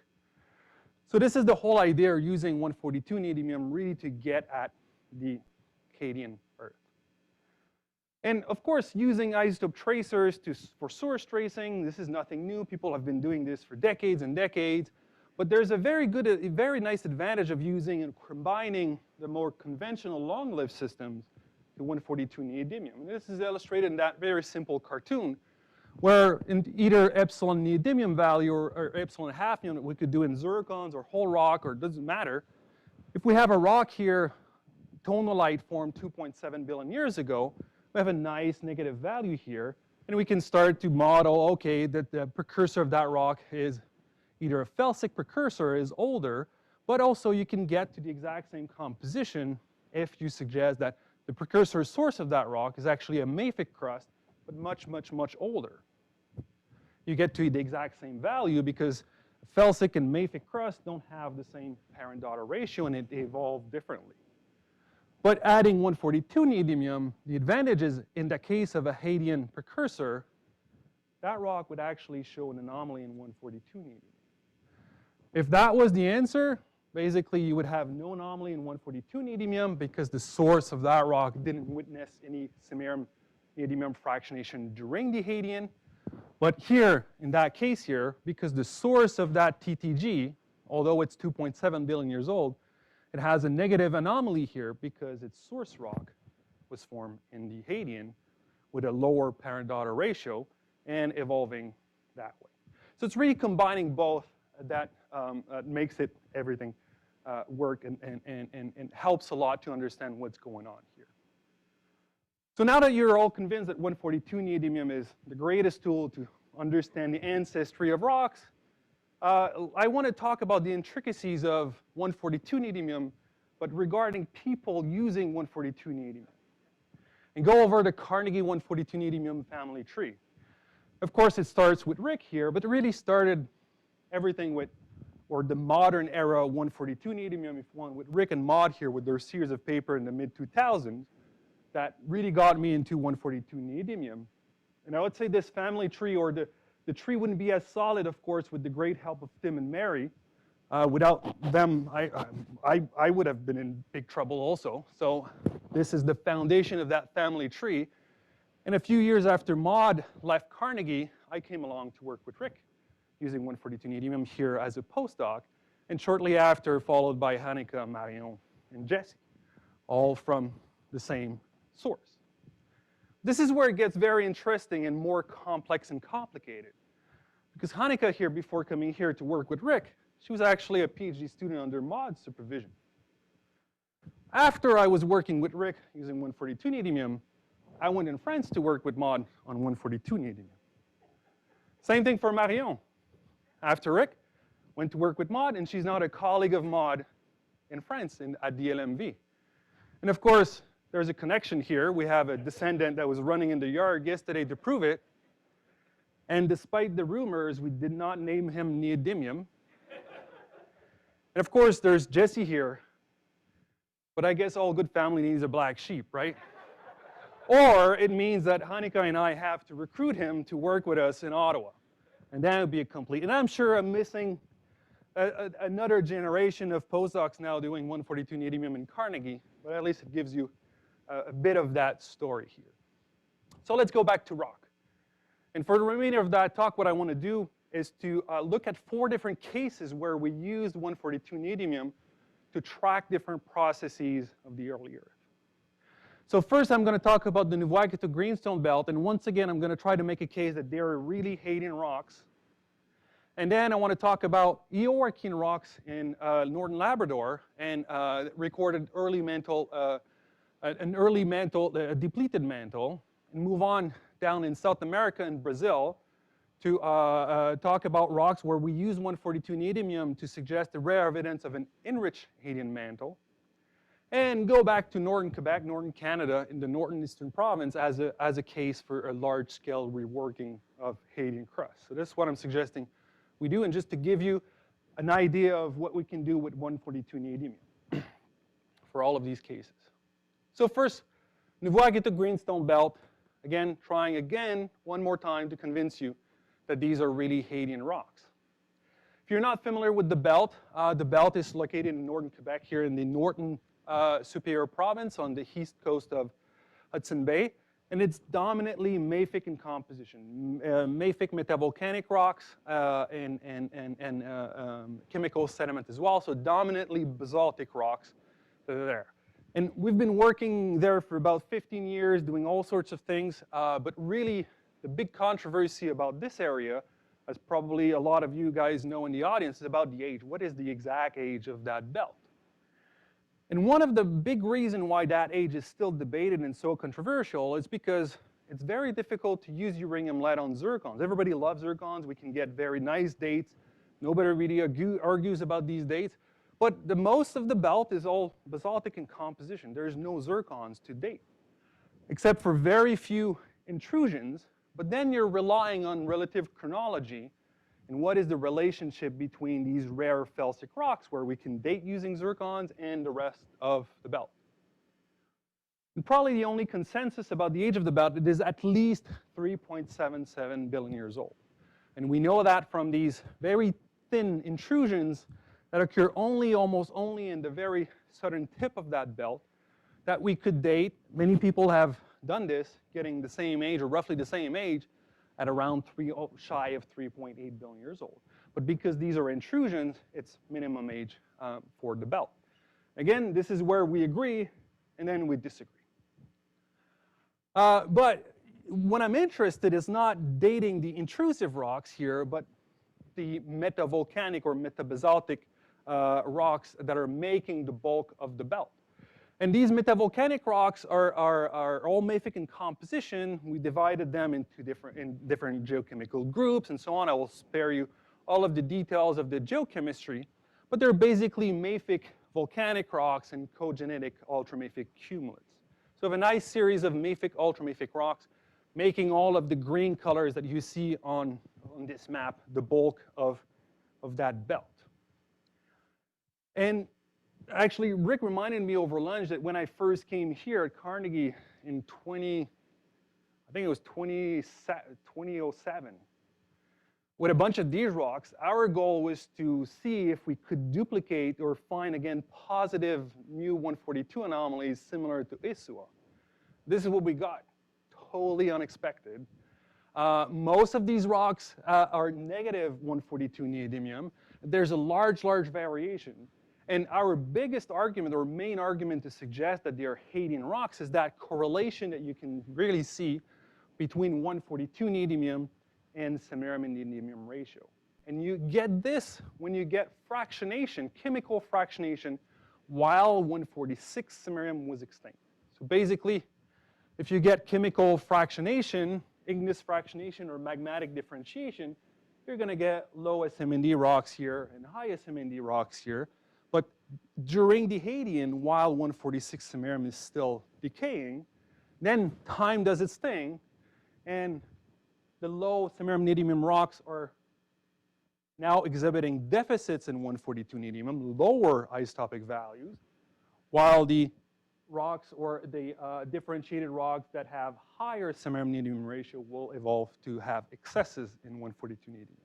So really the key is that correlation between 142 neodymium and parent-daughter ratio that tells you we needed to fractionate chemically these rocks, or that suite of differentiated basaltic rocks, while 146 was still actively decaying, so in the Hadean. So you can actually do an isochrone with this, and this is the age we get, 4.3 billion years old. And you get the same age if you consider all the rocks together, or if you divide them into these specific subgroup of chemistry, we get pretty much the same picture. So this is our main argument that Rick and I have been trying for 15 years now to convince everybody. I think we made progress. I don't know, we can discuss afterwards. But that's our main argument, to say, hey, these rocks are Hadean. It's not very shocking. We know that we needed Hadean crust at one point. So we're just basically saying this is a small piece of it. But then what's new? Because Rick knows all about this, but maybe not about what we've been doing lately. And this is work that has been done with, by one of my master's students, Christian Sol here. The idea that Christian, what he did is he focused on these big gray bands here that are not ultramafic, but gabbroic sills. They're crust-cutting the belt. And we already knew that these were magmatically differentiated, series of large sills differentiated. And we already had some ideas or isochrones that were consistent with an older age of 4.1 billion years old. So what Chris did, or what we did, is went back in the field and tried to look for the most evolved parts of these gabbros. The idea was maybe this is where we're going to find some zircons, magmatic zircons or bedelliae, then get a UPB age, and then we'll close the debate. We'll know if it's 3.8 or 4.3 or whatever age it is. So that's what Chris did, a bunch of zircons that he got from different samples that he's dated, and then yes, we have an age, so drum roll. And it is 2.7 billion years old. Oh, sad trombone. But if you look at the shape of these zircons, the chemistry, the texture, it's all consistent with metamorphic crystallization. So we've tried, we've looked everywhere. There are no primary magmatic zircons, at least in these. We've tried in many different rocks. They're not there. But that's not the only thing he sampled over there. The idea, again, because these sills are differentiated sills, not only he sampled these plagioclase-rich layer, the most evolved ones, but also some hornblende-rich rocks that we interpret as cumulates, or pyroxene cumulative rocks that are now all hornblende. And basically, the idea is to use nature and natural magmatic differentiation to separate minerals for us and get their best equivalent to an internal isochrone, basically plagioclase and pyroxene. This is basically what he got. Again, 4.1 billion years old. So we think this is also pretty compelling. That's the best we can do. We don't have zircons. But not only all of these rocks are giving the same age, even if you consider mineralogical composition and use them as natural mineral separates, we get the exact same age. So we believe this is strong evidence that there's magmatic differentiation 4.1 billion years ago. When you put all of the data together from these gabbros, you get the exact same age, 4.1 billion years. So again, they're intruding the belt, providing a minimum age for the belt, supporting, again, another piece supporting the fact that these rocks are Hadean in age. And interestingly, if you also compare it to very, very similar rocks right to the northeast of the belt, in a small sliver of belt called the Ocalic belt, these are the circles here, and these samples here in lighter color, they're lying exactly along the same isochrone. So what we think is that these Hadean mafic gabbros were not restricted to the Nouveau-Agatok belt itself, but probably more widespread close by. So again, other evidence that we have perhaps remnants of Hadean crust in the Northern Superior Province. Now, let's move on to Labrador. Saguenay-Gaborone Complex in Northern Labrador. Again, if you're not familiar, it's right here in Northern Labrador. It's part of the Nain Province or the North Atlantic Craton. And it's your kind of typical high-grade granite greenstone terrain with a whole bunch of granitoids, TTGs, and granites, and supercoastal rocks made of mainly mafic and ultramafic rocks.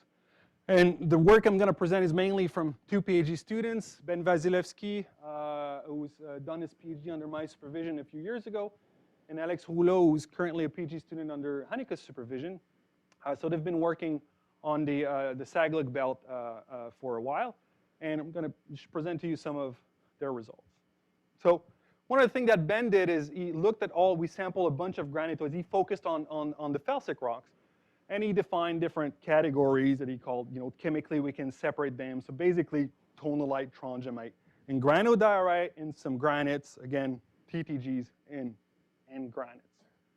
And then he dated a bunch of them, about 20 rocks, zapped almost 2,000 zircons, almost 600 of them igneous ages, and defined 6 different magmatic events between almost 3.9 billion years old, 3.7, 3.6, 3.33, 3.2, and 2.7. So we have here in Sagleg over 1 billion years of crust history. So perfect place to see how things are evolving with time, with all of these magmatic events that have been recorded by all of these rocks. So we've done a lot of the conventional work, hafnium and zircons, and epsilon neodymium. Most of you are familiar with this. And of course, there's a lot to unpack in these graphs, but I just want to focus on a few things here. In both hafnium and neodymium, the oldest rocks, they basically suggest an early depleted source. So they all have a slightly positive value, actually quite high for neodymium, up to +4 here, and also in hafnium, where most of the zircons in the Eoarchean are closer to chondritic in the Eoarchean, but in Sagleg they're just slightly higher than chondrite. And why are we proposing that the source of some of these rocks it's actually Hadean crust? It's because we also want to consider always the whole rock chemistry of these rocks. We know they're trondhjemite and tonalites. Well, we just say that the source of tonalite and trondhjemite is a mafic crustal source. We're going to assign to them a mafic source and not a felsic source. It changes their lutetium-hafnium ratio or samarium-neodymium ratio. And granites are basically sourced from felsic rocks. So by considering the whole rock chemistry of these rocks, some of the paleo and Mesoarchean rocks would actually suggest reworking or remelting of Hadean crust, both evidence in hafnium space and also neodymium space. Reworking of felsic rocks works pretty well with the Neoarchean younger stuff here, where most rocks are granites. Here in yellow, all the yellow dots are granites. So all of the Neoarchean magmatic events basically producing granite, consistent with reworking of the oldest crust of the region itself. And also we see a shift at about 3.2 billion years with some gneisses that are called the listic gneiss, where it jumps back to more juvenile composition, both more strikingly in hafnium, but also we see it in neodymium. So something seems to be changing at around 3.2 billion years, and these rocks are 3.3. So we have this shift pretty pinned down in time between 3.3 and 3.2 billion years old. And also, if you can see here in green, there is a lot of similarity to what we see in Southwest Greenland. If I go back here, well, these rocks are here, but they're part of the North Atlantic craton. So there's a lot of common history. It's not surprising that have some common history with Southwest Greenland. But if we're adding 142 neodymium in this story, this is what we get. All of these rocks here on top are the felsic rocks. All of these are mafic, ultramafic rocks. And a few things that we can notice is most granitoids have positive 142 neodymium anomalies, up to about +15, and very, very similar to the mafic and ultramafic rocks in the area. Another notable thing is that pretty much only these listic gneiss have no anomalies in 142 neodymium. So again, these gneisses where we could pick up the contribution of a more juvenile source. We also pick up a difference in terms of 142 neodymium with no anomaly. And then the goal, especially for the felsic stuff, was to try to combine the long-lived and the short-lived neodymium isotopes to say something about its source. what kind of source we can propose, what is the age of the source and the degree of depletion in terms of samarium-neodymium ratio to get to the values we measure in 143 neodymium and also in 142 neodymium. This is what we get for the oldest tonalites of the region, almost 3.9 billion years old. And as you can see here, these are ages of different reservoirs.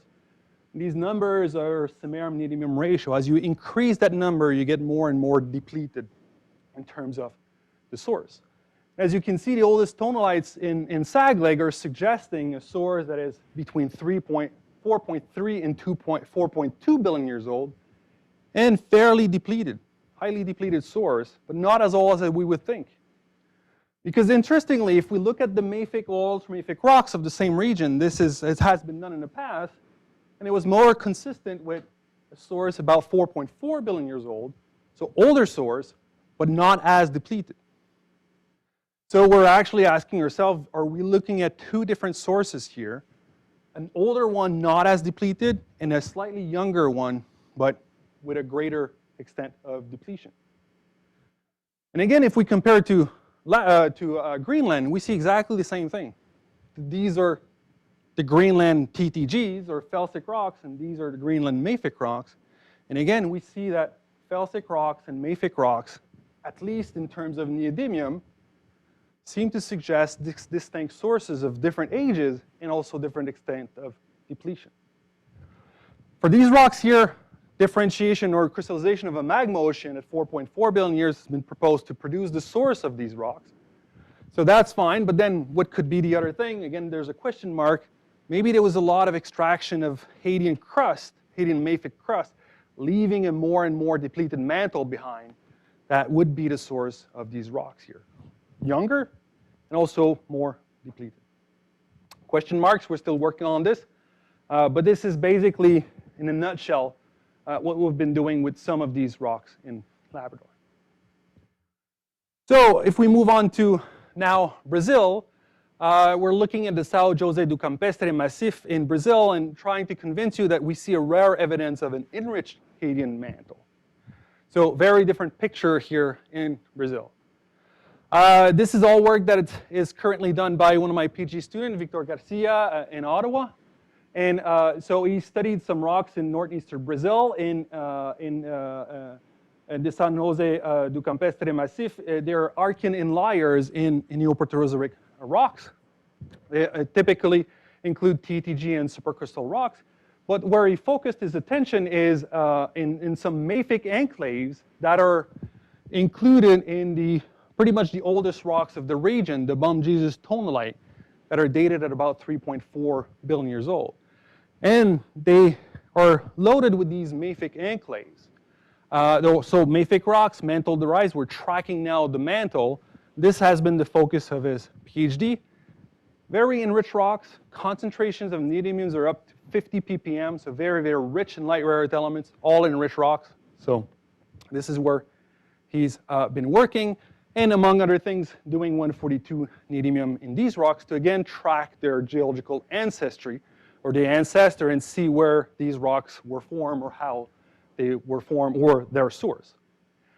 And this is the data he got for all of these enclaves. And I want to point out as well that there are two different types of outcrops. Some outcrops, these enclaves are hosted in migmatites, and some other outcrops, they're hosted in tonalites. So slightly different host rocks, but still the chemistry of these rocks are more or less similar.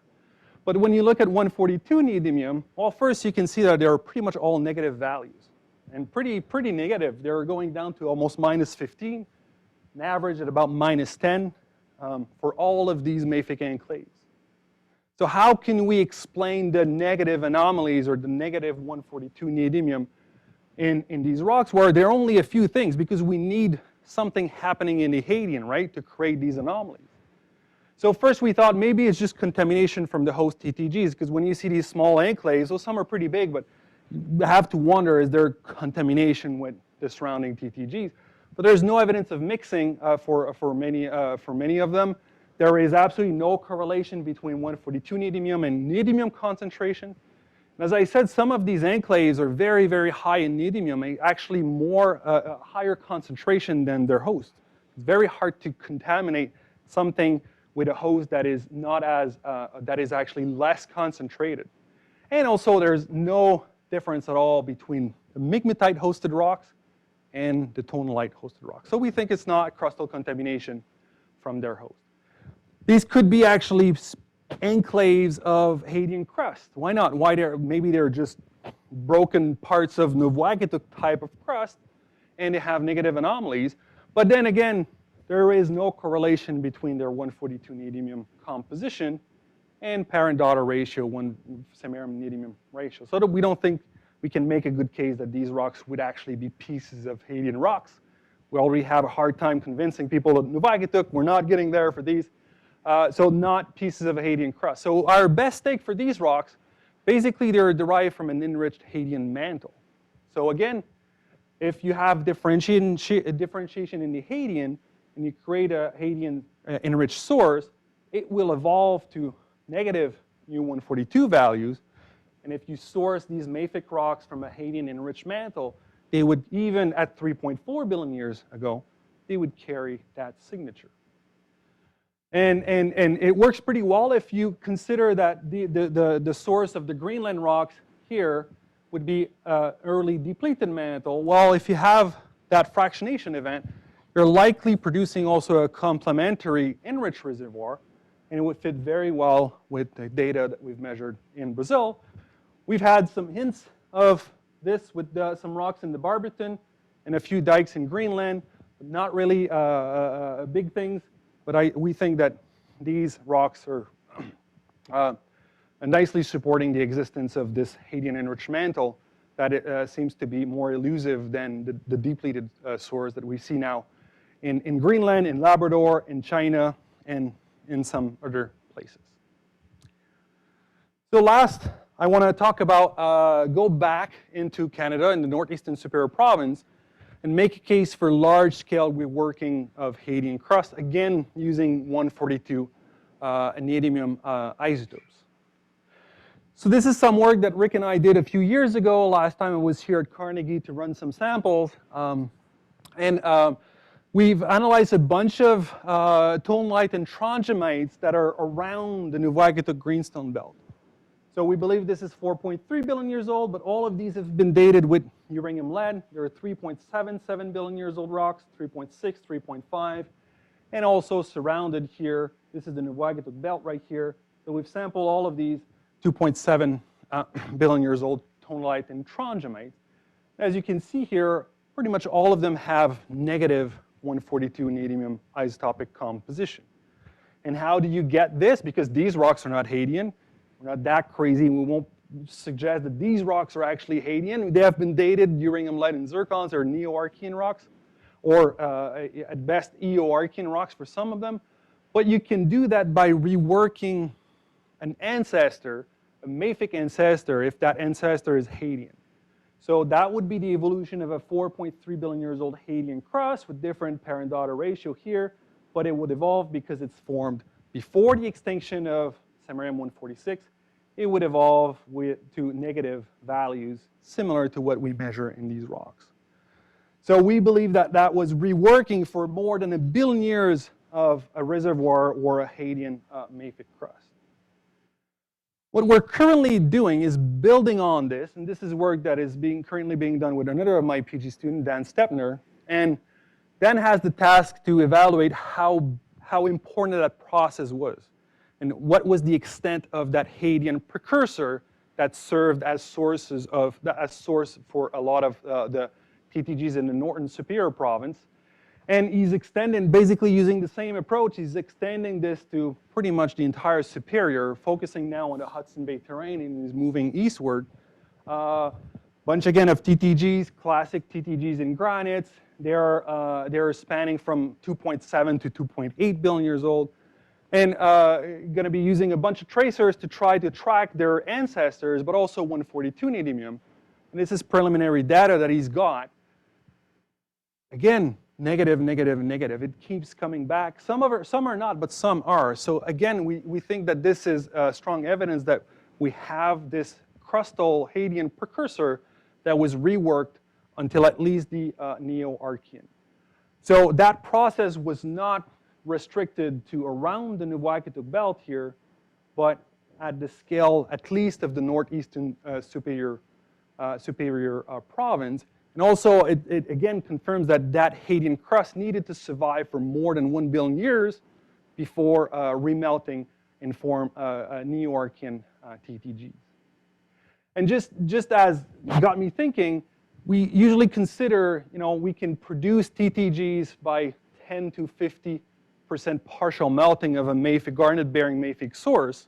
So if these are so regional like this and they're 10 to 15% partial melting, it would imply that this Hadean crustal source was much more regional scale and widespread on the Earth. We need much more volume of this, at least 50% more, and up to 90% more of that Hadean crust that was sitting around at least until the Neo-Archean to be remelted and form some of these TTGs in the northern superior province. So that's work in progress.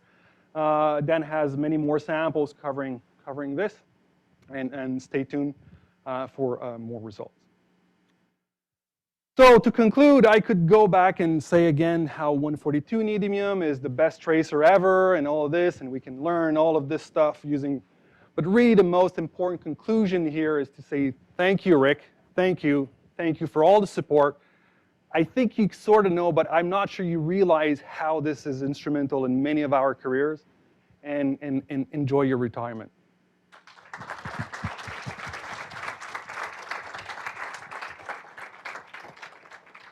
Thanks, Jonathan. If you have a question, raise your hand and I will bring the microphone to you.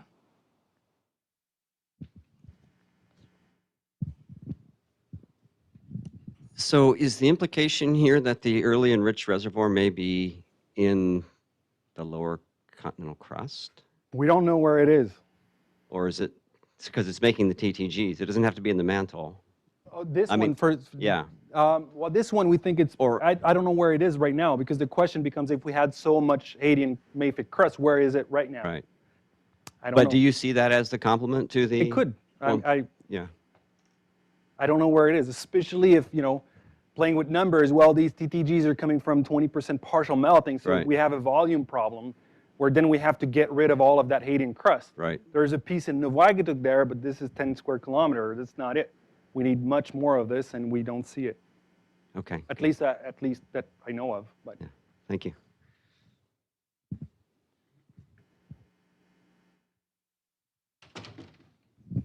Very nice data, very impressive. It's cool to see all the evidence of all this potential Hadean early start to a lot of this crust.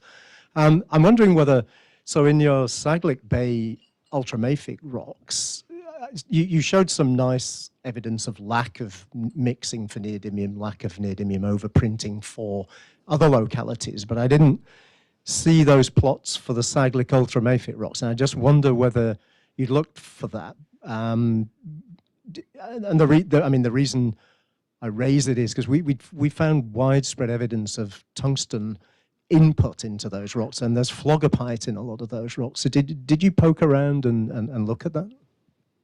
Yeah, I mean, the challenge with the ultramafics and Saglic, as you probably know, because you have some of these samples, some are very, very low concentrations, and they probably are not, chemically are not pristine at all.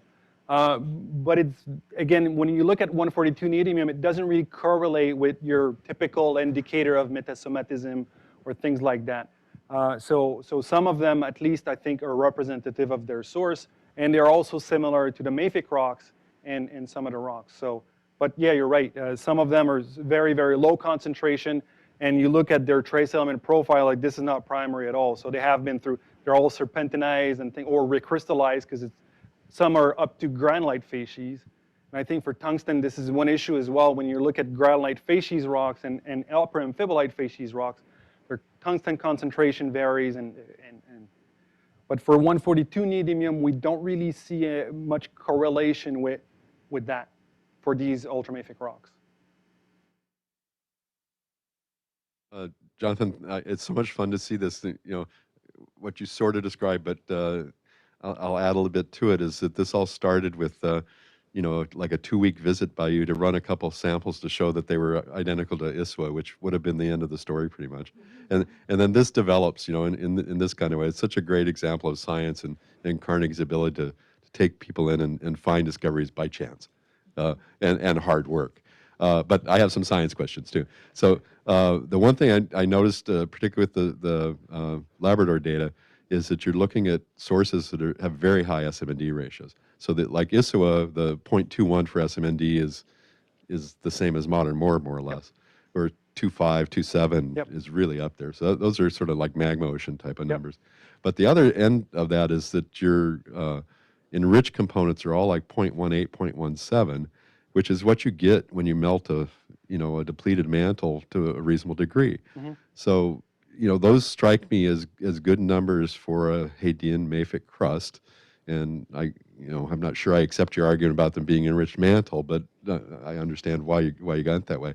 But the point being is that those are all the kind of things that you get by shallow partial melting of normal mantle, but you have to do it in the Hadean, and you preserved it till 2.5 billion years ago. Yeah, that's why we thought, you know, are we going to try to propose that these are pieces of Hadean crust or remelting of mafic Hadean crust? Like you said, it would fit the composition, but they were amphibolites. So that's really why, you know, it doesn't really work if we look at the chemical composition of these rocks. They're enriched, yes, but they're all mafic rocks. And that 0.17, 0.18, I got these numbers from one of your paper, actually. And these are well, for a mafic crust as well, but that's what you calculated yourself for what would be the composition of a early enriched mantle. Basically, you would expect these kinds of ratios there, nothing like 0.11 or, you know, so low that this. But if you actually put the time of differentiation around 4.4 magma ocean, because you can play with that time of differentiation, of course, these are the parent-daughter SMND ratios you get. That, yes, they correspond to a Hadean mafic crust, but also they could correspond to a Hadean enriched mantle. But it's really the composition that is, they're amphibolites, so it's difficult to say that they're coming from the remelting of an amphibolite. So, and yeah, I remember when we got the first numbers, I was a young PhD student. I was walking up the hill to go to Politics and Prose to get a coffee. And being a young PhD student, I didn't quite understand everything about 142 neodymium, but I knew we had something big and like, okay, how are we going to do this? But yeah, I remember that time as well. So I have a question as probably one of the only non-geochemists or physicists in the room. Can you paint a more robust picture of maybe your own imagination of what the relationship between what a Hadean crust and how it would have evolved from the mantle, just to understand a little better? You've given ages for things, you're dating things, you're giving chronology, but what's the processes by which you could push this crust up from the mantle right up to the surface where you're now finding it, and presumably starting 3 billion years ago? Yeah, well, I'm not sure, and there's a lot of people who would have probably a much better answer than I would for how do we create that primitive crust? Is it from crystallization of a magma ocean or from the remelting of the mantle? But a lot of evidence now are suggesting we need some mafic crust at around 4.3, 4.4. The ages is variation. There's some variations, but you can use a lot of different tracers, and we need a fair amount of Hadean mafic crust on Earth. And then the question, like, where is it right now? We don't know where is it. And how do we form that primitive crust right shortly after the magma ocean from the moon forming impact? I'm not sure. And again, I don't want to say anything stupid with all these peoples, and that's the trap. In my classroom, I would BS something, but not here. So even the question of how this the mantle material got up and now it's exposed on the surface is what you're saying, right? So what even the process by which it gets mantle. lifted? I don't think we have pieces of mantle. We have pieces of crust, either felsic crust that or may have been mafic sourced crust by the mantle. That is sourced from either an enriched mantle or a depleted mantle, and we have pieces of felsic crust or pieces of mafic crust at the surface. Okay, thanks. If we have no more questions, let's thank Jonathan again.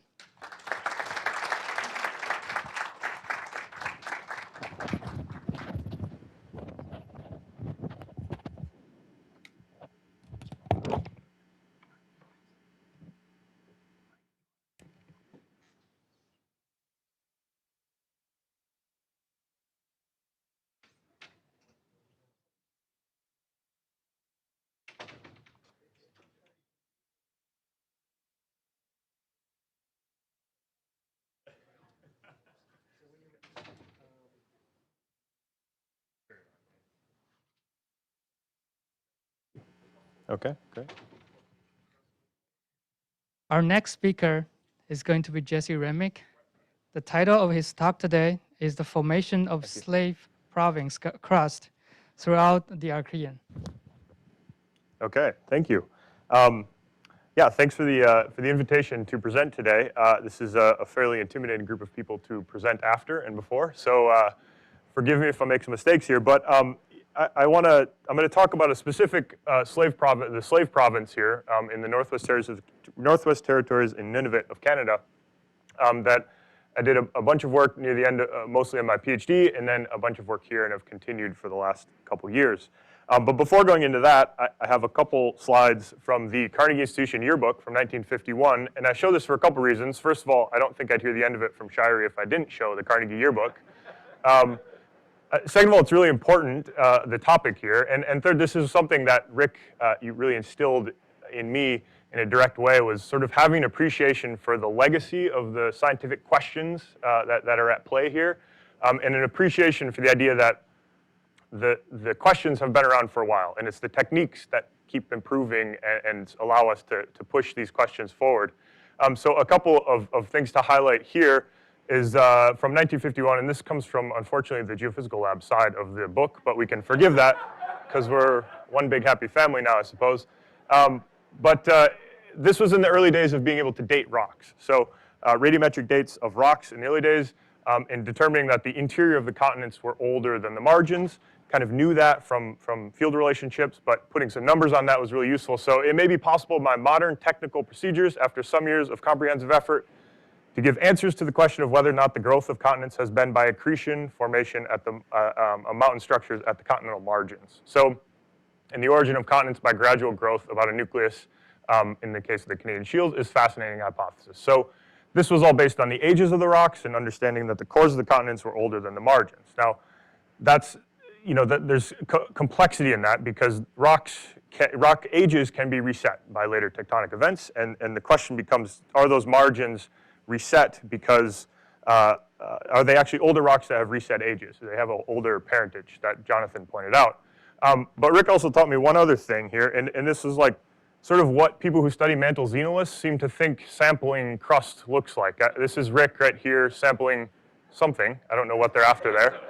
Digging down for a xenolith, maybe, I'm not sure. But this is up in the Northwest Territories, and this is kind of what the outcrops look like. This is a 3 billion-year-old gray gneiss terrain, and you know, Rick's working hard there in the water to do something. So the question here, I'm going to look at the slave craton here. So this is a map of the slave craton. Outlined here is an Archean block of crust that's mostly seen very little deformation or later tectonic events since about 2.5 billion years old. I'm going to build on this map, so I'm going to spend some time looking at it. But we have a long history of plutonic events from 4 GA all the way to 2.6 in the slave craton. The green areas are what I'm going to mostly focus on, which are these basement gneisses, which are the meta-igneous rocks, the core to the craton. So they've been polymetamorphosed, but they have an igneous history. These Neo-Archean granites, 2.6 billion-year-old granites that are kind of in the salmon-colored areas here will become important a little bit later, and I think are really interesting. But another thing to note is that the gray stippled areas here are areas where we have mafic and felsic metavolcanic belts. So this is really a classic granite greenstone structure to a craton, and this is a schematic of sort of one of the classic interpretations for these granite greenstone dome and keel structures is that you have these granites that are about 2.6, some places 2.9 GA, that are sort of moving up, and the mafic package that is older is kind of sloughing off the margins. And this is one line of evidence that is used to argue, in some cases, that Archean crust was formed by some sort of vertical processing. So we're going to turn to isotope geochemistry here, and I'm going to use the hafnium isotope system. So I remain the black sheep of the 142 group because I actually won't show 142 data, I don't think, in this talk. But I'm going to use the hafnium isotope system. So on all these plots, positive values in hafnium are broadly a depleted mantle signature, and I'm going to be showing zircon hafnium isotope data. So the age will come from the zircon. The hafnium isotope composition will tell us what the source composition was, so what melted to form these granitoid rocks that we're looking at today. Positive values in epsilon hafnium will be depleted mantle. Negative will be either older mafic crust or older felsic crust. So back to the slave craton. This is the Acosta Gneiss complex. 4 billion-year-old rocks are present there. There's not many of them.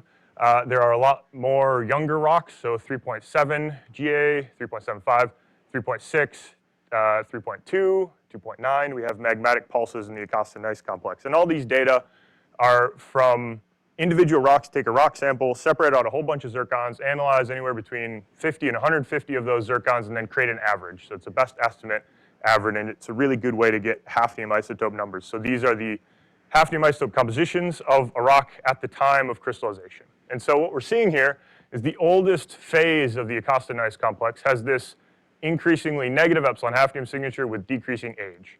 And this Hadean mafic crustal model here is actually built off of Jonathan's new Vuagatuk rocks, the Jarluk unit.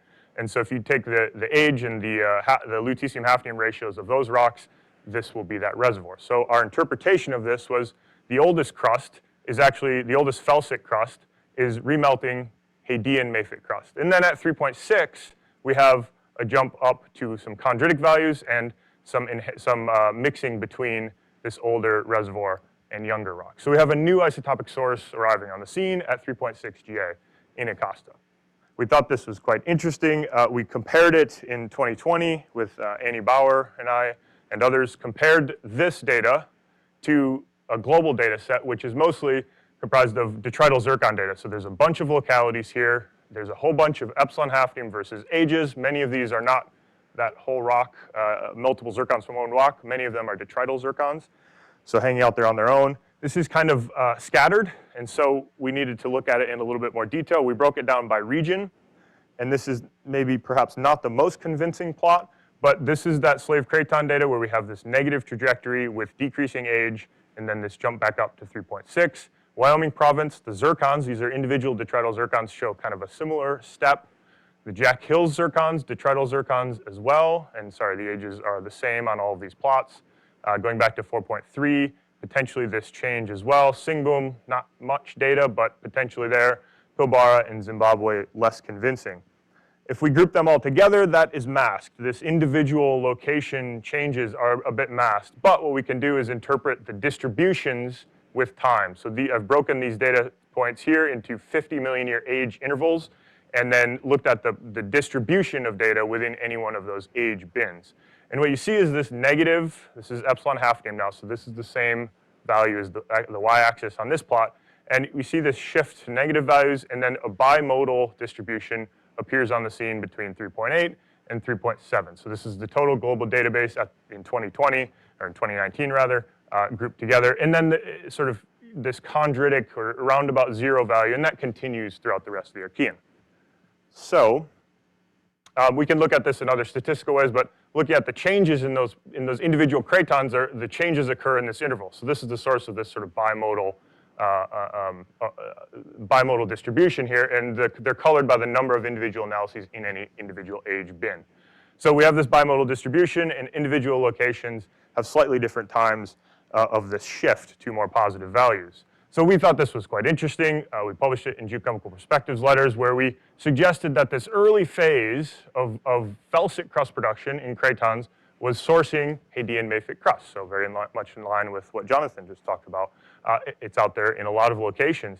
And then at 3.6, or depending on where you are, 3.6, sometimes 3.8, we get this shift back up to chondritic values, which again, these are felsic rocks, so we need to tap mafic crust, but it's no longer Hadean, and in fact, it's much younger source. So we need to have young crust being melted beneath this older nucleus, which we think some form of mobile lid regime is a good way to do that. I would be hesitant to use the term subduction or plate tectonics, but breaking the lid and getting juvenile mafic material at depth underneath of older nuclei.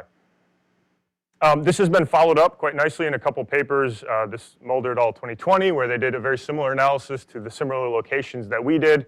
Again, Hadean mafic crust, this is Wyoming data. They put some younger rocks on these plots, different than what we did, but basically the same story. Negative trajectory upward at around 3.8, 3.6. This is the detrital zircons from the Jack Hills region, again showing this trajectory change, kind of coming to similar conclusions. And then a recent paper just this past month, which has been getting a lot of press from the Barberton Greenstone Belt, a new discovery of detrital zircons there that shows, again, that same trajectory. So I'm quite happy to see this. I think it's a nice, we're starting to see this signal in a lot of different places in a different geochemical indicator than what Jonathan's talking about, but kind of speaking to the same process here, and a shift somewhere around 3.8 in some locations, or in the case of Acosta, 3.6. So back to the slave craton. This is all of that Acosta data from over here, and what we did was we wanted to look at the rest of the basement ice complex to see if there's a lot of old Hadean crust being reworked in this interval. There's not. The center part of this craton actually has positive epsilon hafnium values, and there are actually no old rocks in this region either. So the oldest rocks here are 3.4. We have positive epsilon hafnium values, which again is this depleted mantle signature. So we start to see depleted mantle around 3.4 billion years old there, but very different from Acosta. There are detrital zircons from the slave craton. And here are the 5 locations. So these are 2.85 billion year old cover group sequence sediments, so quartzites and conglomerates sitting right on top of the basement gneiss package. These were sampled and analyzed by Pietrnik et al. 2008. And this is the title of that paper, Episodic Mafic Crust Formation from 4.5 to 2.8. There's the data there. But when I break these data down by their location, I can separate out a boundary between the westernmost side of the craton and the central part of the craton. So we're seeing some isotopic boundary where we do have old rocks present. We have 4 billion year old crust here. We have 3.7 billion year old crust here where there are older rocks present. The younger rocks show that isotopic lineage. Where there are no older rocks, we do not see that older isotopic lineage. It's a juvenile signature. So this epsilon hafnium is tracking the old rocks geographically. Good that we know that should happen, so that's just a confirmation of what we already know to be true. Depleted mantle appears here at 3.3 GA, and most of the craton is kind of juvenile. This basement gneiss package is juvenile. When we look a little bit younger, so just summarizing there, we also have old crust, Eoarchean crust. We do not have Eoarchean crust, and we do not see many isotopic signatures of Eoarchean crust there. When we look at the younger rocks, the 2.6 billion year old granites here, this boundary was mapped by several papers here in lead isotopes and neodymium isotopes as a juvenile and older isotopic signature in the 2.6 billion year old granites. So we're seeing this negative epsilon neodymium, and this behaves the same way as hafnium. So negative epsilon neodymium is an older crustal signature, positive is a depleted mantle signature. So these granitoid rocks at 2.6 GA are coming out of new formation out of the mantle, an old inheriting an old signature. Good, there are old rocks there, so that makes sense. So I think what we're seeing here is this the origin of continents by gradual growth about a nucleus, and we're seeing it both in the ages and in the isotopic data. So we're seeing a gradual growth from a sort of Acosta-like nucleus growing outwards to the east, and we're adding a lot of volume of material to the continent throughout the Archean without a ton of old reworking, so different from the Superior Province that Jonathan just talked about. So I think even in a craton where we have this dome and keel structure that's talking about sort of a vertical tectonic regime, this is not crust formation. This is a later overprint of the original formation of the continental mass. So we're gradually adding stuff throughout the Archean. Perhaps you could argue there's some linearity to these belts, a mobile regime, and then the question, and I think looking forward, that's very exciting, is what's going on with this? How does this happen, and how do we end up getting a lot of the heat production to the top of the crustal column? So getting a lot of these granites up to the surface and forming a stable craton in the end. Just to look to the future a little bit, a master student working with me, Christy Stoyan, has recently discovered up here in the Tree River region an Eoarchean rock sample, a 3.75 billion year old rock. So Jonathan showed a nice map that there's about 6 of these known globally. There's another one up there now, and we're about 350 kilometers from Acosta. It does look very similar to Acosta, but all of Acosta that's been worked on is the size of my laser pointer there, and very little is known about the rest of the region. And so having some Eoarchean rocks up in this very unexplored region is quite exciting, I think. So we've got an NSF grant to go up there and look at these rocks, but also look at some detrital diamonds that we've discovered up in this region as well, which Graham will talk about tomorrow a bit, I believe.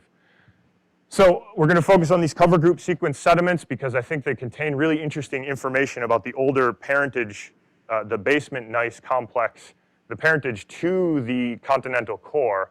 And I think these sediments are increasingly interesting because we can think about what it means for continental uplift and exposure and the formation of sediments at a global scale. We published this recently, but it's a relatively simple model that in a low freeboard Earth where we have submerged continents, if they existed, these sediments would have a very restricted detrital zircon age. So they'd be tapping small regions with relatively restricted ages, perhaps young ages at the time of deposition, whereas mature large-scale sediments with well-exposed continents would produce a detrital zircon age spectrum that has a big age range. So we tried to quantify this and look at it through time. This is the depositional age of a sedimentary database. The only important point here is that these dark purples are these kind of really mature sediments. So sediments that we think are eroding a large areal extent, a large catchment size in exposed continental uplift, and it's sort of coming on the scene around 2.9 GA. And I think this is interesting because this isotopic lineage here of the craton, it's suggesting that there might not have been a tectonic shift at the end of the Archean to generate this dome and keel structure here. So the question is, what is actually generating this? And thinking about how sediments are tied in and continental uplift might be tied in is an interesting way forward. So with that, I think I will wrap it up. And I just want to show this last image, which is a very useful one because a lot of us are here just being lazy. One guy's fishing. I won't say who that is, but Rick is there working hard. And I think that's a very nice representation of Rick's approach to science as well. So thank you.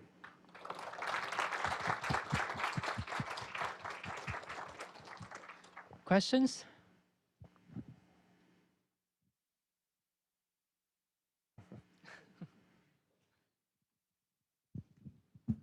So if I remember right, it's the pilot that's fishing, which Yeah. should have given us some concern. It's either the there. pilot or Graham. I'm not sure who, but yeah. This dome and keel structure is interesting. It really comes out of the Pilbara, and when you look at the Pilbara, it doesn't look anything like these terrains.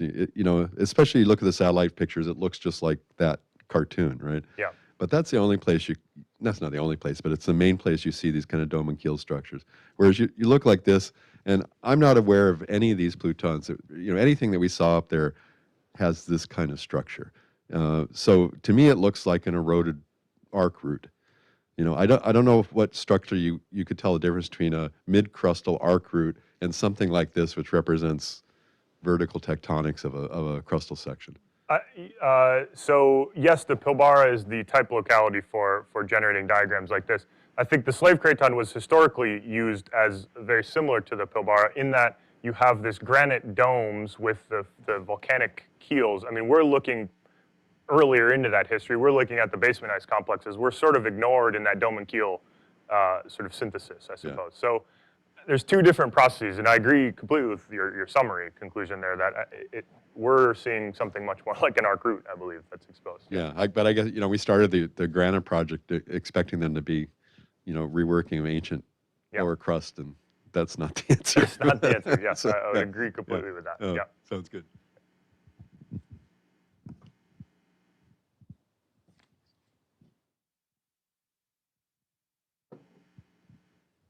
Any more questions?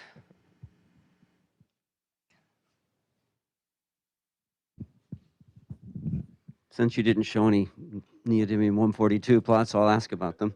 Yeah. So your Hadean-Mafic crust, presumably that all should have negative 142 because it projected back to 4.3 or something. Yes, so the 142 in Acosta, negative 142 anomalies exist in these samples here in Acosta, and we haven't found any in the rest of the craton. So matching with this juvenile source for the entire rest of the craton, basically. So yeah, the oldest rocks, which are, this is not a volumetrically equivalent plot here. We've oversampled the old rocks massively, but the few old rocks that exist in this region do have negative 142 anomalies matching this signature, and it matches the Hadean-Mafic crust nicely.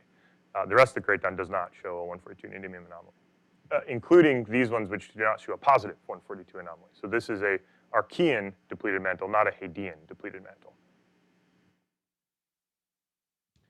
If no more questions, let's thank Jesse again.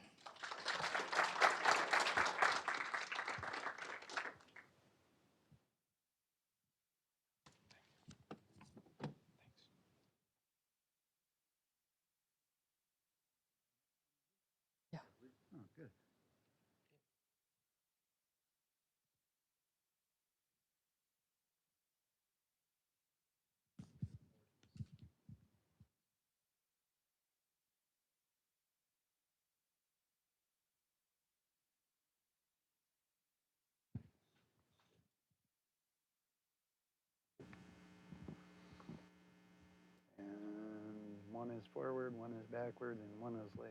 And this turns the whole talk off if people start falling asleep.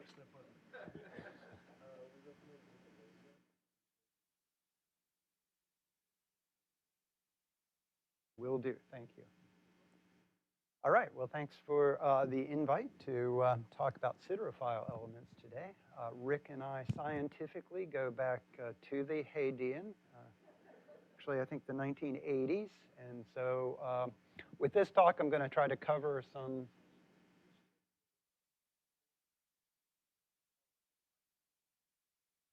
sorry. Louder? Shall I speak louder? More loudly? Okay. Okay, 1980s. Rick, me, work.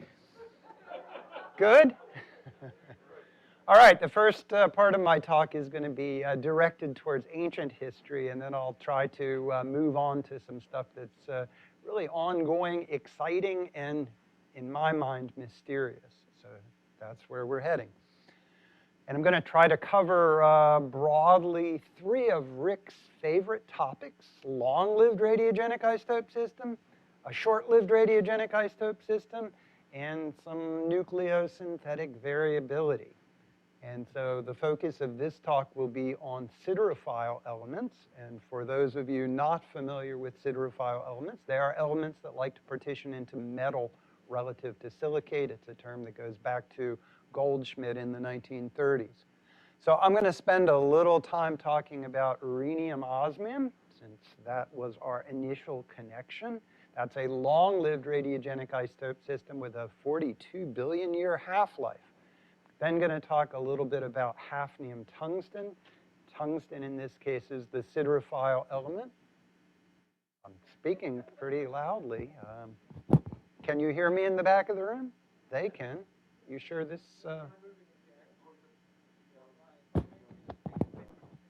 I can do this too, maybe. Okay, hafnium tungsten.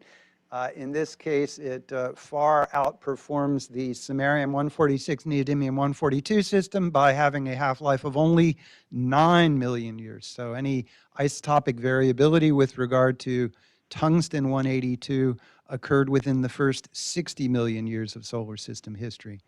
The last 2 isotopes, or 2 elements that I'll talk a little bit about, are ruthenium and molybdenum, and these are 2 elements that show considerable nucleosynthetic variability in early solar system materials and perhaps in terrestrial materials as well. All right, by means of a quick introduction, this figure up at the top shows a list of siderophile elements on the x-axis, and their estimated abundances in the bulk silicate earth are ratioed to chondritic meteorites here. And you can see some green symbols and some orange symbols. The green symbols are what are called moderately siderophile elements, so they like to partition into metal, but they're not that particular.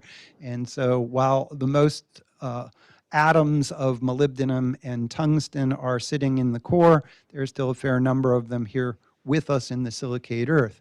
They're really interesting when you start talking about planetary accretion, particularly with regard to this planet, because as a consequence of the way we believe the Earth was put together, the bulk of these elements in the silicate Earth were probably added during the last 10 to 20% of Earth accretion.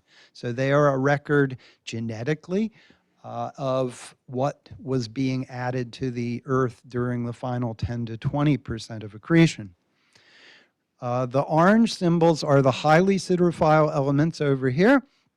Rhenium, osmium, and ruthenium are all highly siderophile elements, so they were strongly partitioned into the core, and 99-point-some% of those elements are sitting 2,900 kilometers beneath your feet in the core. Some of us at least adhere religiously to the belief that the elements, the highly siderophile elements that are present in the silicate Earth today were added as a consequence of maybe a final approximately 1% of planetary accretion. So in terms of building a construct of how the Earth was put together, these form an interesting grouping of elements that can then be combined with lithophile isotope and elemental systematics. Okay, we got to do a little bit of history here. So I finished a PhD at Stony Brook in 1984 and moved to a postdoc at the National Bureau of Standards, which is now NIST, in January of 1985. I believe it was snowy, but I'm not sure. And my task was what they hired me to do was to develop this thing that Liz mentioned, which is a resonance ionization mass spectrometer over here on the right. And this was a mass spectrometer that utilized highly tuned laser light to photoionize elements. And two elements that sounded really good to photoionize, because they're very difficult to ionize by other techniques, were rhenium and osmium. And there had been a few papers, particularly by Claude Legge and his student, on the rhenium-osmium system, but very little else had been published on it. So I was tasked with developing this instrument, and I also had to develop a chemical separation technique for it. And you can see, like Liz showed in her drawing, but this is a photograph of one going in real action, distillation with glassware, exciting things happening, sometimes stuff blurping out at the end stage, which is not very pleasant. Anyway, to make a long, sad story short, at the end of my 2-year postdoc at NBS, I had analyzed exactly 0 terrestrial and cosmochemical materials. This was not good from a job acquisition standpoint. Fortunately, I had given a talk over at DTM somewhere before this postdoc ended. I remember in the talk, I showed this slide. This is about the only thing I remember about the talk, and Vera Rubin would not allow me to get past that slide until I explained how the photon torpedoes were actually photographed in this. Anyway, Rick and also Steve, who had recently become a staff member, were, I guess, sufficiently interested in rhenium-osmium that they marched off to the director then, George Wetherill, and convinced him to hire me for an additional 2-year postdoc. And that was a very fruitful interaction, I think, for all of us. It produced some interesting studies. And so 2 of the projects that I want to highlight here that were done during that period of time, from what, 1987 to 88 or 89, something like that. One was to look at rhenium-osmium isotopes in some rocks that were called komatiites. And my PhD was on granites. I had no idea what a komatiite was, let alone how to spell it.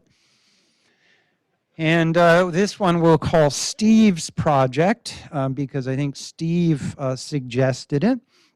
And, you know, it was successful. We were able to produce an isochron that generated roughly the correct age and some other interesting information.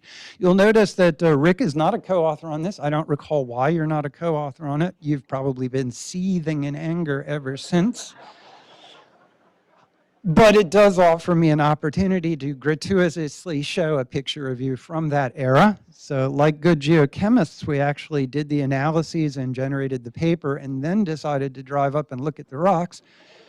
And this is Rick, and that's the snout of your dog, by the way, at the Arctic watershed close to where these komatiitic lavas outcrop. And so this was a great study. It was the world's first rhenium-osmium terrestrial isochron. And it also showed that the source of the komatiites were chondritic. And so this was an important contribution to our understanding that the long-term rhenium-osmium ratio of the mantle is chondritic. And that's kind of surprising for an isotope system in which 99-point-some% of the element is sitting in the core. And this I still view as probably the strongest evidence that exists for this process called late accretion, that these elements were largely added to the silicate earth after the core formed. And so there was no fractionation of the parent from the daughter subsequent to that. The second project we'll call Rick's project was to analyze peridotite xenoliths from the continental lithospheric mantle underlying the Kapval craton. And I don't know if this is an exact quote, but it's probably pretty close to what you said, which is, who knows what you might find. There were no analyses of rocks of this type at all. And in fact, humorously, look over here, the right side of the slide are two histograms which pretty much encompassed all of the osmium isotopic data that existed at that time. So imagine that. You could practically memorize the isotopic compositions of all the rocks that had been analyzed up to that time. Anyway, in the Archean osmium one, or the archaic osmium 187, 186 notation here, you can see a histogram of data for the peridotite xenoliths compared to a histogram of data for chondritic meteorites and some abyssal peridotites. And you can see they're largely offset. And this was an interesting discovery. I think it's a pretty important discovery. So it showed us that we could use osmium isotopes to place age constraints on the melting history of continental lithospheric mantle. And there have been lots and lots of papers that have used osmium isotopes subsequent to this study to do just that. So what we learned from this study way back in 1989 was that the lithospheric mantle underlying at least some ancient cratons is as ancient as the overlying crust. And that means that refractory mantle can remain locked with overlying continental crust for billions of years. That may seem obvious now, but I think we can safely say that wasn't so obvious at the time. And so it was certainly an important contributor to our understanding of the presence of lithospheric keels under some cratons. Do you agree with that, Steve? Good, okay. All right, let's move on to a more modern topic, that being the hafnium tungsten system. Again, this is a system that was live for only the first 60 million years of solar system history. So isotopic heterogeneity in the Earth is kind of interesting because it was somehow imparted to the Earth within the first 60 million years of solar system history. I conveniently stole a recent compilation of tungsten isotopic data from Tush et al. 2020. Like a lot of the figures you've seen before, this is in mu terminology, part per million deviation from bulk silicate Earth, which we believe to be 0. And so this paper just compiled a bunch of data from sources, including a paper that Hanika Rizo produced as a joint Maryland-Carnegie postdoc, also working with Jonathan O'Neill on the Nuvuajatuk rocks. Notice he plots them as 3.9 billion years old, not 4.3 billion years old. But we can forgive him for that. The interesting thing to note from this figure, and by the way, ignore the right-hand side of the figure, is that early Earth rocks, Eoarchean rocks, are generally enriched in tungsten 182 by a factor or something on the order of 10 to 15 parts per million. And so there are really very few rocks from that time that have normal tungsten isotopic compositions, which we define as having a mu of 0. And so the question is, first of all, why was the early mantle evidently enriched in tungsten 182? And you didn't give me enough time to talk about that, so I'm not going to talk about it. But even if I did talk about it, we wouldn't come to any conclusion that you would believe. So we'll just leave it at that. The second important question, which is something that we are actively working on at the University of Maryland, is over what period of time and why did this enrichment go away? And I've had a postdoc named Nao Nakanishi working on this problem for the last couple of years. And there are different ways of tackling this issue. You can look at directly mantle-derived rocks. That's also being done. But another way of looking at the evolution of the upper mantle is by looking at materials ultimately derived from the upper mantle, which is practically everything. And these materials ultimately get recycled into continental crust. And so this is a plot of a bunch of continental crustal rocks, yes, granites, from the Black Hills of South Dakota that are largely Proterozoic in age, but the x-axis here, labeled as TDM, are neodymium model ages, so they presumably average roughly the age at which the precursor materials to the average crust, sampled here, was extracted from the mantle into crustal environment. And so here at 3.5, all the data that you just saw was to the left of this, kind of at the horizontal between 10 and 15 ppm. And if you cross your eyes a bit, you'll see that the isotopic composition of tungsten in these much younger rocks actually decreased from about 3.5 to about 2.5. And you can't make global conclusions based on one location like this, but you know, we're actively looking at other places as well. And so this does lead to the question, which again, I'm not going to answer because I don't know what the answer is, but what global process, presumably a global process, what global geodynamic process would lead to the beginning of the transition starting at about 3.4 or 3.5 billion years ago and ending about 1 billion years later. So you have this very strange change in tungsten isotopic composition over a 1 billion year period of time. Don't show much data to the right here, but there is actually an accumulating number of data that shows that most materials that we see and look at post about 2.4 are all normal until we get to strange creatures like ocean island basalts today. Okay, the last topic that I'm going to talk about is planetary genetics. Jonathan showed that neodymium-142 is good for an equivalent to ancestry.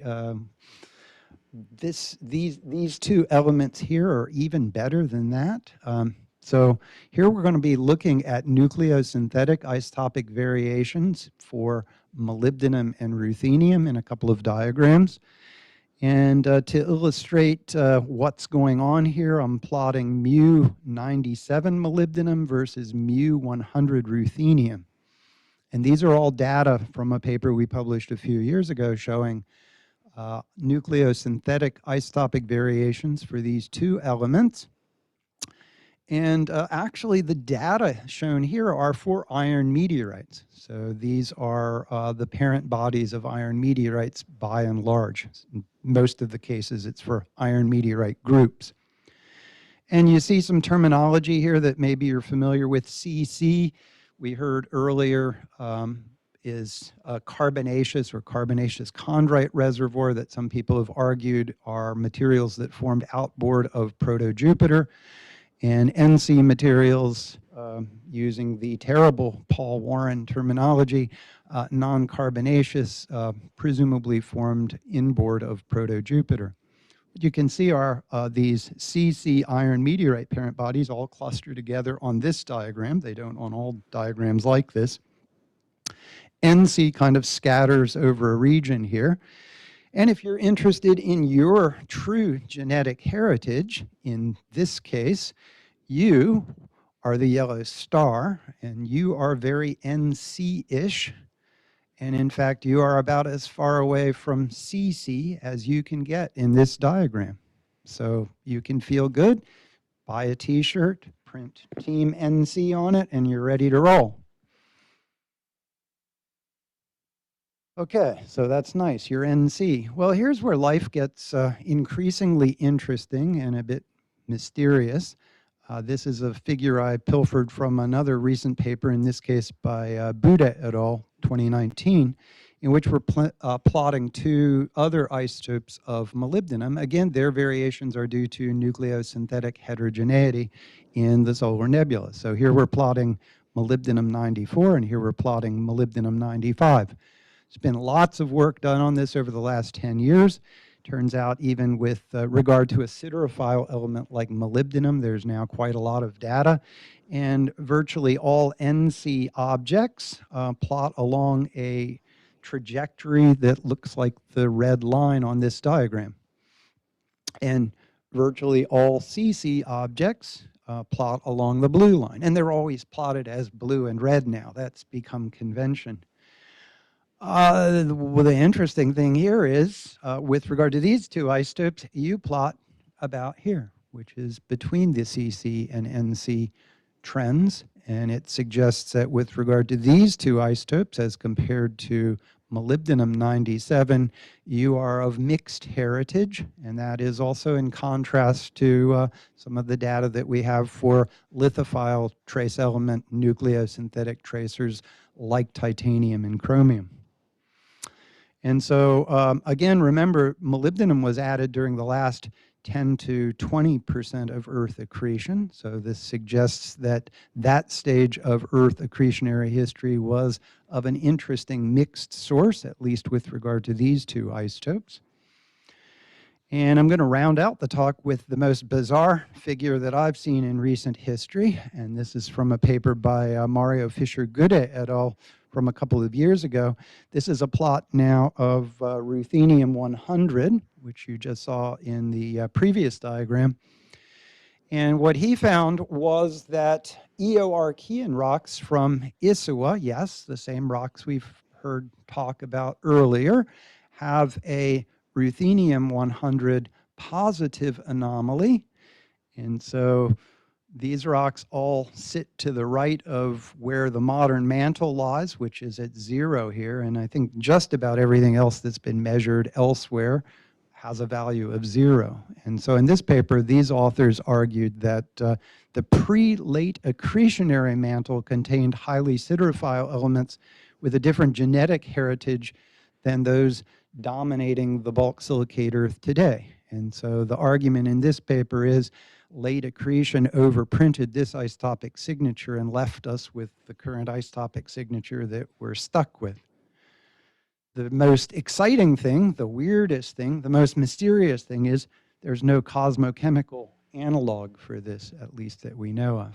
And we have exchanged samples, we've reproduced their results, we believe their results, it's real, but we don't have a very good explanation for it. So in summary, siderophile elements are your friends, not just neodymium-142, but siderophile elements are good too. Siderophile elements reveal that the accretionary history of Earth and its early chemical evolution were complicated, and that's not surprising because they were added to the silicate Earth at different times, and much of what we see in the isotopic data for siderophile elements remains mysterious. So I was asked to project ahead. These are really interesting topics, I think, that still need a lot of further exploration. Thank you.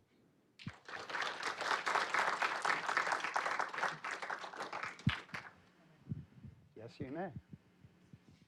Although no one will hear me now.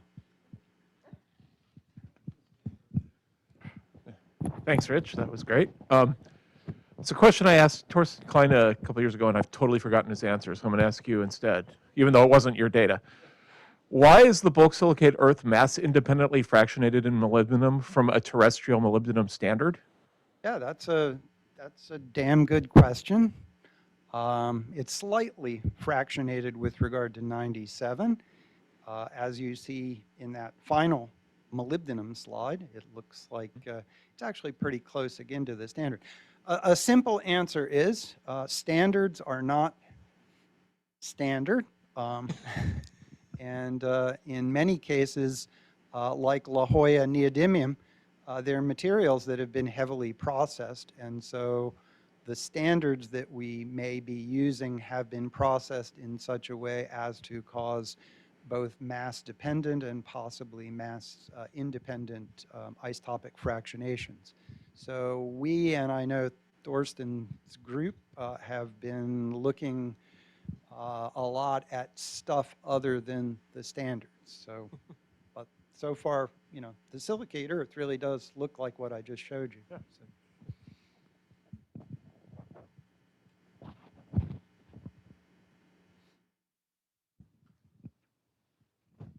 Nice summary, Rich.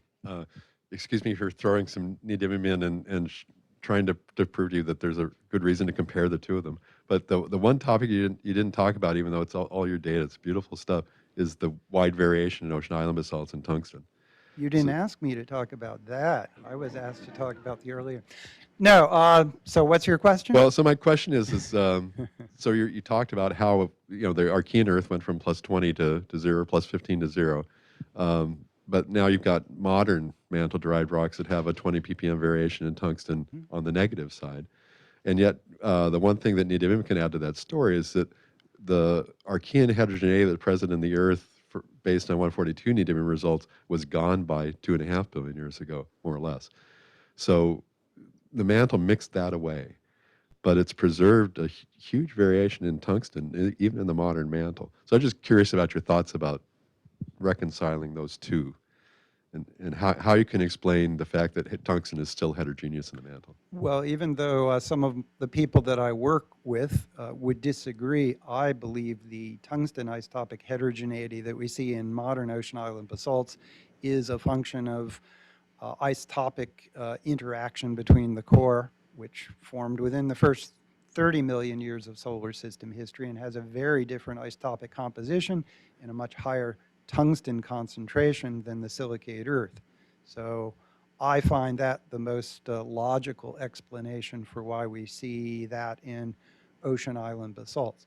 I want to make one other point, though, and this is because people are constantly saying, gosh, there's isotope anomalies everywhere. How do you know what's really going on with regard to the bulk silicate Earth?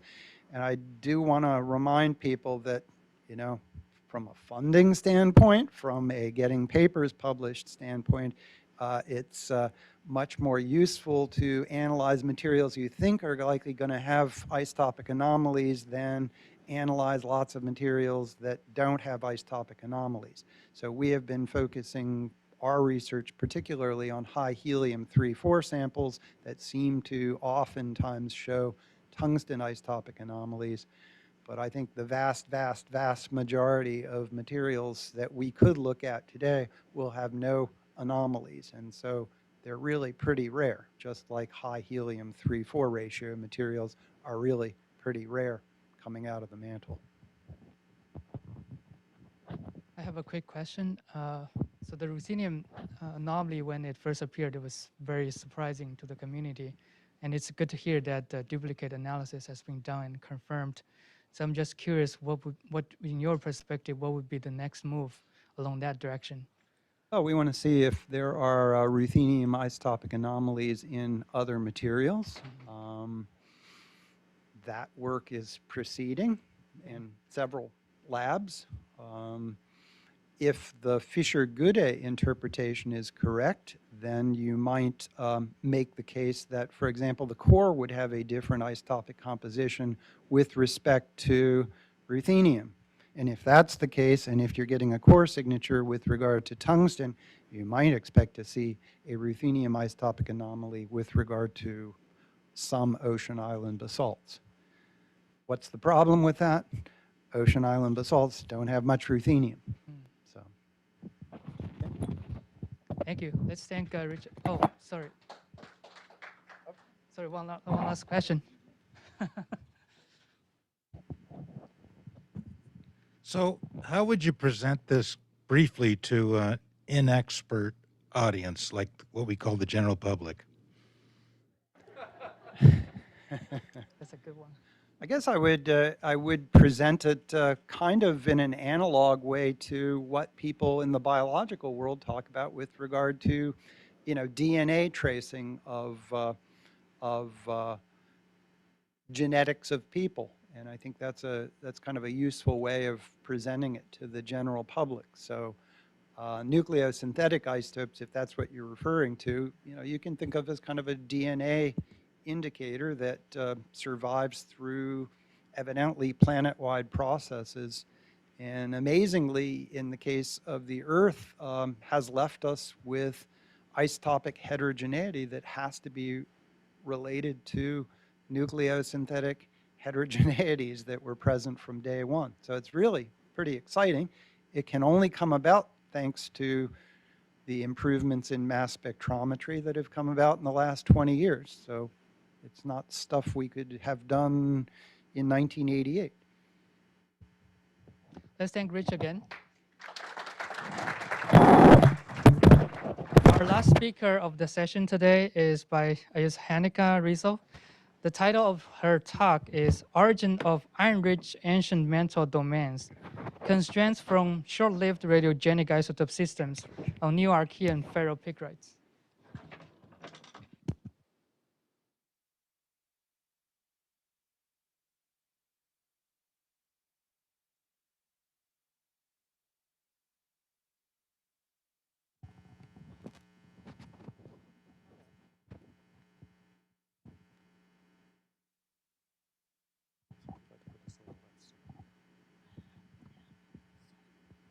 All right. Like this. Let me know if you don't hear me. Can you hear me okay? No. Is it on?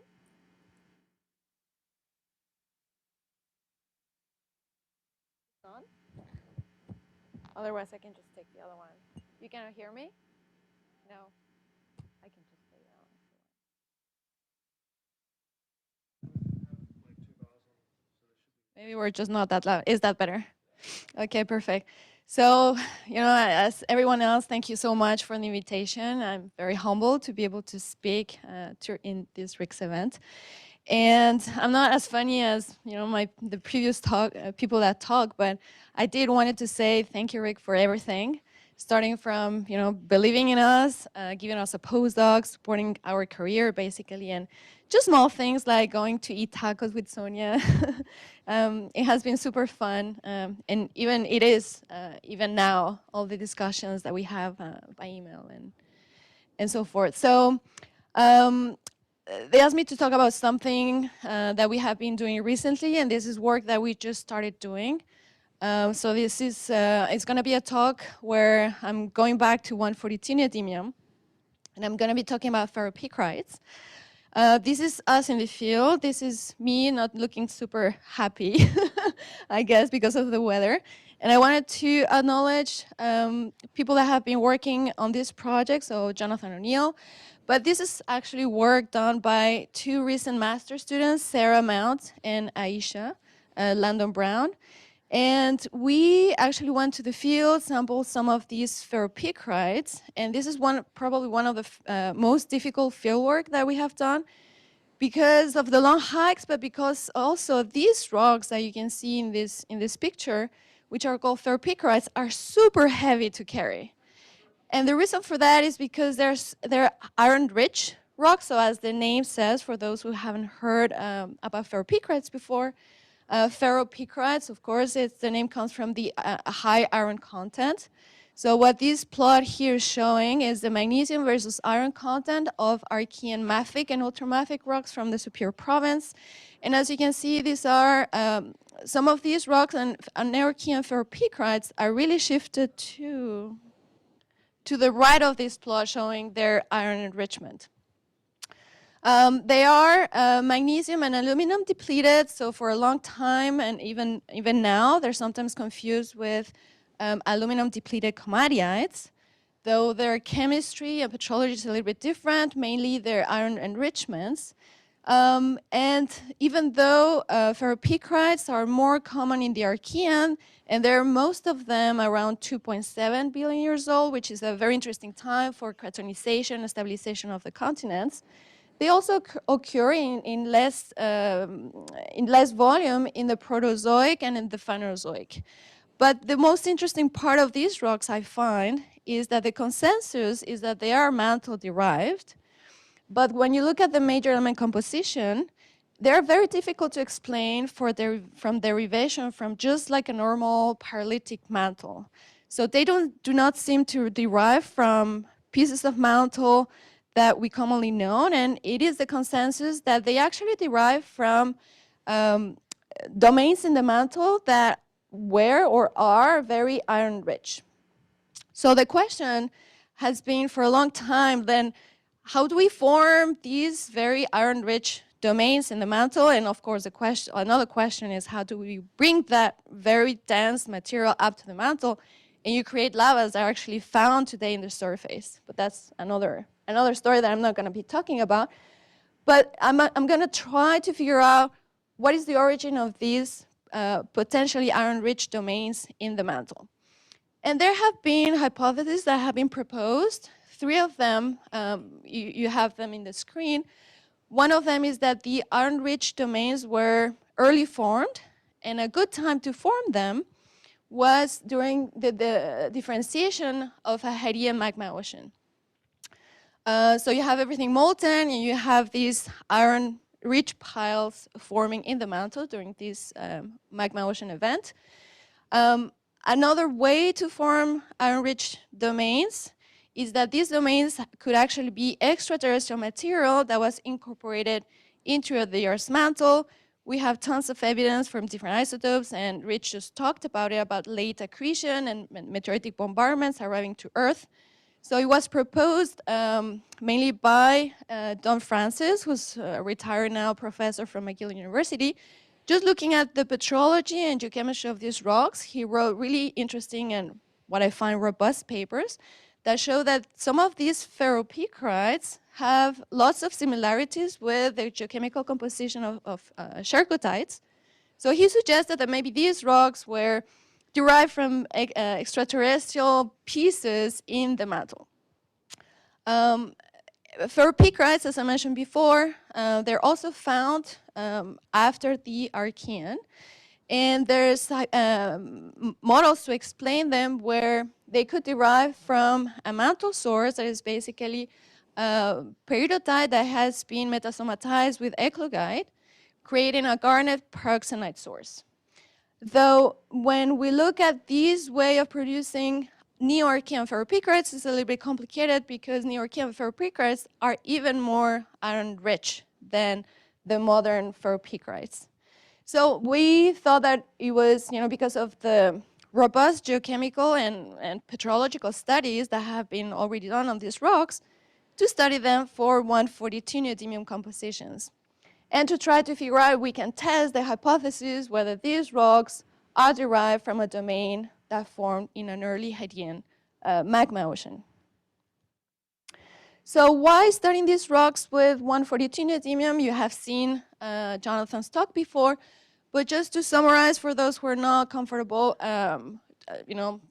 seeing these kind of plots or talking about these isotopes, 142 neodymium was created by the decay of 146 samarium with a half-life of roughly 100 million years.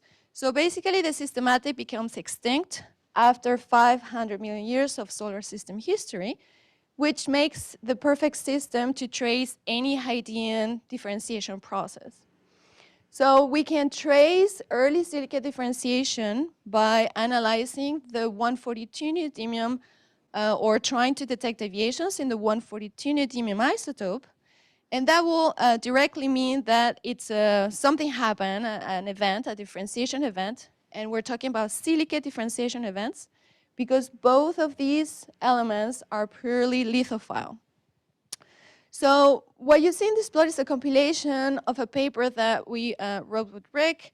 Actually, the age is 2019.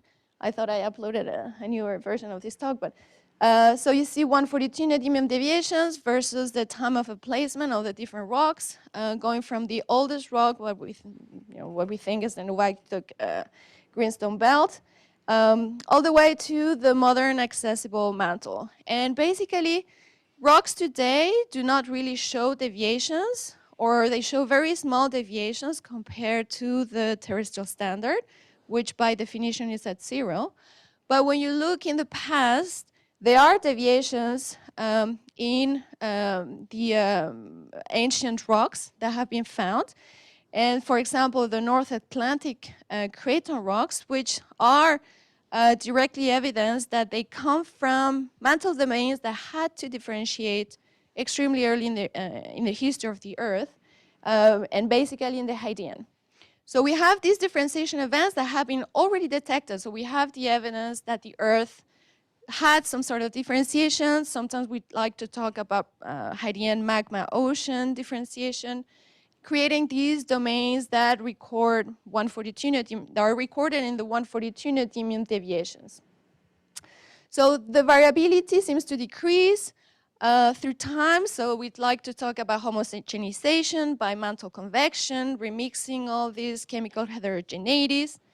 And after a while, we think we don't see these deviations anymore, but of course you see there's a huge gap of data. There might have been some papers since 2019, of course, that report more data, but there's still lots of places in this kind of geological timescale where we need more 142 neodymium data. And the ferropicrites are really at a nice spot. They were mostly in place at 2.7 billion years ago. So we decided to analyze them, but not only because of their age, again, because of their petrology and geochemical composition that led to some scientists to propose that they might have been derived from enriched domains that were probably created after a crystallization of a magma ocean. So where can we find Nearchean ferropicrites? They have been identified in several Archean cratons. And these cratons are highlighted with the red. And we decided to look at two locations,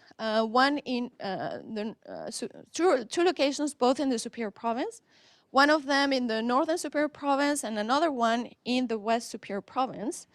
And the reason for these two ferropicrite locations is because they each have a different geochemical composition, or the rocks belong to two different groups.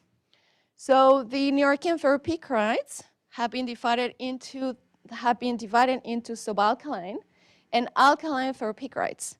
And the difference between both is that the alkaline ferropicrites seem to have much more enrichments in trace elements, which suggests that their source has been metasomatized. And also they have scandium over iron ratios that are lower compared to the subalkaline ferropicrites, which suggests that the alkaline ferropicrites derive from a source that would be rich in garnet and pyroxene, because these are two minerals that take up a lot of scandium. So there seems to be garnet and pyroxene in the residual, in the source of the alkaline ferropicrites, compared to the subalkaline ferropicrites that have scandium ratios that are higher, so it's more a source dominated by olivine, and the trace element enrichments are much less. So two different geochemical groups for Nearchean ferropicrites, and we analyze the two different locations. One comes from the alkaline and one comes from the subalkaline group. So first we age date them with the long-lived samarium and neodymium system. So this is a system that is, can give you ages for the emplacements of these rocks. These are the subalkaline ferropicrites. These are the alkaline ferropicrites. And I'm just comparing here the data with alkaline ferropicrites that were analyzed by Igor Pushtel from the Boston Creek flow. We obtain ages. So obtaining ages is important because we want to know what is the age of the rock, so that we know what is the mantle that we're looking at when we analyze 142 neodymium. So they gave us the age of the ferropicrites, so 2706, 2706, exactly the same age, even though they come from very different locations.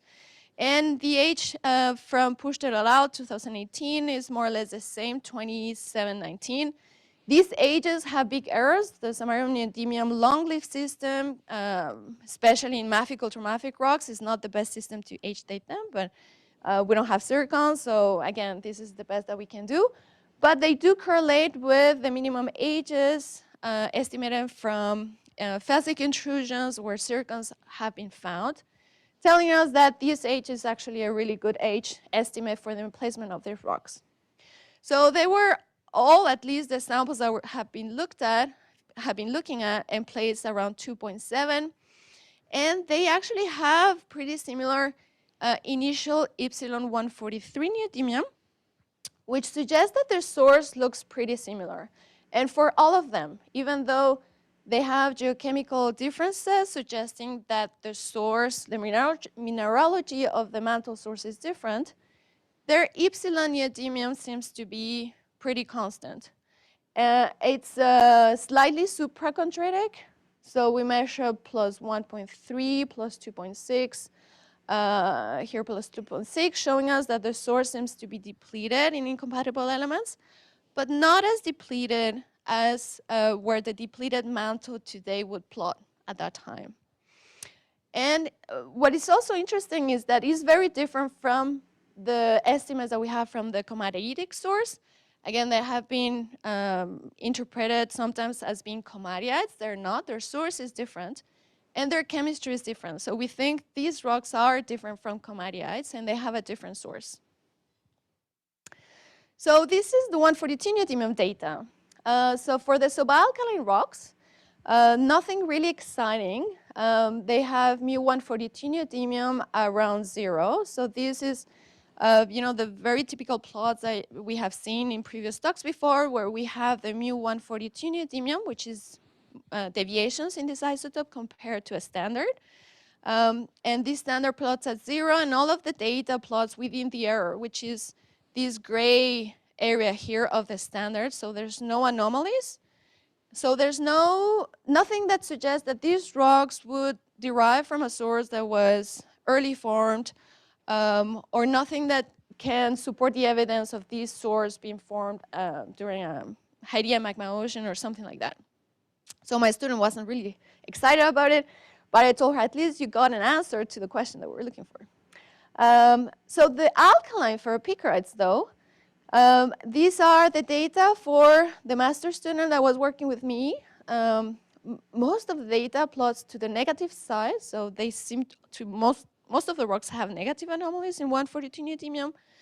They're not resolvable, but they're all negative, which is always frustrating because of the precision that we have. Sometimes we cannot resolve anomalies, but we think they still mean something, especially when we compare them with the analysis published also by Igor Pushtel in 2018 at the University of Maryland, where they also analyzed a series of samples that I showed the ages before from the Boston Creek flow.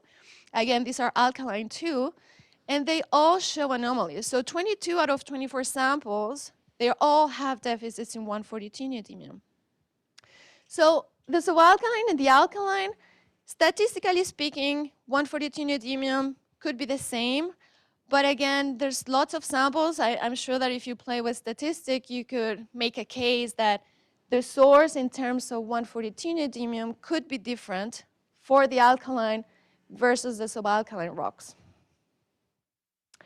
Well, this is just a plot showing both of the data for the alkaline rocks that I showed before compared to the 0 line. And again, they're all negative, and these are, again, rocks analyzed in different labs and different places, but both alkaline ferropicarites.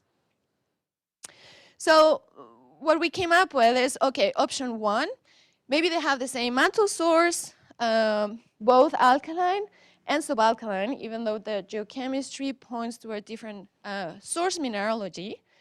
And they could, because a garnet peroxenite, as a source proposed for the alkaline ferropicarites, becomes olivine peroxenite at pressures below 2 GPa. This would be consistent with similar initial epsilon 143 neodymium, but this would not be able to explain the differences, the potential differences that we measure in 142 neodymium. So we say, okay, so what if they are actually tracing different sources? So how would that look like? Okay, so option 2 would be that maybe there's a peridotite source, and the difference between both is that one of them, so the alkaline ferropicarites, the one that have the negative deviations in 142 neodymium, have a recycled Haitian eclogite. So in this case, both the alkaline and subalkaline ferropicarites would have a peridotite mantle source, but the different 142 neodymium of the alkaline ferropicarites could be explained by an eclogite, and this eclogite is the one that carries the negative 142 neodymium anomaly. So what would be that eclogite or recycled eclogite? Well, it could be very well a piece of the Nuvuagi took, for example, kind of Haitian crust that Jonathan talked about, this early form crust that has been recycled into the mantle, and we still have pieces of this very old eclogite that has negative 142 neodymium anomalies that is being picked up by the formation of the subalkaline ferropicarites. So where do we go from now? Just like a big picture. Well, we have tons of data again for very old rocks, and we're getting into this section here where we have a gap of data, but it doesn't mean that it's not a period that could tell us a lot about how the early Earth or the mantle dynamics started to get rid of the early form heterogeneities. We need to be able to increase the precision, of course, for the analysis of 142 neodymium to try to maybe resolve statistically those very small variations. Analyze rocks, again, to fill that gap of data. And maybe something that I would propose, and I think this is a nice group to propose that, maybe we could create a database where different studies upload the data. Sometimes I get asked about my compilation of data. It's really hard to keep it up to date. But maybe we could have some sort of place where we upload published data so that the scientific community can use it to then create models and trying to see how does everything look like throughout the Earth's history. And that's it for me. Thank you for listening.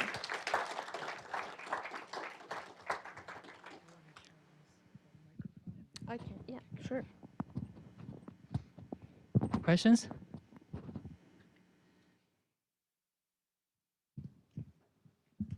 So Hanika, I know how frustrating these like -2 numbers are. But the thing I wanted to say about that is, and we talked about this at lunch a little bit, is that you look at the modern data set, and there's a lot of instances where there's groups of rocks that are not resolved from 0, but 8 out of 10 of them give you -2, -3 type of numbers. So I wonder if the limitation here is that what you're seeing is the modern range of heterogeneity in 142 in the mantle since that time, and it still persists today. It's just we don't have the precision to resolve it. Yeah, I mean, it's very probable that we're seeing some of these rocks just the remainings of the very big variability that was at some point in the past. What I found interesting, though, in this study is the fact that we started looking at these rocks from the petrology side and the geochemical side that divided these rocks in these two categories, and they really seem to point towards different 142 neodymium. So this could be remnants of, something that we still have, or these heterogeneities that we have 2.7 billion years ago. But I just found interesting that the subalkaline seemed really to be different from the alkaline, and this is not just because of 142 neodymium. This is based on petrology and geochemical characteristics of these rocks, and the fact that their mantle source does seem different from just a paralytic mantle. So I agree, but actually I found interesting that these guys don't have anomalies, or these little anomalies that we see in the alkaline rocks. Yeah. Other questions? Any questions online? Okay. Start with Graham and come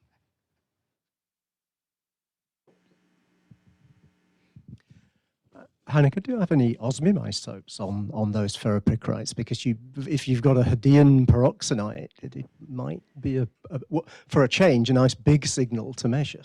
Yeah, so I know Rich analyzed some of the Pechinga ferropicrites for osmium. I'm not aware of other studies. The thing is that ferropicrites in volume are very small, which tells us that by themselves they're so small that the regions in the mantle that they derive from these iron-rich domains have to be really small. And maybe I'm wrong, but I don't think these rocks have been isotopically studied a lot. And I find them very interesting. The only paper, just to answer your question, that I know for osmium is Rich's paper. Is Proterozoic, yeah. So the Neoarchean are probably even less studied. Something that I would like to talk to you later is, the roots of, the lithospheric mantle and the iron enrichment that we can have because of metasomatism. Could that be the source? Anyways, we'll talk later, but after reading the paper that you sent me, I thought it could be interesting to look into that for the origin of these rocks. So you had a pretty big range in SMND ratio in your samples, especially compared to Igor's. And what trace element constraints can you get from that to help you understand the petogenesis? So, all the geochemistry and petrology was abundantly done by Don Francis' group in McGill and their students. But yes, the range is samarium and neodymium ratios, and even the trace element concentrations of these rocks are really high, and these are mafic, ultramafic rocks. So they are weird rocks, and they do seem to derive from trace element rich regions of the mantle that are iron rich. So they do not look like normal basalts or ultramafic rocks, and it's all consistent with the samarium and neodymium ratios too. Yeah. I have a question. Yeah. So for this type of iron-rich melt, is it similar to other ultramafic magma that you expect the source region at partial melting at a higher temperature? So that's the thing. Like high temperature melts, and I hope I'm not saying something that is too off, but high temperature melts like Comaria, you would expect similar compositions, but really, these rocks have differences in their iron contents, which makes their particularity. And it's not even temperature. I know that the iron increases with depth, but even the iron-magnesium ratio, you cannot explain it. So I think from all the papers I've looked like to try to convince myself that this was worth studying, is really difficult to explain the iron enrichments just by different temperatures or different pressures or oxygen fugacity. You cannot explain them unless you have a very rich iron domain. Yeah. Okay, thanks. Any other questions? If not, let's thank Hanika again. Thank you. The schedule. Mike, do you want to say a few things about the schedule later today and tomorrow? Yeah, so just to remind everybody of the schedule, I guess we are back here for cocktails at 6 o'clock and dinner on the Knoll at 7. And then we'll see you here tomorrow morning as well at 9 a.m. Okay? So I think, Steve, is there a shuttle back to the hotels? So yeah, there's a shuttle back. So if you want to go and freshen up before dinner, you're welcome to do that. And I'll tell you what, I'll meet you out here. We'll talk to Michelle about the shuttle.